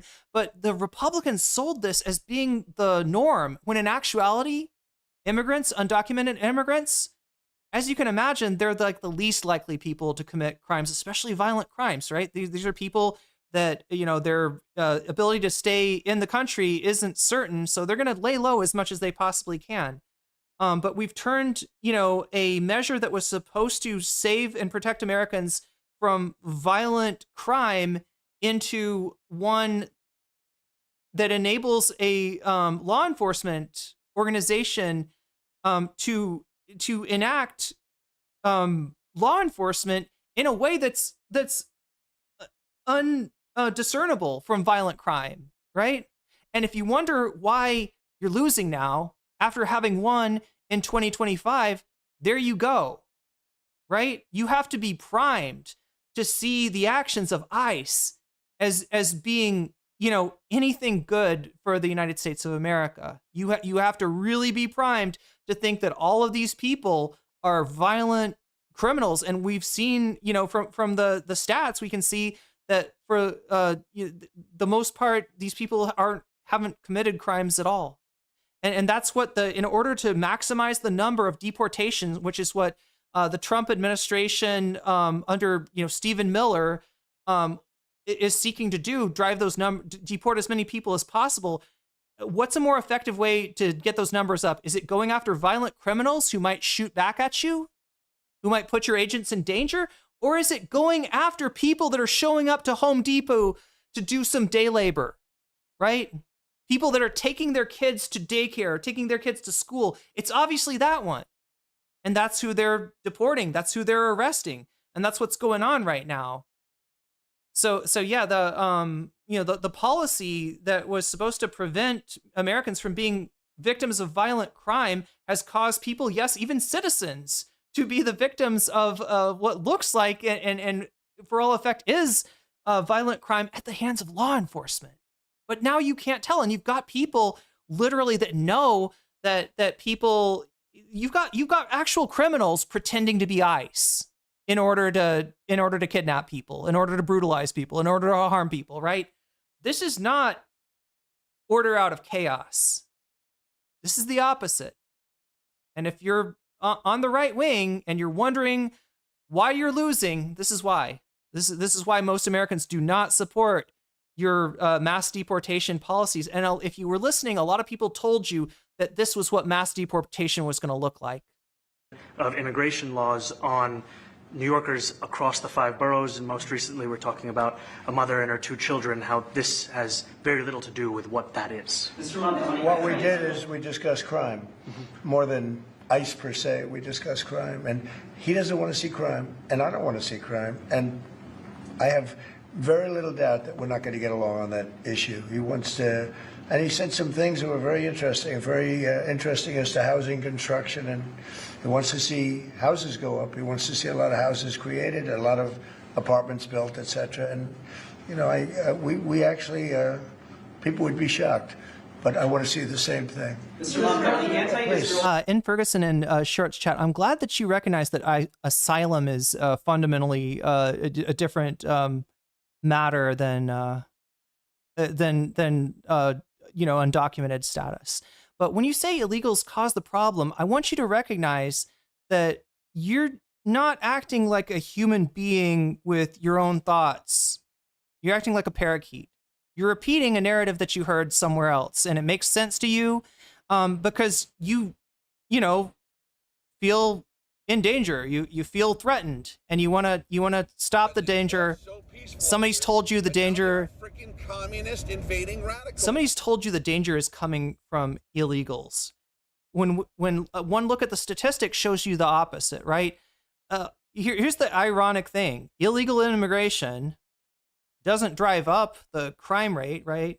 Drives down the crime rate, because the people that are coming in without paperwork are less likely to commit crimes than the people already here in the country. Now, a lot of people hear that and they think that I'm dissing like the American people. I'm saying that the American people are violent, and I'm really not trying to do that. What I'm trying to do is get it through to you that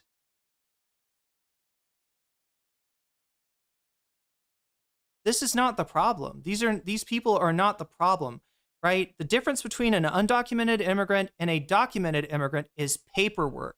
The problem is right now, there's not a clear pathway for people that are escaping countries that in some cases, the United States itself destabilized now, right? You mentioned asylum. In some cases, the United States, will destabilize a country like Haiti, for instance, right? This is where the immigrants that were featured in the eating the dogs, eating the cats clip from J.D. Vance came from Haiti. The United States has been destabilizing Haiti for a really long time through our foreign policy.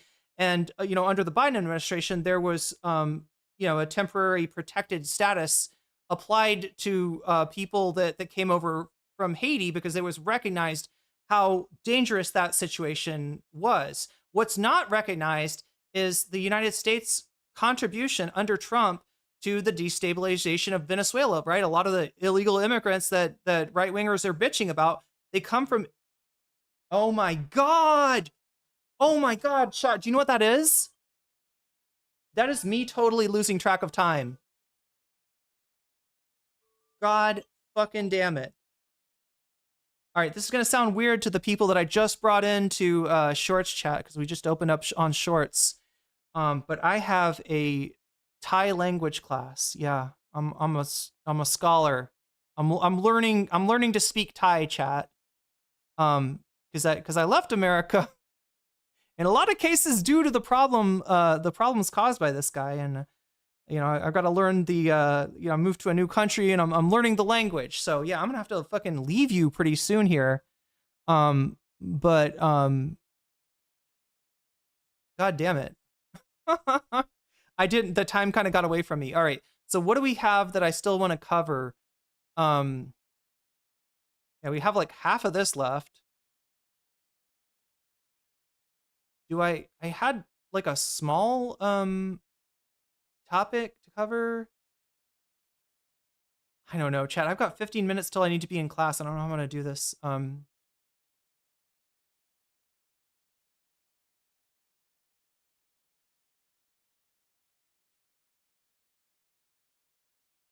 Let's just go to the Chris Hayes commentary. Ugh, I hate this. I like to have more time to cover these topics. And on most days of the week, I'll stay on for longer. I'll stream into the early hours of the morning in the US just to keep you abreast of the political situation. But unfortunately, today is not one of those days, and I literally have 15 minutes before I need to be in my class learning to speak a new language with a completely different alphabet, which is fun. Good evening from New York. I'm Chris Hayes. Well, today was a wild day at the White House. Donald Trump brought New York City Mayor-elect Zohran Mamdani to the White House. It seemed like it was set up to be an ambush. Now, the White House clearly planned to sandbag the guy like they did with Ukrainian President Volodymyr Zelinsky earlier this year. Remember that? I wonder what he's basing that on, right? Again, Chad, I'm not a fan of Trump, but I don't know that I don't know any information that Trump had planned to try to embarrass Mamdani the way that he did to Zelinsky in this meeting. I know that's what Fox News thought was going to happen. Like, you can tell by their coverage that is fully what they expected. I'm just not sure if that's actually what Trump had planned. Right? This whole thing of the Trump Mamdani love fest seems, from what I can tell, to either have been engineered by the Trump administration for PR in order to positively associate Trump with Mamdani's successful campaign based on affordability, an issue that Trump is losing on after having done, after having made a lot of hay out of affordability in the 2024 election. It's either that or literally Mamdani charmed the pants off of Trump in private. And no, chat, I am not implying that Zohran Mamdani is actually Bubba, although I guess we don't know he's not Bubba. In fact, when announcing the visit itself, Trump called Mamdani a communist, and his administration handpicked the White House pool and stocked it with right-wing cranks and influencers. Republicans even held... Okay, so that's what he's basing it on. Okay, I mean, that's I could see why that would lead you to believe that he wanted a more contentious exchange. A previously scheduled show vote on the floor today for a resolution condemning socialism ahead of Mamdani's visit. Oh yeah, chat, this is pretty bad. They did a resolution, the Republicans did a resolution condemning socialism ahead of Mamdani's visit. Literally, this is just a messaging bill. There's no law in this bill, right? Nothing changed as far as the law. It's a messaging bill to just say, like, communism is bad, right? And guess who jumped on board with this? Hakeem Jeffries, the guy that Mamdani had a real nice opportunity to try to put a shiv in, right? To try to say that he thinks that what a lot of people are saying right now is that Jeffries and Schumer should either resign or be voted out, that they're not good leadership for the Democrats, right? Mamdani had a chance to ride that train and endorse a candidate to the left of Jeffries, and he didn't take it. Even after Jeffries voted for this stupid ass messaging bill saying fuck communism. Fox News had tons of coverage of how the whole thing would go down. In a way, they both sort of need each other politically as well, right? So President Trump going into the midterms, you look at today's vote in the House brought on a resolution. Ellis Palace says, I haven't made my mind up yet on if I'm going to insult you or not. Yeah, feel free to call me a fascist and a despot if you want. Condemning socialism, that's no doubt going to be seen between It's easier than trying to explain yourself. now and the 2026 midterms. Well, do they need each other? Wow. I mean, so look at this. Look, Fox News was definitely thinking exactly what Chris Hayes is saying. I'm just not sure if the Trump administration was, you know, on board with that. I mean, this seems pretty intentional. I don't really know. I don't think the president's going to be reaching out to Mamdani. No, I mean, they need each other to be like the leverage points against each other because of the extremes. Yes. Well, that's right. Well, it's not quite right. At least it's not quite how it all went down.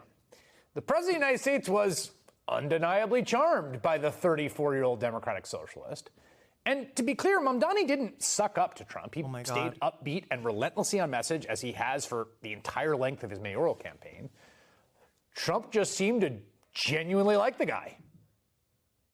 We've just had a great meeting, a really good, very productive meeting. We have one thing in common. We want this city of ours that we love to do very well. And I wanted to congratulate the mayor. He really ran an incredible race against, you know, a lot of smart people, starting with the early primaries against some very tough people, very smart people. And he beat them easily. And I congratulated him. And we talked about some things in very strong common. Sorry, is he calling Brad Lander very tough and very smart? Okay. I like the primary race. I mean, his biggest competition was obviously Cuomo. It would have been Eric Adams, but I think Eric Adams dropped out of the primary, if I remember correctly. I don't know what Trump's talking about here. Like housing and getting housing built and food and prices. The better he does, the happier I am, I will say. There's no difference in party. There's no difference in anything. And we're going to be helping him to make everybody's dream come true. Look, the irony of this all is that this kind of politics, right, where you say, look, I care about... It's so peaceful up here, but now there are freaking communists invading this kind of country where you put the welfare of the country and the welfare of New York City above partisan, partisan, like, you know, bickering, right? This is like pre-Trump politics, right? This is how politicians used to operate pre-Trump, right? If you lose an election, you do a concession speech, you congratulate the winner, and you say, "I look forward to working with the president-elect to to helping all Americans," or something like that, right? That was the stand. Now it's not how shit works now under Trump. It's kind of the opposite, right?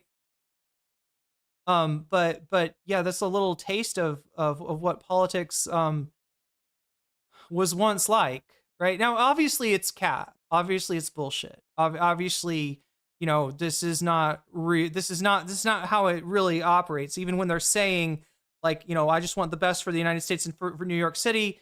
No, you don't want the best for your opponent, all right? But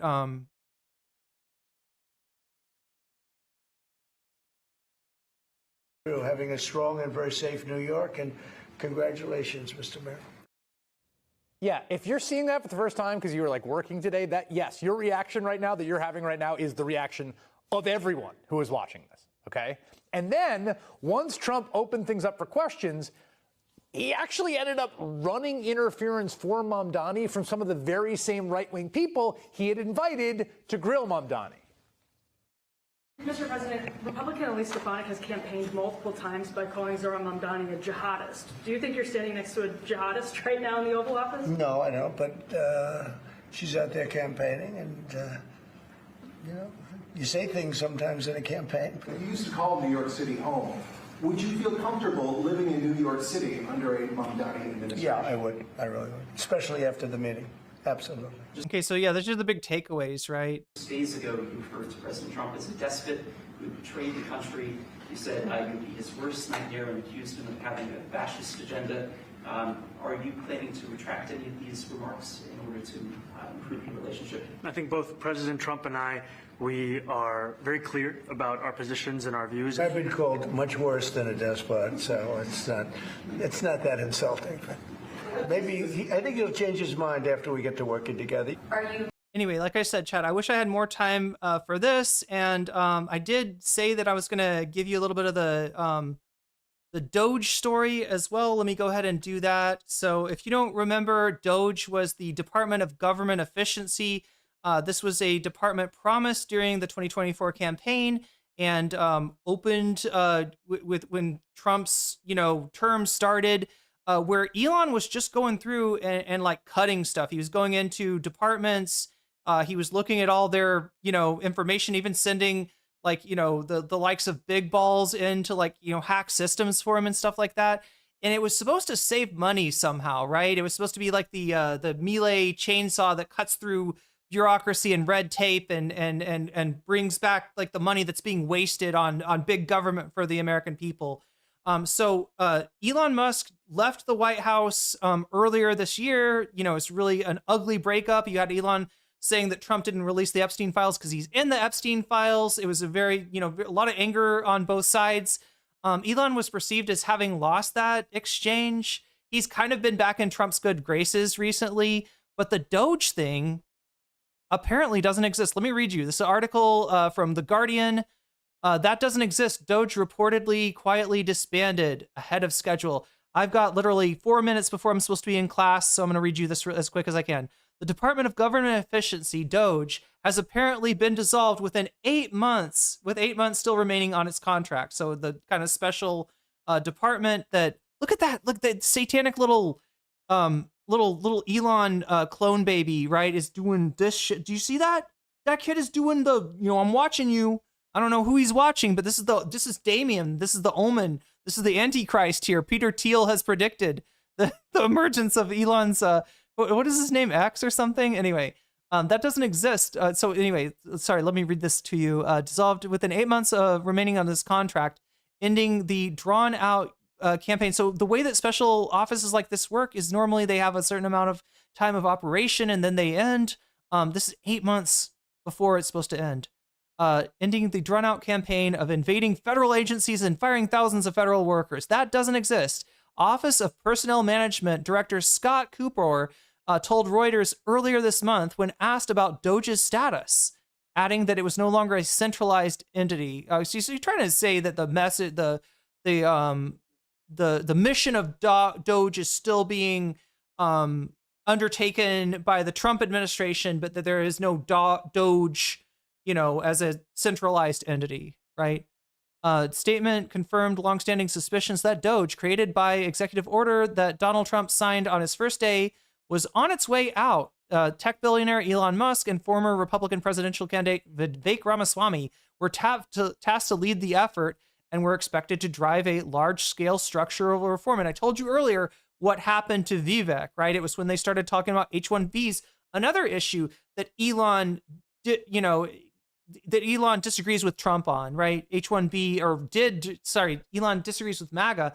Actually, Trump has come over to the Elon side in terms of H-1Bs, despite the bad press that he got from Elon and Vivek in that discourse that they started on Twitter and just lost it really badly in the worst way possible, right? We're actually trying to be as transparent as possible, Musk said about the department back in February, ignoring the fact that DOGE agents refused to identify themselves in many cases, slashed agency spending, often without consulting the agencies, and did not transparently provide a public accounting of its work. I don't know of a case where an organization has been more transparent than the DOGE organization. Well, now it's literally transparent because it doesn't fucking exist. Suspicions that DOGE may have been disbanded began to surface earlier this summer after Politico reported in June that staffers had packed up their clothes and bedding at the bedding. Oh God, what the fuck? I hate these tech startups. I hate this tech startup philosophy. This idea that you should live in the office. This is fucking, I mean, I live in my office, right? But it's a bad thing, chat. You should probably try to have a different place that you go to work than where you live. It's better that way. But anyway, that's how they run it. At the department's headquarters, where they had been sleeping since February, looked for new homes. The rehousing followed the explosive online feud between Trump and Musk and many former employees reportedly grew worried that their role in the slashing government programs, eliminating jobs, could carry criminal repercussions. This is going to be true of ICE, I think, going forward as well, right? By May, more than 200,000 federal workers have been laid off, roughly 75,000 as accepted buyouts. That was the offer to retire early, retire all government agents, as it said in Project 2025. 75,000 apparently accepted that offer of early retirement. No word yet on whether Trump's keeping good with his part of that promise as well. The organization said these cuts saved billions of dollars in expenditures, but it's impossible for experts to authenticate these claims because there's something that said where they said I thought there was something. Someone said that they closed down DOGE to save money, right? In other words, meaning that DOGE wasn't saving Americans money; it was actually DOGE. The irony of ironies, chat. DOGE turned out to be a big waste of money. Now, if somebody from DOGE or representing themselves from DOGE asked me to do something, I wouldn't just blindly do it. A formerly DOGE official who now reported to a federal agency told Politico back in June, while the Trump administration officials have not publicly commented on the fact that DOGE reportedly no longer exists, documents revealed by Reuters show that the Office of Public Management, the federal government's human resource office, has since taken over many of the department's former responsibilities. That's Susan, right? That's what's her name, right? That's overseeing OPM responsibilities. So somebody that's rumored to have, not a great relationship with Elon Musk is who I'm talking about. Trump has also been known to speak about DOGE in the past tense, and Musk officials leaving Washington in May further heightened speculations. Many of the agency's key players have since moved into other roles across the government.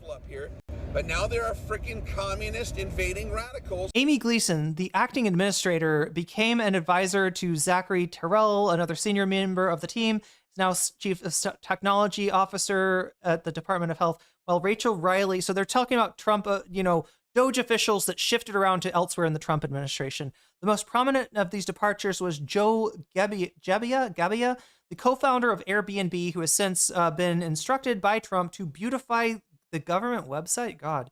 So far, since his DOGE work, Gebbia has redirected his efforts launching websites to recruit law enforcement officers to patrol Washington, D.C., and advertise the president's extensive drug pricing policy. So anyway, that's the article. I wanted to make sure to read it to you, chat. I've really got to. Oh no, I'm 2 minutes late. I'm 2 minutes late. Yeah, what happens to the DOGE checks? The DOGE checks, they're not going to be real.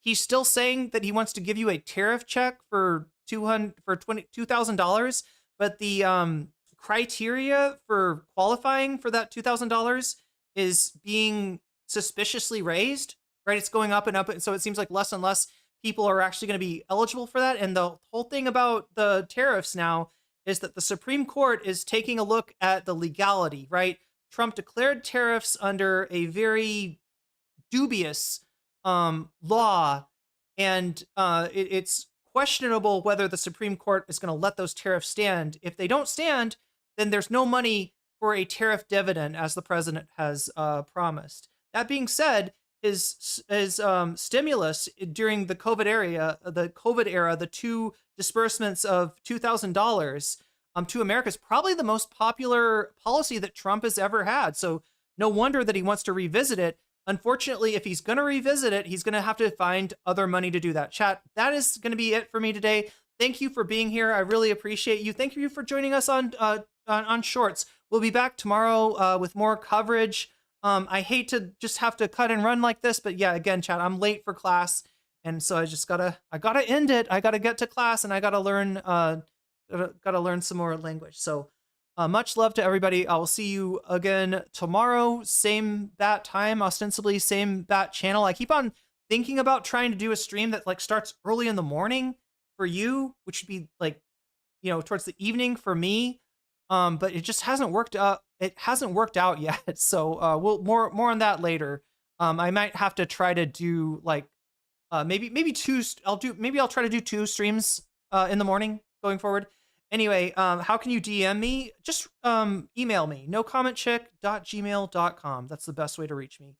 Anyway, I'll see you again tomorrow. Until then, Thank you, mods, for keeping us safe. Thank you to the Thumb Gang for keeping me relevant by liking the stream. That actually helps out a lot. It gets my work into more people's notifications, so I completely appreciate that. Thank you for everybody who boosted the we did a Twitter blast off tweet today, so thanks to everybody who boosted that.